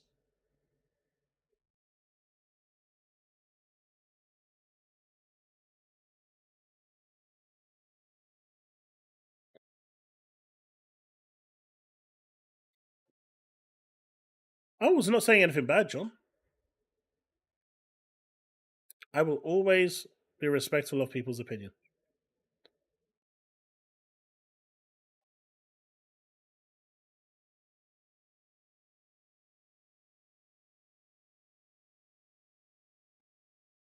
What's up, Leaf Storm? Why did it post? Why did what post? What's going on? There's a Pokemon catching mod for Starfield which lets you capture and raise the creatures in it. No way! No way! Seriously, they added Pokemon to Starfield. That's the thing. Yeah, except for Harmon. Absolutely, except for Harmon. No respect for Harmon. And for those of you wondering why I've got no respect for Harmon, I will show you if I can find it again. I don't think I can. But he said some very nasty things.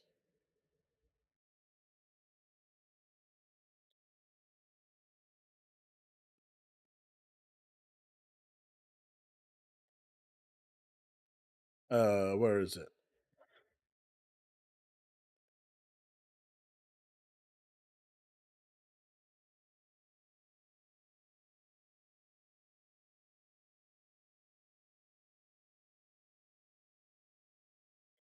All right, I'll check out that thing that Leaf Storm, and then we can check out that video because, yeah, this is what he said. For those wondering why we are very anti-Harmon in here.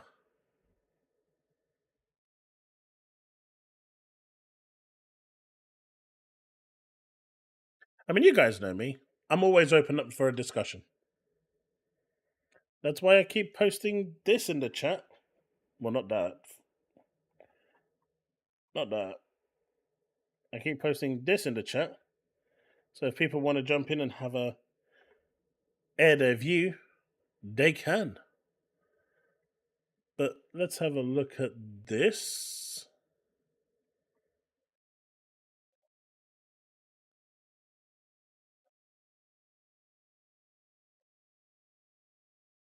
All right, so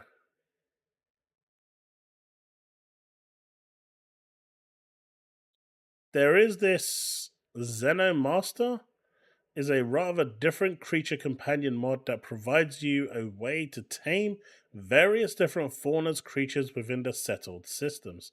You can actually play Pokemon in Starfield. Holy shit. Xenomaster allows you to capture creatures through the use of an item called the Creature Corporation Device, or CCD for short, and manage them with a portable computer called the Xenobox. The CCD is your main method of capturing creatures. They are thrown similar to that of impact grenades, except with a few major key differences. The CCD does not deal any meaningful damage. Instead, when the CCD gets a direct hit on any creature, it will attempt to contain them into a Xeno box. The CCD follows a catch formula that will be listed later here. The Xenobox is your main method of managing your alien pets. This will allow you to send a Xenopet out to accompany you in your travels and behave as a real companion. This also serves as the storage for your pets. You can have up to 300 pets at a time. Wow! Wow! John Gray, yeah. That's the weird Harmon guy.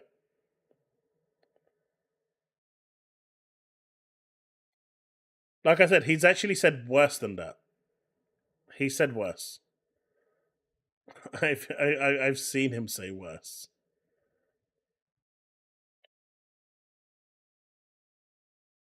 It works on Xbox too. Mods are never going to be dead. Not you can't capture fauna. No, not in Starfield. You can kill them.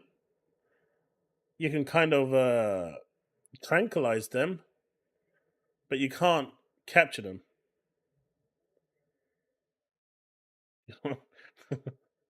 All right, let's check out this video. Let's see how much of a meltdown this guy's having.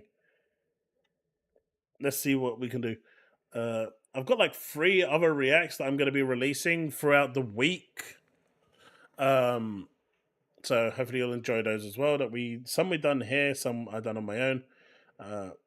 But I've kind of done them, so giving them enough time to breathe. But let's see what this guy has to say. Since you guys wanted it, we shall give it. All right. Hopefully you can hear. You can hear it, right?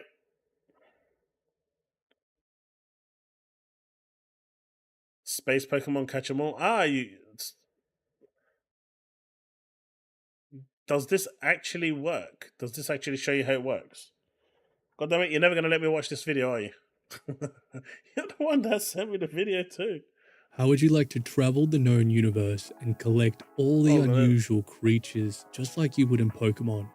Okay, let's see Someone else, some of the creatures in some of the missions, and some of the small roachy, irony type creatures that you find commonly on the ground. However, everything else is fair game. Now, not only does this add all the elements just like Pokemon, where the higher the level they are, the easier they are to catch. It will also increase the difficulty if you're lower level, as well as having different choices for different Pokeballs, if you will. Up to 5 different types of Pokeballs, giving you a percentage increased chance, depending on which one you use. Now, at the moment, I just have the very basic, so I have quite a low capture rate, but I'll give you an example. We're going to try capture one of these low level. There we go. We successfully caught one. So that was that. Nice. Upon capturing a creature, here we have our Xeno friends. Just like in Pokemon, our storage, we can store up to 300 different creatures. What? So in here, I've capture them is give them a name. Now, you'll be able to select a name out of 120 different options, but there'll be more names being added down the track. However, these are what we have. So let's call him McNuggets. Now he's named. So for this, so fast as well, his speed has been increased. Now that could be the legendary effect, or it could be the treats. I'm not 100% certain. That is between so those cool. Two, we get really cool buffed up stats. That is so cool. Is this game? I can't believe this mod. Now I do have a mod on called Your Gang's All Here, so it might be the reason I can have more than one. So we'll go over some more of the functionality. So if your creature gets too far away or you're not sure where it is, you can just throw your send out CCD and that will spawn them. Now, if we want to change it back to Demon, we would use the Xeno box. We'd go to box 1, would go to Demon. We'll go select and dispense field. So we'll set him to be the one we send out when we throw that grenade. So really nice, easy, simple system. And if we did want to get rid of Mantis, we could go click on McNuggets and we can just go recall. So that will recall Nuggets back into the box. So we'll just do that now. And you can see that's really damn cool. You can even feed your Pokemon as well. Health, damage, and mobility permanently. So this is the one we can detail, and also providing you with some of the best planets to go to capture the biggest, baddest creature. That is so damn cool.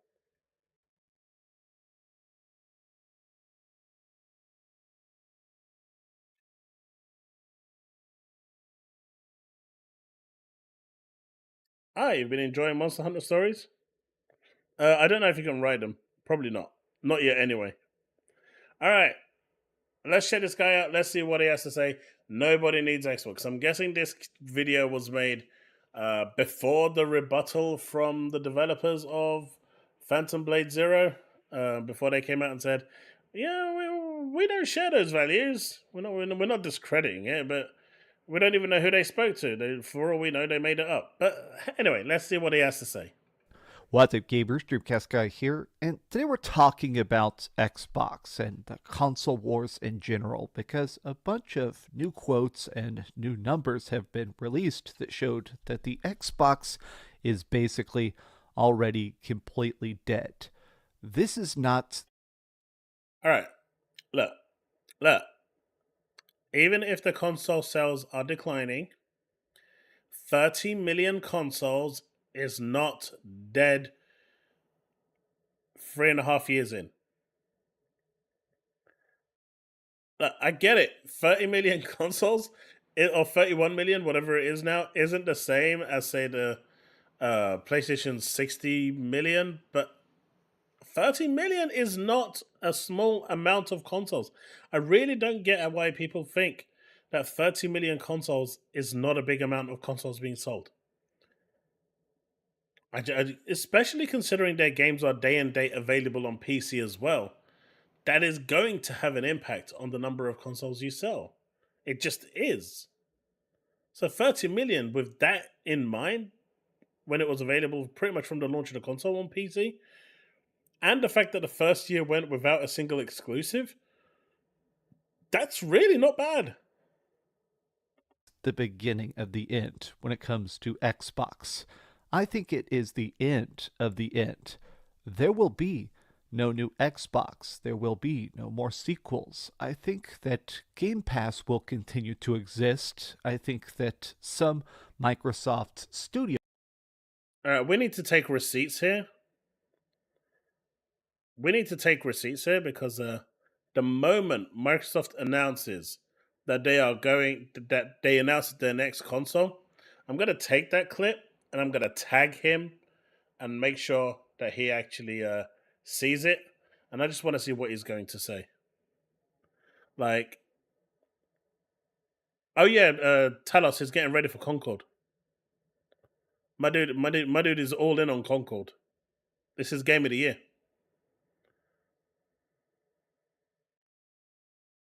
Hey, my beard is amazing, Force. His one's all messed up, trashy and shit, but mine's amazing. Mine's nice and soft.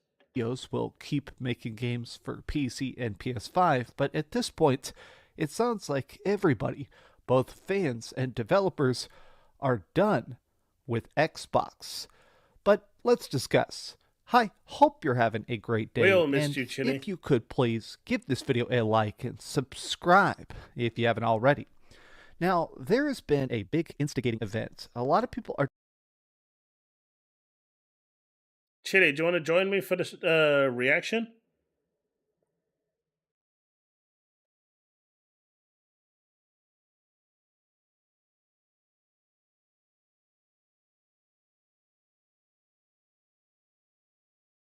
Because the previous reaction video that we did is going to go up probably tomorrow. All right. We're going to get a Chille reaction.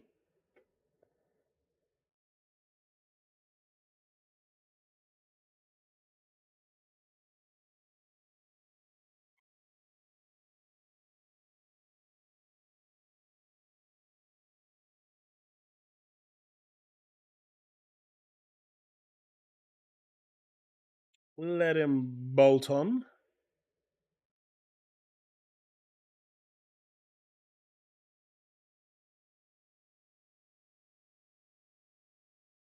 What up, Chille? Hey! By the way, I like the fact because I set stuff up for the now I have to make sure I click stop cam, because if I don't click stop cam, you'll actually see my game on Pharmacy 14. I'm sure the community wouldn't mind seeing your 14 farming. Let's see.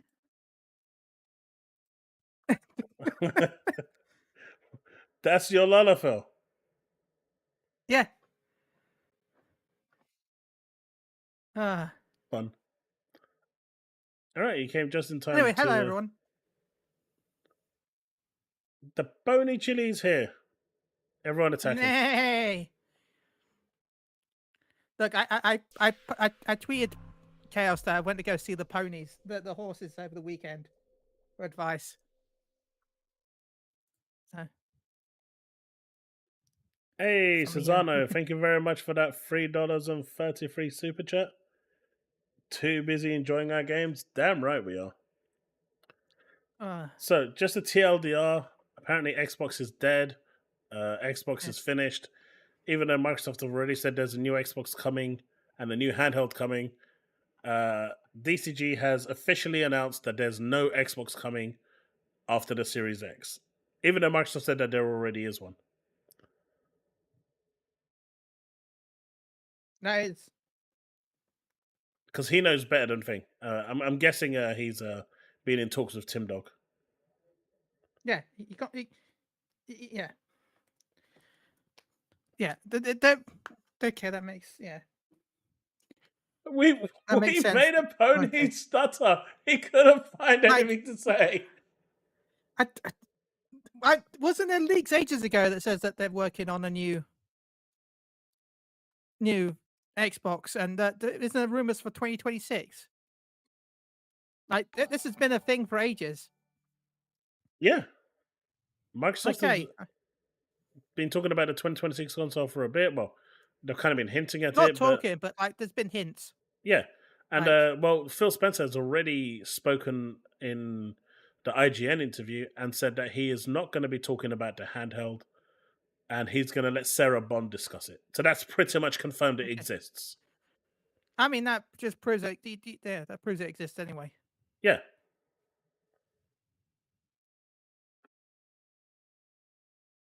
All right, let's go. Discussing this quote where essentially somebody that's working on Phantom Blade Zero said, nobody needs Xbox. There have been a lot of rumblings because Spoilers. Nobody needs any console. Oh, do you want to know what's even better than that? What? The actual Chinese characters that was translated from Chinese to Portuguese Brazilian, then from Portuguese Brazilian translated into English. Yeah. Which basically came up as nobody needs Xbox. I actually had one of my friends who's Chinese basically read it, and it basically says that Xbox doesn't have a strong presence. They're not sought after. Yeah. And that's not 100% wrong. Like, No, it's correct. Yeah, that's not wrong. But that's not what they didn't say. That's not what it means, Nobody needs Xbox. That's not what they By said the way, at all. nobody needs any console. I just want to also add that. Like, I want to make sure people know that you can want a console, you can desire a console, but there's no such thing as needing consoles. I need my Xbox handheld. You want your Xbox handheld. Look, if I could have a Final Fantasy 14 handheld device that could just play Final Fantasy 14 natively, would you need it? That'd be so good. Yes. There you go. Yeah, you're right, Talos. You don't need a PlayStation either. Don't need anything except for a Final Fantasy 14 designed console. Yeah. Fully themed. Yeah. Can only play that game. Fully controlled. Oh, that'd be. I mean, that's basically what my PS5 is. That was basically what my PS3 and PS4 was. So, and if the PS2 could run it, that was basically what the PS2 was. So, yeah, it was. The translation was just completely destroyed, but it basically loosely translates to the Xbox not having a big presence in Asia. Which is fair. It doesn't. It doesn't. It's a fair statement. Don't worry. Microsoft decided that they wanted to increase their presence in Asia by increasing the price. Yeah, definitely. That was a grade A move right there.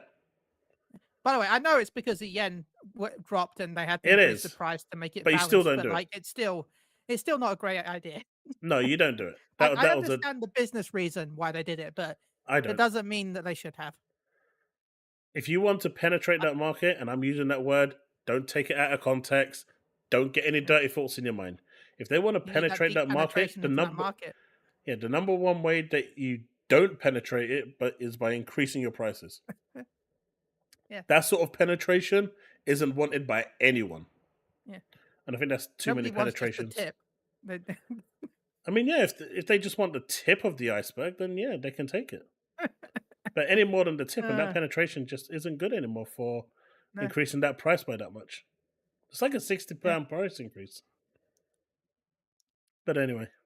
We're starting to see more and more games that are even AA or AAA completely skip the Xbox.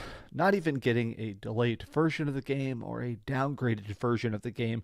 They're just straight up saying it's not worth it. So these people that are working on Black Myth Wukong and Phantom Blade Zero, they were discussing stuff with the media, and they said nobody needs that platform when asked if they were being paid for an exclusivity agreement. Now, Did you notice something there? Yeah. So the translation first said nobody needs Xbox, so nobody needs that platform. and then something about payment. It's like the translation's already changed and we're 1 minute into the video. There have been a lot of rumors, specifically from this podcast, the Xbox 2. This is Jez Corden and this gentleman, Randall Thor. They're guys that talk a lot about the state of Xbox and the industry. And Jez Corden keeps claiming that the problem is stuff on the back end. It's that, in this case, he claimed that Phantom Blade Zero was paid to be exclusive to PS5, even though the developer said that just isn't the case. He claimed Black Myth Wukong is delayed. Well, no, the developer didn't state that it isn't exclusive. They just said they want the game to be in as many places as possible, and they want, I think, as many players to play as possible. And that, if the money is right, it could appear on Xbox. Well, it could appear anywhere. And I just want to say, like, for anyone that's into, like, I know, okay, as a consumer, money hatting is wrong. Like, you want the game on as many platforms as possible so that anyone can play it. But for some companies that are smaller, the idea of a money hat will at least mean that the game is then funded, and they make sure that they've got it out on at least one platform. So, like, it sounds bad, and it is bad, but also sometimes some of those games might not have been released if it wasn't for the money hat in the first place. Then they can then use the sales from that game to then port the future versions to other consoles, if they're smart, which will then give them more money. So best to use the investment as so they can fund the game and then spread afterwards. So ADM, man. oh, we huh? Look at what ADM said. I can swing something in Starfield. No need for JRPGs anymore. Well, okay then. Just don't do that with the Pokemon mod. That would be very awkward. So I heard you talk about the Pokemon mod. That's where Power World will be going in the future once it becomes too far out of the public mind and they want to bring more controversy. They've already bought guns. Then they'll bring self-defense weapons. Yep. Delayed on Xbox because they're being paid by Sony. That just seems like probably, if that's true, the developers are denying it, which I think is illegal. He's also said the reason that all these Capcom games like Monster Hunter Stories and Marvel vs. Capcom and Ace Attorney, these are all skipping Xbox because of MT framework. Oh, wait. The problem here... Full Stories was on Xbox. No, it wasn't. Okay. Monster Hunter Another Stories. one that's the next... There's one that's coming to Xbox, though, right? The Monster Hunter Wilds is. That's it, yeah. Wilds is. The main game is because Stories, I guess, because it's a smaller budget title and they just don't want to pull it over. Well, the online infrastructure uses the MT framework, apparently. Oh, okay. Well, there we go. It's always back to that, isn't it? Yep. Here is the fact that I don't think anybody wants to invest in Xbox because it doesn't seem like Microsoft is investing in Xbox. So this is the biggest Xbox podcast in the world. How is spending $70 billion not investing in Xbox? Clearly, they've not invested in Xbox. They've never invested anything. I guess they should go and buy Warner Brothers. By the way, definitely go check out that Humble Bundle deal if you're on Steam. 20, I think it's like 19 or 20 Lego games for $11. Oh yeah, I saw it earlier, which was pretty cool. That's crazy. Yeah. Really good deal. And make sure when you actually buy it, if you do buy it, there's no affiliation or sponsorship for me. I just think it's a really good deal. But go into the custom section and for the charity, push it all the way up. That way the charity gets all the money and Warner Brothers does not. Podcast Unlocked. These gentlemen here are very good at defending Xbox. And I don't mean that as a detriment, or I'm not trying to be divisive. I'm just saying these gentlemen are able to always find a An Xbox themed podcast is trying to talk positively about the Xbox. It's like if you go listen to my PlayStation podcast, I try and speak mostly positive about PlayStation or something. I'm really shocked that this Xbox podcast is talking positively about Xbox. But they're Such not. monsters. But they're not Okay. talking Well, that's a positive. shame. They should. Well, they kind of are, but not. It's kind of Okay. realistic kind of thing. But listen to it, because Well, this that's is this. still positive. I'd rather realism than just fake positivity. Yep, because there's some stuff being said here. Some I agree with, some I don't. But let's hear it out, because it's going to play it. Positive path. Like when stuff is good or stuff is bad, they're definitely good at finding the bright side of Xbox, but this week they kind of got the Xbox fans incredibly pissed off when they acknowledged the fact that Xbox, from a sales standpoint, the hardware is literally dead. The last 2 years, things are... By the way, just out of curiosity, how many people here believe that Nibs is neutral? Bags, do you believe that Nibs is neutral?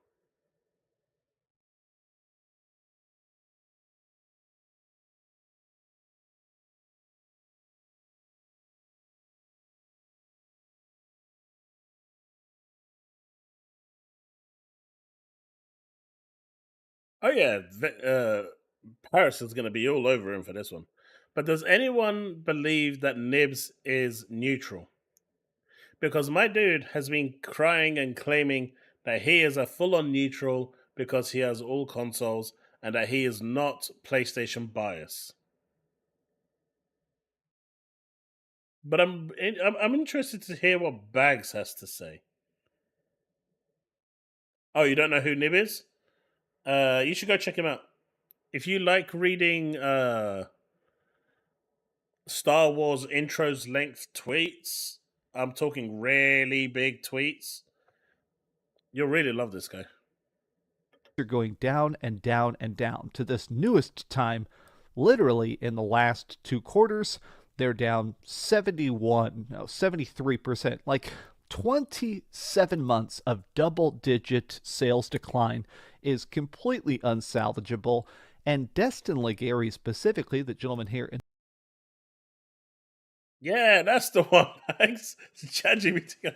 I love the fact that everyone just knows him now as ChatGPT guy. In the middle, he's getting a lot of heat. People are not exactly excited about his take because he kind of hints at the fact that it doesn't really make sense for Xbox to continue to make new hardware.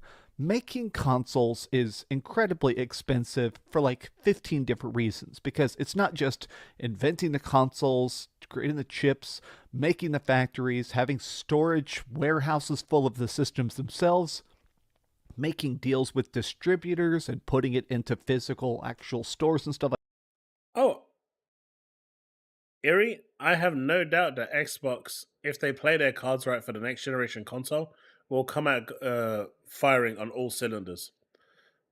And Destin didn't say that either, right? As Ventura is saying there, Destin didn't say that at all. All Destin said was that, he would like a console, but he could see why financially, Xbox might... He doesn't personally understand why they're doing it, but he's happy that they are releasing a console. Because there are people that want a console for gaming. Not everyone wants to game on a PC or on the cloud. We're just not there for cloud infrastructure. And a console is good. Plus, the console is the primary way to sell Game Pass. So if Microsoft actually wants to sell Game Pass, the console really is the best platform for that. So that, Game Pass sales aside, having an Xbox console is something that most people want.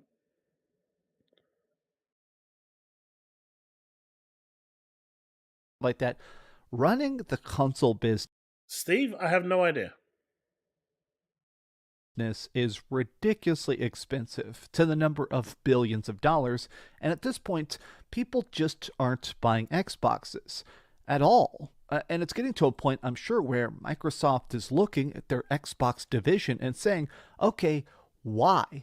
Why would we continue to do this? And I love his quote here where he said, You can like Xbox and you can like their console and still admit that another quarter of 42% decline in sales year on year is bad.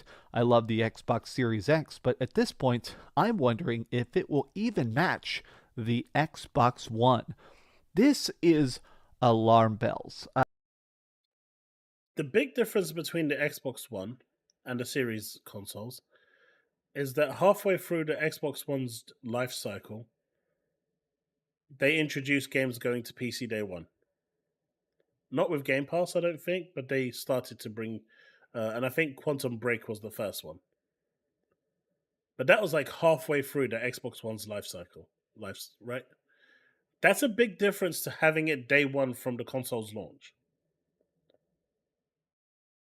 And if anyone tells me that having the games day one on PC did not impact console sales, Of course it I don't did. know what to tell you. I don't I've know been what telling to tell people you. that since it happened, but nobody believed me. It is 100% impacting console sales. Yeah. Without a shadow of doubt. Also, remember Xbox One also had the really bad start with the whole. So if you don't have the internet, you have the 360. Remember? Yeah, As Don well. Metric. That was the start of that generation as well. And then you also had the issue with the TV stuff, like, which by the way, I wish we still had.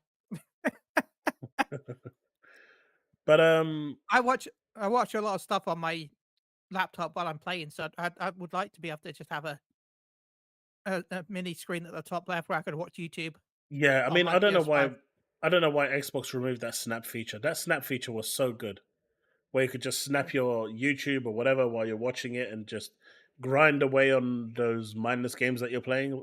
You know, just doing the mining or botany or whatever on Final Fantasy Yeah. 14 while you're just watching your favorite show. The snap Yeah, feature on like the this. Xbox One was great. Like you could be watching Chaos on your PS5 while grinding on 14. See, you could have been doing that, but not Could anymore. have been doing But that. you know, even considering all of this, right?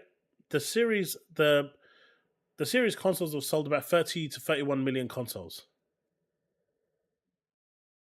That's considering they lost day and date games on the console as exclusives. That's really good. You're looking at an Xbox, and don't forget, year one they had no exclusives. Xbox had done nothing in year one. Year one they had no exclusives. Wasn't it in 2020 they had no exclusives, and 2022 they had no exclusives either? I think for a whole year It almost. took both the PS3 and the Xbox to get some. So 2 out of 4 quality. years they had no first party exclusives, and they still managed to sell 30 million units. Now I'm not doing damage control here, because at the end of the day, when you really think about it, 2 years of no exclusives, your games are available day one on PC, regardless, which is also going to cannibalize your console sales. 30 million is a damn good outing with those factored in. Right? In my opinion. And with the next generation console coming, if they launch it with what I think they're going to launch it with, Halo, Gears E-Day, Blade, Forza Horizon 6, there was another game I can't remember now, but they're 5 big blockbuster games. That's going to be extremely tempting for people to go and pick up the next generation Xbox console. That's going to be very, very compelling. Now, the big question is, how many of those people will buy Game Pass with it to get those games, all of them, all 5 of those big blockbuster games, for the price of, I guess by then Game Pass will be what, 700 quid for the year? No, I'm just kidding. Even if you love Xbox, even if you are a huge fan of what Microsoft is attempting to do, I think it's time to sort of start looking for an exit plan. Now, a lot of people in What the comment exit plan section, is he this was talking originally about? posted to the PlayStation 5 subreddit, and I find it interesting that a lot of people are discussing the problem that came up here from a developer standpoint is Microsoft's obsession with this two-tier system. The Xbox Series S, which is cheaper, which is just straight up all digital, and it doesn't have as good a graphics versus the Xbox Series X, which is more powerful, more expensive, and I mean, honestly, better. But the thing is that they required this perfect parity, meaning that every single feature that exists on the Xbox Series X must exist on the Xbox Series S. And so a lot of developers are starting to say, I would rather skip it. It's easier to make stuff on the PS5. It's going to sell literally 50 times more on the PS5, or even if you're going to put it on a PC, really focus on making it a PC game as best as possible. I think it's interesting that this quote seems to have ruffled a lot of feathers because Xbox is a big pillar of the entire gaming industry. No, that's not why it ruffled feathers. Game publishers and developers shouldn't console war. The last time they did was Quantum Error. Does everyone remember Quantum Error? That PlayStation exclusive? The developers, Team Chille, decided to console war. Does everyone remember Quantum Error? Chille, you remember Quantum Error, right? You was a huge fan of that game. I don't remember any. I didn't. Did it even release? Oh, it released. It released. It's actually cheaper to buy it brand new than it is to buy it secondhand. Wow. I don't get that. I don't get that one. But that I don't know why you talk about Quantum Error made me think of it. But do you remember? I don't know if they ever released anything or if anything ever happened or if anyone even remembers them. Blue Box Studios as well. That made me think of them instantly. Remember them? Blue Box, yeah? Wonder what they're. That's abandoned, right? Yeah, bad. Well, literally at this point.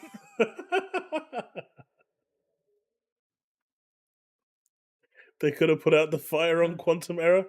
Yeah, they totally errored out. But what I'm saying is, publishers and developers should never console war. Because look at it this way. If they decide to release the game on Xbox, and let's say the game does come to Xbox, there will now be people on Xbox that just don't want to buy it because the publisher's a piece of shit. And even if the publisher came out and said, we don't share these values, they didn't outright discredit the person either. They just said, we don't share these things, but, he may do. And they could have easily just put everything to bed by saying, there is an Xbox version in development, but they didn't. So some people will hold that against the company, and that will affect sales. Well, which is fair, by the way. It is, but minimal sales, right? Because at the end of the day, Twitter is still just a little echo chamber. What the hell? He's so grumpy. Why is he being grumpy?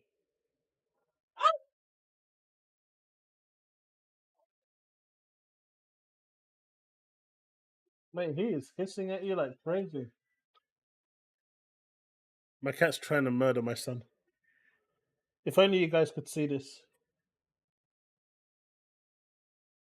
Now this is what you paid box office entertainment for.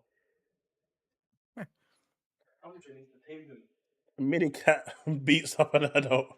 That's it. Boxing ring. You're off tomorrow to cat troop camp. Cat troop camp. Go, go pack your stuff. We had YouTuber boxing. We had influencer boxing. now we can have. Yeah, Callisto Protocol was another one, but Callisto Protocol's publisher went one step further. They deliberately downgraded the game, and that's why I refused to buy it. They deliberately downgraded the Xbox version, so the PS version could be the best one for reviews. My guess is they wanted Sony to buy them, but they deliberately downgraded it. So I will not pay a single penny for that game. I actually was excited for that game, but if you're going to go and do that, That's the horror game, right? Yeah. It was like a not an exact sequel, but it was like spiritual successor to Dead Space, right? Kind Yeah, of. yeah. And Like don't get it's me not a wrong. sequel, but like they were inspired. Yeah, but if they did the same thing and downgraded the PlayStation version for the same reason, I wouldn't have bought it either. I just think publishers doing that sort of shit is wrong. They shouldn't be, trying to Yeah. focus on one or the other. Just release the damn game. If one machine is more powerful and can do more, push it ahead. Or if they need to be the same on parity, because that's what the contract says, fine.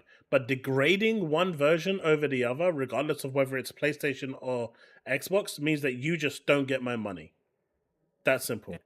Or if you really can't afford to do all three versions, because remember, Xbox says two versions technically with the Series S and Series X. You really can't. This is why I don't have an issue with timed exclusivity. I know a lot of people hate it, but if you're if you're a very smaller company and you really can't afford to have all three running at a decent equal, like even a parity of all three, then I think having an exclusivity to get the one released and then have the other ones released with the funding from the first release is fine. It'd be better if you could release all at the same time, but I understand if you can't. But don't They, downgrade a version just yeah, because of it. all the mirrors in there had the Xbox version. There was no reflection, and other graphical errors that were in there. And magically, right? Magically, 2 days after, one day after, or was it 1 or 2 days after, everyone started complaining. Oh, we've got a patch ready for you. Do you think it takes 24 hours to make a patch? Well, not I wouldn't even say even if they have the patch ready. Because that still has to go to Microsoft for. Yeah, it has to go to a verification and testing. Yeah. But that shit was out 2-3 days after. Yeah, they knew beforehand. Of course they did. It is not bullshit, Steve. There's only a couple of games that can skip like I know Warframe can skip it, Final Fantasy 14 can skip it. PC games can skip it. Yeah, well, that's because, but unless you've got a history with a company, you can't skip. Because the timeline doesn't with match. Warframe with Sony, you used to have the Warframe patches used to be late on PlayStation because they had to go to Sony before they went live. So, but then they got agreement with Sony, and the patches now go day on day. And when they compare them side by side, you can see the difference in quality. And then they came out and said, "Oh, we really apologize. It wasn't supposed to be like this." Like no one in QA caught it. Bollocks. I call bollocks to that. QA would have caught that easily. But even then, the patch wouldn't come out in 2 days, right? Because they have to send that patch to Microsoft. Microsoft then has to run that through their QA to make sure it hasn't broken anything. That usually takes anywhere between a fast track of 3 days to 7 days if it's not being fast tracked.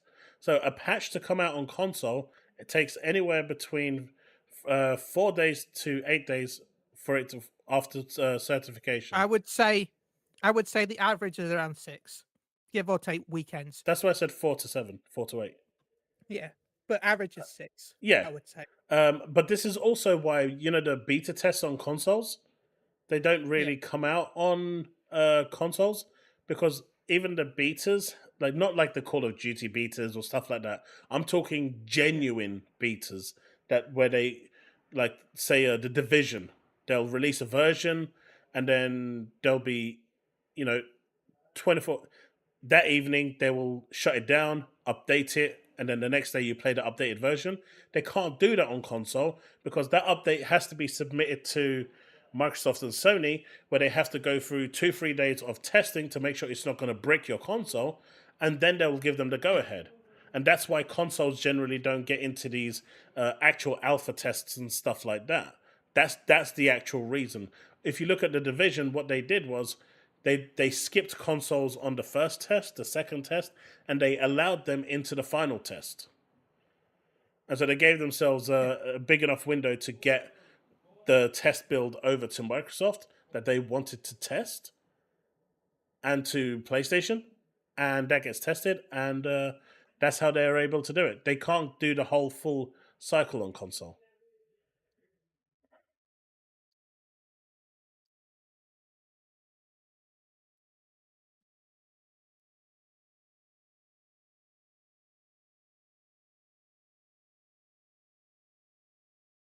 and it has been now for 20 years. I almost feel like I am in a very strange spot because I think the failure of Xbox is going to kill a lot of developers, a lot of ideas, a lot of Where plans. did this go? And I want to explain that because Wait, what?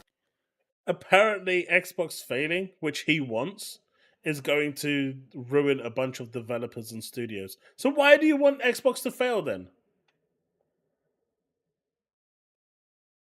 Hey, look, he's doing the hack too. He's doing the quack too. Ugh.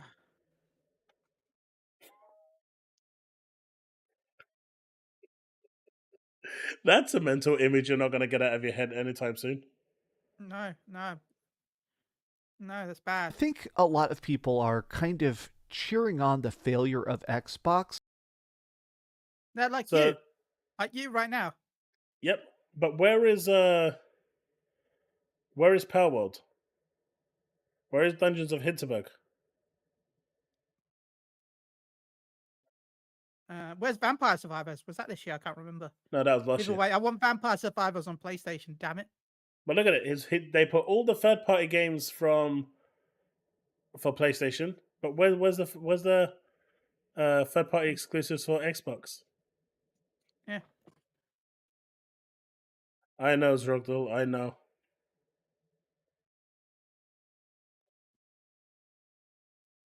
But don't worry, we can reverse this image at the end of the year anyway when all those Xbox games drop. Oh yeah. You've got Indie, you've got Starfield DLC. I'm not counting World of Warcraft DLC when everyone else is. Hey, look, it's coming to Xbox, and you can play it on Xbox right now. It's coming to PC, and you can You play can play it on GeForce Xbox. now. You can play it on Xbox right now. By GeForce Now. Yeah, but you can still play it. Yeah, but it's not coming to Xbox. It's coming But to can PC. you play it on PlayStation via GeForce Now? No. Okay, It'd be so nice you if can you play could, though. I know, but you can play it on Xbox, so it's Yeah. on Xbox. That's because every time Sony's had a browser-based thing on the PlayStation, that's how the PlayStation got hacked. So Concord is going to be dead on arrival. it's already dead. That game isn't. It doesn't even need to arrive for it to die. Seriously, dude, I don't want that image of TCG slobbering in my head. Too far. Oh wait, someone subscribed. Thank you, Doozy? Yeah, Doozy for the sub. We're getting there, folks. We're getting there. Slowly but surely. Just need another 2,900 subs. Let's do it. And mocking the fact that obviously PlayStation 5, PlayStation gets so many games, first party and third party exclusives. Like, it's crazy that a lot of these games are just made by developers that are exclusive simply because they know it would sell. Whereas Xbox, this is being hyperbolic. This is definitely a meme, but this guy is kind of pointing out the fact that we're getting less and less Xbox games. This is what Xbox considers games now. Like, this is the kind of stuff they're kind of hyping up as first party. World of Warcraft expansions, Towerborn, Aura history. What is wrong with Towerborn? Why does everything have to be AAA? And why is everyone in so? I'm sorry, but what I agree with them on World of Warcraft. But apart from that, no. Like, World of Warcraft, I can play it on my Xbox. I still don't count it as an announced first party. But can I play it? Yes. Okay, there you go. I'm still not going to count it though.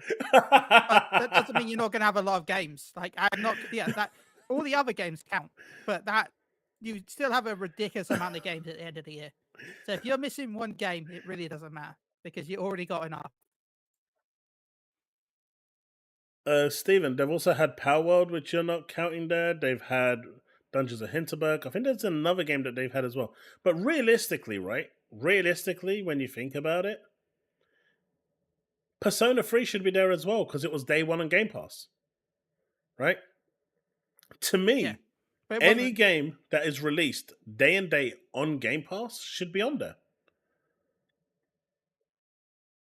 It might not be exclusive, but you're getting the game without spending anything extra over your subscription to play it. Yeah, but that would be, I don't know, because this list is literally, it says exclusives. It's not. That Toy Soldier It's not game is exclusive, is another it? one. That's Yeah. right. That's That actually did really well good. as well, didn't it? Yeah, it got over 100,000 thing, Yeah. which The apparently developer is really pretty got really bad. happy because it wasn't. The developer got happy because if it wasn't the fact that if it wasn't, he didn't know if it could be funded. So the Game Pass really helped them. So yeah. You know what? I actually bought Bubble, and I still haven't played it. I need to put that on. Age of Mythology. Okay, Age of Mythology, again, that is super niche. I am almost nervous that the industry thrives with competition. Oh wait, it might be super niche, but I'm hyped. Out of all those games, that's one of the ones I'm most hyped for. Really? I really liked Age of Mythology when it first came out on PC. Like I'm not a big fan of Starfield. I've never watched an Indiana Jones movie in my life, so I have no idea what it's about. Flight Simulator's Flight Simulator. I'm more hyped for the Goat Simulator remaster. I've only ever played a bit of Diablo 3. I've never played Diablo 4. So then Call of Duty I've not really played since Modern Warfare. Fable I've never really played. I played it at friends, but I've never actually played it. I don't know anything about Avowed. So out of all of these, Age of Mythology. But after this stream, you're going to go and watch a marathon of Indiana Jones, right?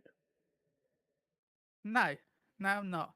You're putting a strain on our friendship. You got to watch Indiana Jones. Okay, 1 second. Okay, how about this? How many people are in the stream? 59. Let's refresh. If this stream that we're watching right now hits 100 likes, either during this stream or after by the end of the week, I will go watch some Indiana Jones at some point this weekend, if I can find where I can watch it. Jack, there is 73 likes. We are 27 away. If you haven't liked it yet, hit that like button. If we hit 100 likes, I will go watch Indiana Jones movies this weekend. This weekend, by the way, not this week, but this weekend, I will watch it. And I will pester Chaos on where I can watch them. Because I have no idea. Maybe Amazon. We'll find a way for you to watch it. That should be a goal for yourself, but that's spoilers. It's not my stream, so I can't say a goal for my stream. It's at 80 likes already. Come on, chat, you can do it.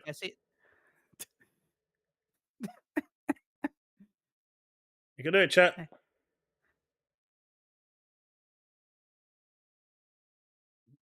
Great. Disney Plus has them all, so I have to pay extra for Disney Plus. Fine. If you go to Pluto TV, you can watch it there. Okay, I don't even know what that is. Neither do I. But apparently, under Disney, when Disney Plus released their thing to show that they are increasing their price, Pluto TV posted underneath there and said you can watch it with us for free. Because isn't Pluto the dog in the Disney show? Yeah, but look, if you see this, Disney prices will raise.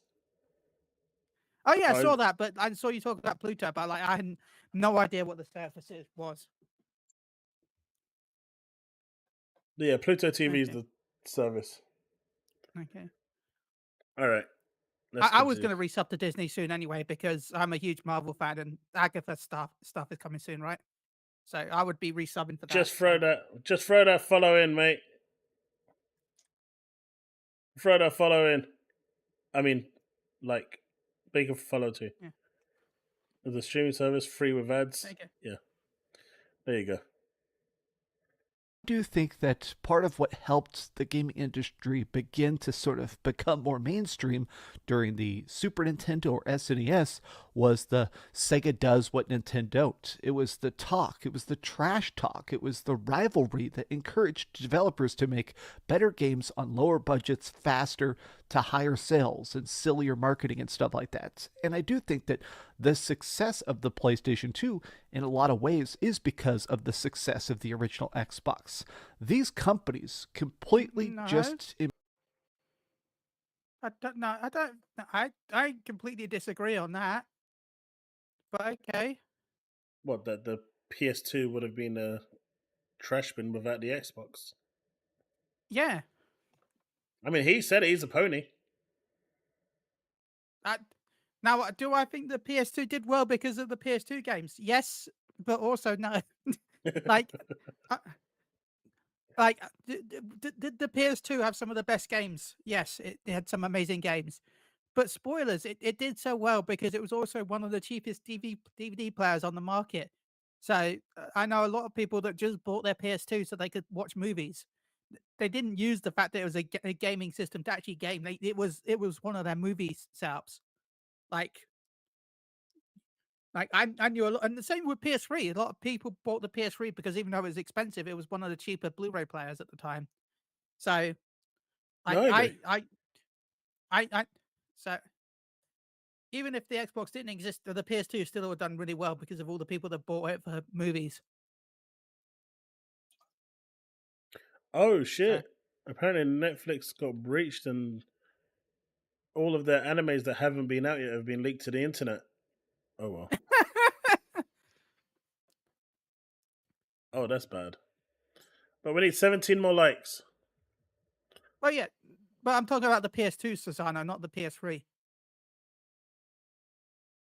But like, I'm just saying, I knew a lot of people that bought the PS3 because of the Blu-ray. But yeah, I agree that the PS3 was a reaction to the 360.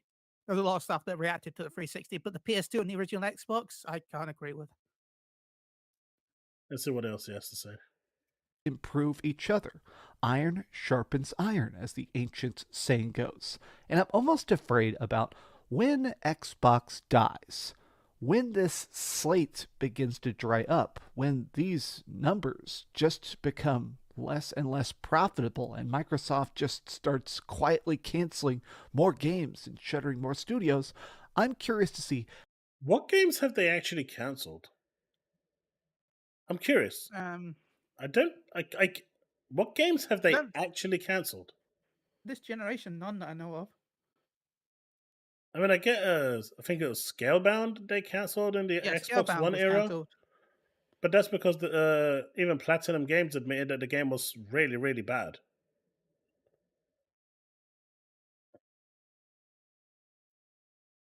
I can't think of a single game that they've actually cancelled.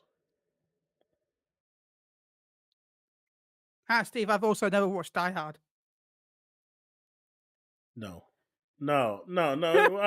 Guys, we've got another Tasman here. No.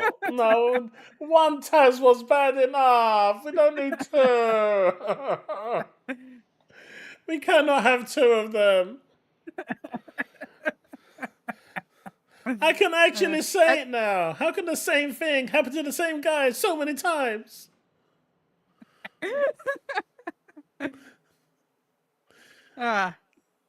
Look, I just don't watch movies, really. That's what you get from it.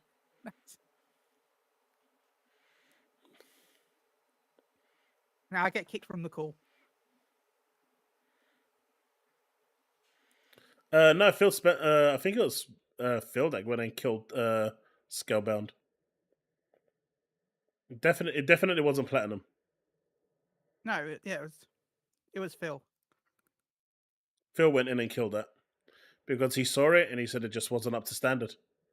And years later, the Platinum CEO admitted that it wasn't up to standard, and they've learned a lot since then, and they've actually appealed to Phil and said that they want the opportunity to make it again, and if they're willing to fund the game, they'll do it exclusively for Xbox. Phil didn't reply, or probably said no. And then they released Babylon's Fall, and they said that they learned their lesson. I can't get around the fact that you haven't seen Die Hard.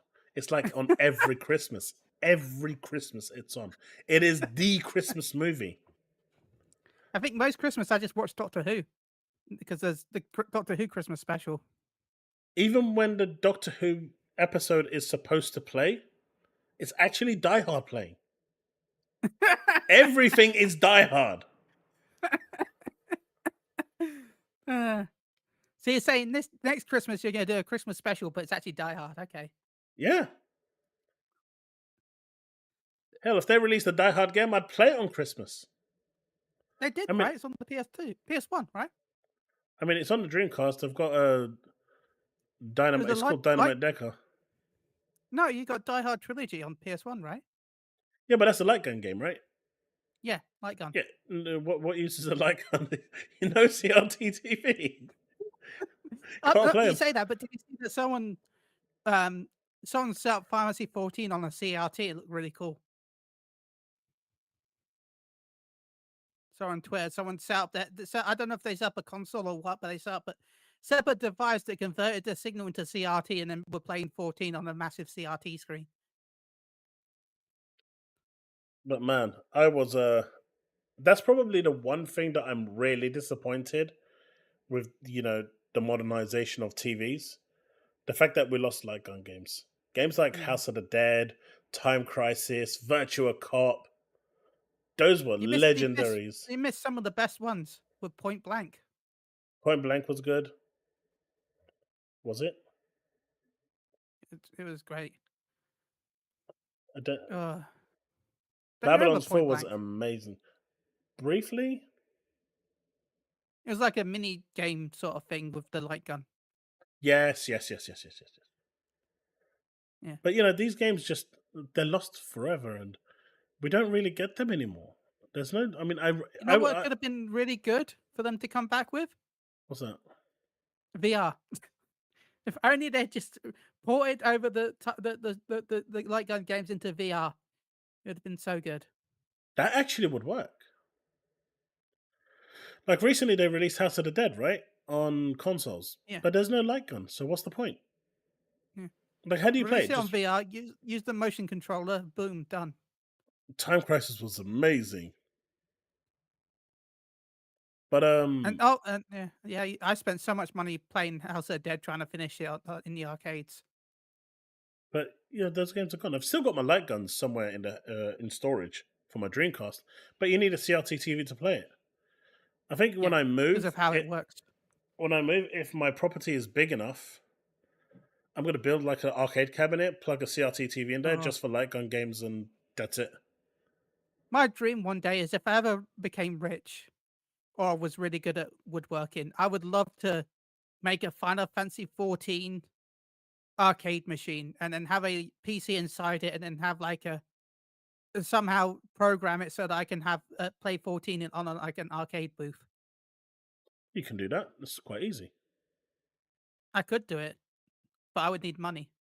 Yeah, you do need money. I tell you what, if I ever win the lottery, I'll buy you the arcade cabinet. Yay! How's that? That sounds amazing. And if I won the lottery, I'll do the same with your. What's that? You're going to buy me a house? Thank you. Thanks, dude. Yeah, if I Not a won Lego the lottery, house, though. sure. Not a Lego one, though. If I won the lottery, sure. I wouldn't know what to do with all that money if I won the lottery. Like, no joke. Gross? What do you mean gross? Like, no joke. I would have no idea what to spend all that money on. Yeah, Scalebound was Xbox One.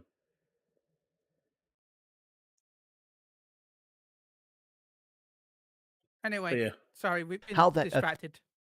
Yep. affects PC, how that affects PlayStation, how that affects Nintendo. When there is one less competitor, when there's one less platform that games can even exist on, I think this could lead to some very, very bad things.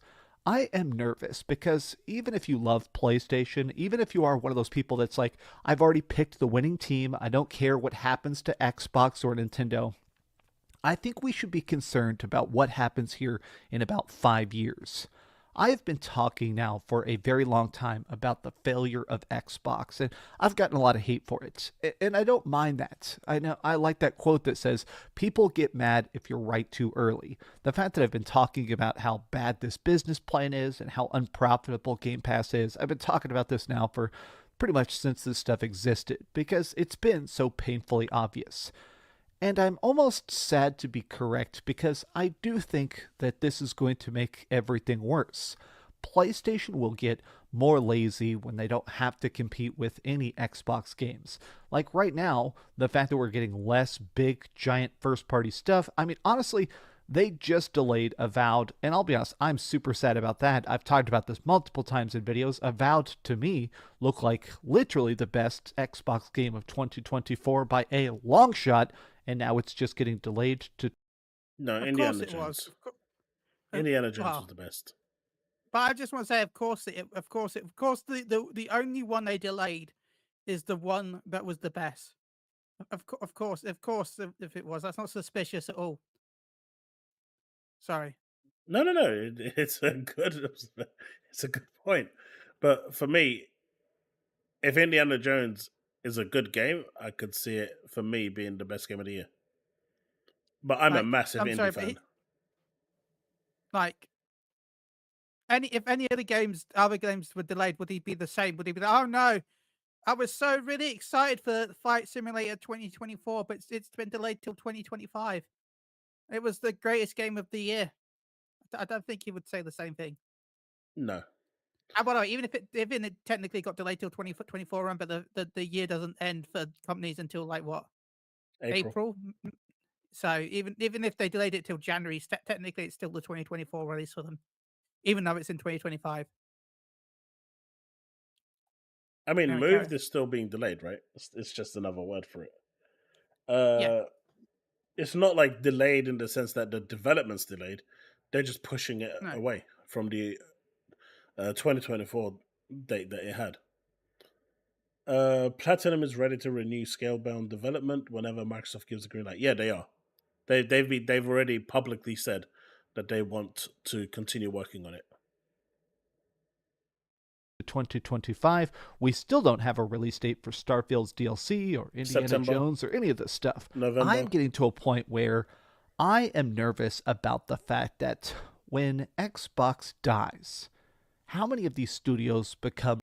If Xbox dies. Not when, if. Other studios. Yeah. How many of these developers go on to make different projects? It feels like the industry is beginning to shrink for the first time in my adult life. I feel like we're actually seeing less creativity, less art, less excitement. Wait, you're only seeing that now? You're only seeing that now? Holy shit. Yep. He's only seeing that now. Only now. Fuck. And a lot less sales. And I think that's going to lead to a dramatic decrease in the games we love. But these have just been some off-the-cuff thoughts because honestly, I am a bit nervous. I'm not trying to crystal ball it too much, but if we end up seeing an implosion in the gaming industry, I'm definitely not happy about it. I think once they announce the PlayStation 6 and Xbox announces they're leaving the gaming industry, by then the Nintendo Switch 2 will already... Okay, sorry. What did he say again? Off-the-cuff thoughts because honestly... when they announced the PS6 and the Xbox announces it leaves the industry, even though they've already announced the next Xbox technically. Sorry. I am a bit nervous. I'm not in the gaming industry. If we end up seeing an implosion in the gaming industry, I'm definitely not happy about it. I think once they announce the PlayStation 6 and Xbox announces they're leaving the gaming industry... Wow. How many times has he said that sentence, by the way? I feel like he keeps saying that sentence over and over again. I feel like he could make that a drinking game. Like, he'd probably die by the end of the video, but I feel like he could make a drinking game out of that amount of times he'll say Xbox is leaving industry. Just wow. I think he'd be dead, but I think you could make it a drinking game. I think what we need to do is once the official announcement comes for the next generation console, we just need to go back to this video, grab some receipts, and then make a little video. By then, the Nintendo Switch 2... Words are hard. Compilation. Compilation video. Yep. will already be out and be a big success. I'm not happy about where things are going because I think it's going to be bad for us. I think there's going to be higher console sales. I think they're going to make systems more expensive, games more expensive, services more expensive, and they're not going to become better for it. So, if you can see why having no competition is bad, why do you advocate for Xbox to die?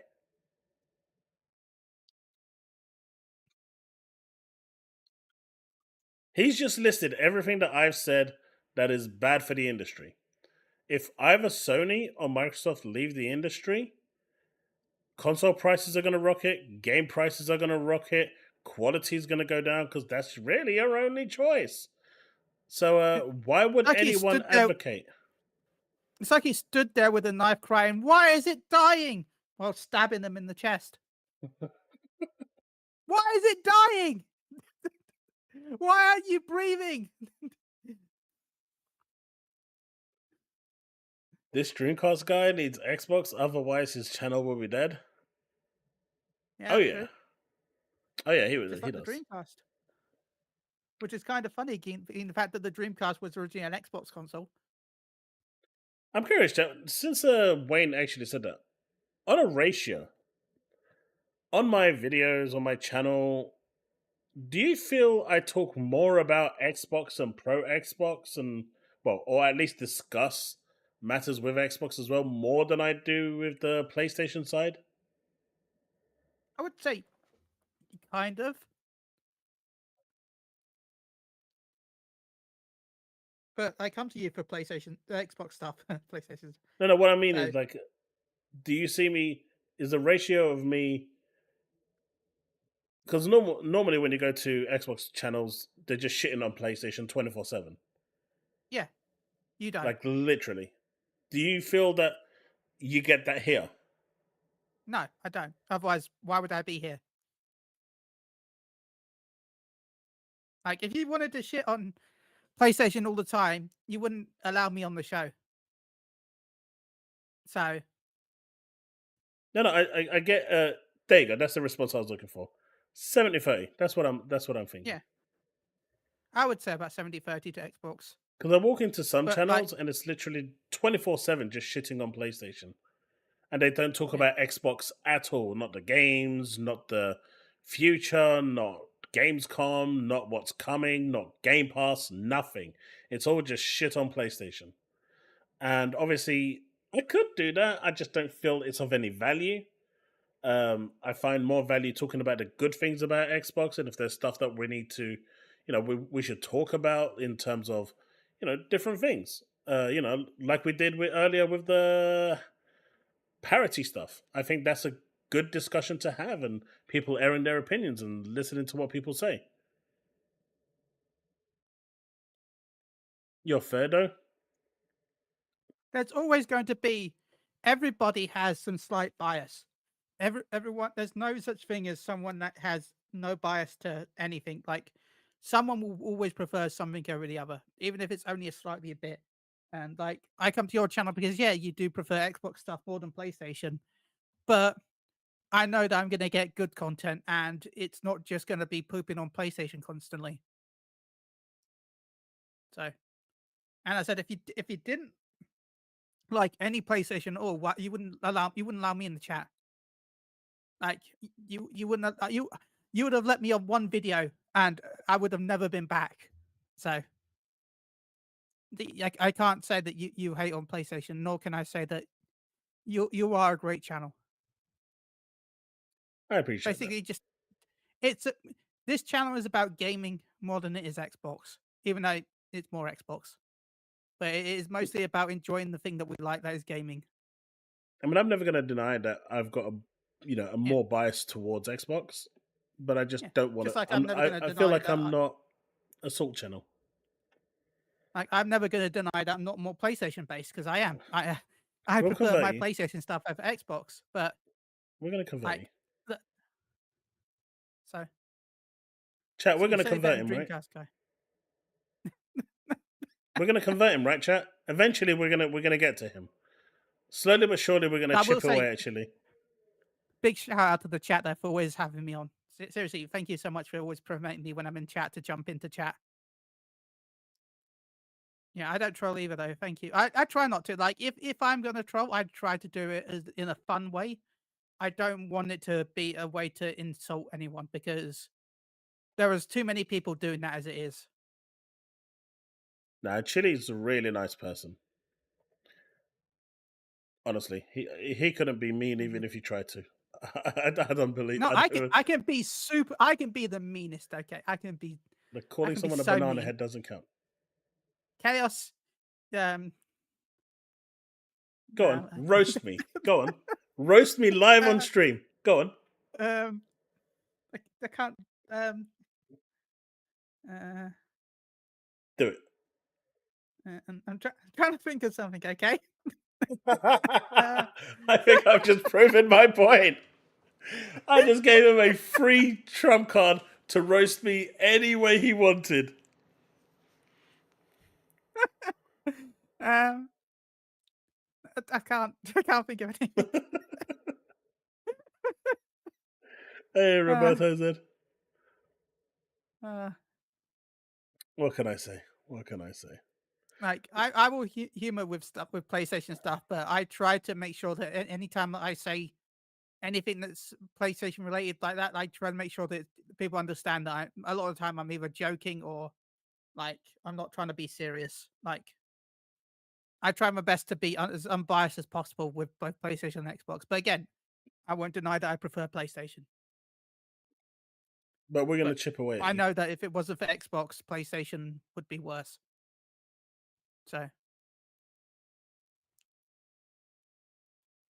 But yeah, I do find it funny that Dreamcast guy hates on Xbox when if it wasn't for Xbox, Dreamcast wouldn't be a thing anyway. Because remember that Dreamcast actually used Windows as its operating system. Oh yes. Dreamcast ran Windows CE, right? Oh, did you know? Yes.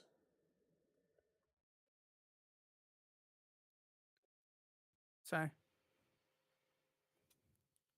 and I own an Xbox. I have one up there. Which on my one? Wardrobe for some reason. Which Xbox? The original. The first one. I think you might need to upgrade.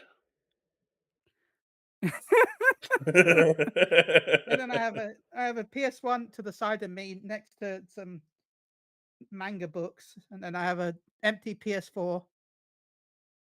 I have a lot of random stuff next to me. Okay.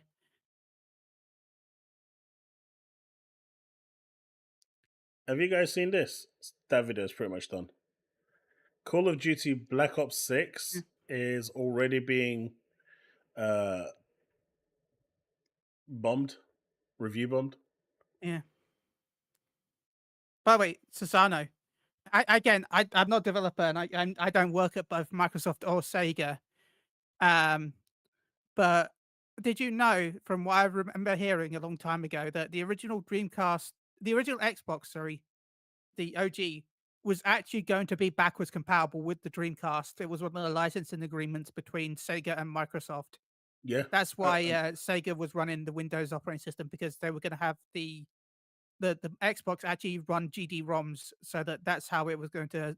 So that technically the Xbox was kind of going to be a Dreamcast 2. Yep.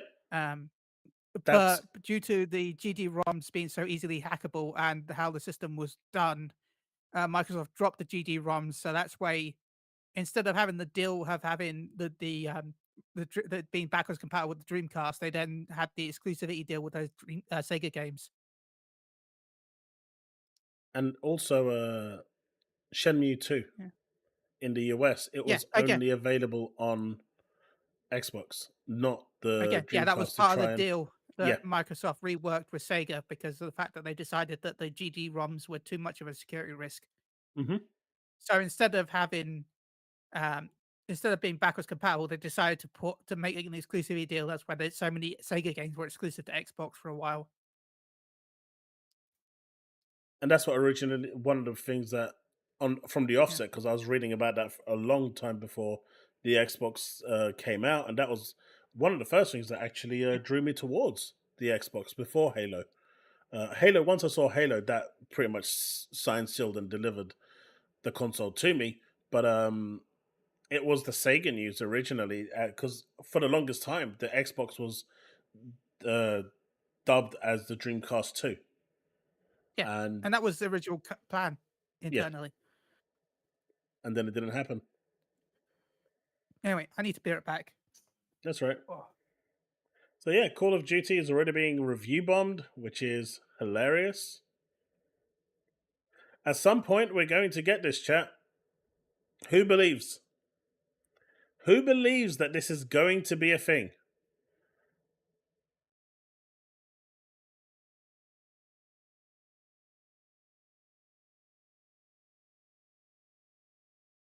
At some point, this is going to be a thing. But yeah, as I was about to say, I think, was it Talos or was it Woodpit that said something about games and movies? I was talking to Steve earlier, and he was just saying, why I don't do like movie discussions or stuff like that. Is that something you guys would be interested in? I mean, I'm going to watch Deadpool and Wolverine this weekend. So when we come back, I could sit down with my kid and talk about it and just say what we liked, what we didn't like. It'll be like an informal chat between us. And just go over the movie and see what we liked and what we didn't like and what we each give it overall for a movie. If you'd like that sort of thing, we could definitely make a couple videos and see how it goes. I mean, Deadpool and Wolverine is a movie. No, watch along. I don't know how that would work on YouTube. I know you can do it on Twitch. I don't know how that would work on YouTube though.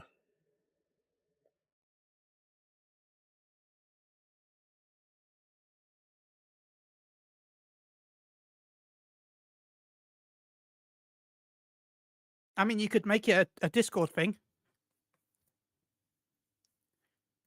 Yeah, Discord would work as well. But Twitch just is easier access, right? Because not everyone wants to join the Discord. Yeah, but with Twitch, you'd have to have Amazon Prime. So I have Amazon Prime. Yeah, but then it'd be Amazon. Everyone needs to have it, right? I don't think so. I'll have to look into it. Yeah, if I remember rightly, everyone that wants to watch it has to have Amazon Prime. I don't think they do anymore anyway. And they got rid of that. Borderlands is out this weekend. Maybe me and my kids will do a double movie weekend. The Wolverine and Borderlands. But yeah, this is crazy. If this actually happens, this that's tons of games that would just drop onto Xbox, man. Especially Deadpool. That is so expensive right now. If that dropped digitally alone, I would pick it up.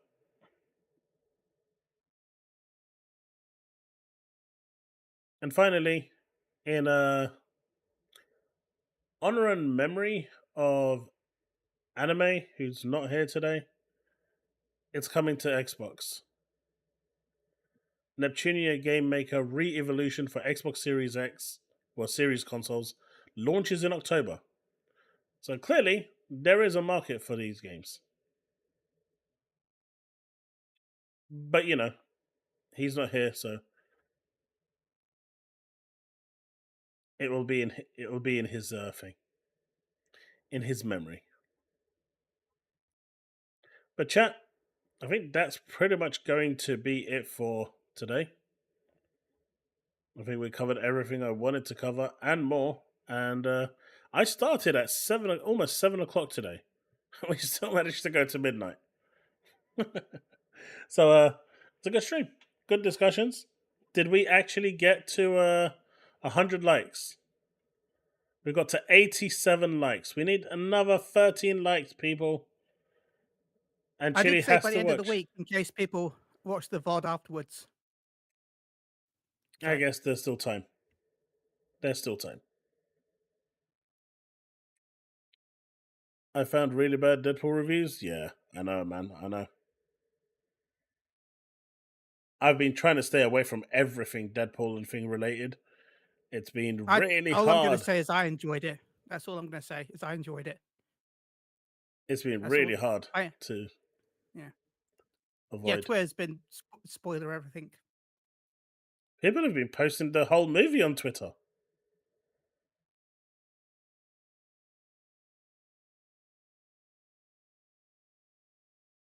Yeah, if you refresh the page, it's at 89 now. We're 11 away. 11 away to make Chille watch Indiana Jones and Die Hard. We're throwing Die Hard in there because he has to watch Die Hard. I didn't agree to Indiana Jones, okay? I didn't agree to both Indiana Jones and Die Hard. Right, if he gets to 101, then we do Die Hard.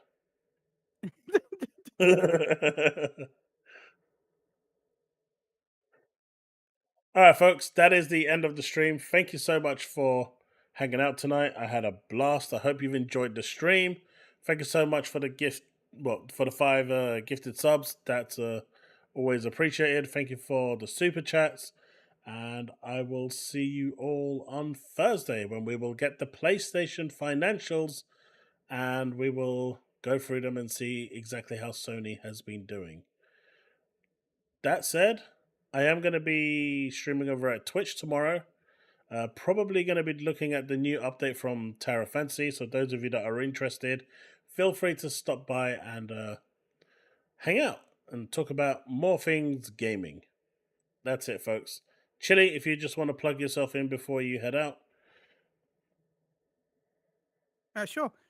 I'm Chille, one half of Moogle Garden Radio. I stream Tuesday, Wednesday, Thursday, Friday. My co-host streams Saturday, Sunday, Monday. I will hopefully do a podcast this Thursday, but I don't know right now. My co-host is actually really ill. So if he's still ill on Thursday, we're probably going to postpone the podcast for now. We hit 1,214 followers on Twitch again. So thank you again for the support. I just noticed we're up to 114 subs on YouTube. Thank you again. Also, if you do like food, my food-based podcast is about to reach episode 100. And we're recording that this weekend. So go check. Okay, I will go watch Indiana Jones if you go listen to my food podcast. Who, me? Yeah, you. I'll listen to it. Just send me a link. Sweet. Okay. Not all of them though, because we're 100 episodes. But like, you can look for the ones that I'm in pain if you want to see that. If you want to listen to that the mostly, because there's the ones where I'm in a lot of pain. There's the one where I eat an onion and I nearly vomit, and then there's the one where I eat the one chip challenge. So yeah, the one chip challenge is going to be fun. Yeah, right, folks. We've done that twice. So twice, Jesus. Yeah. Right, folks, we are out, and in true Chaos fashion, remain legend. Bye, everyone.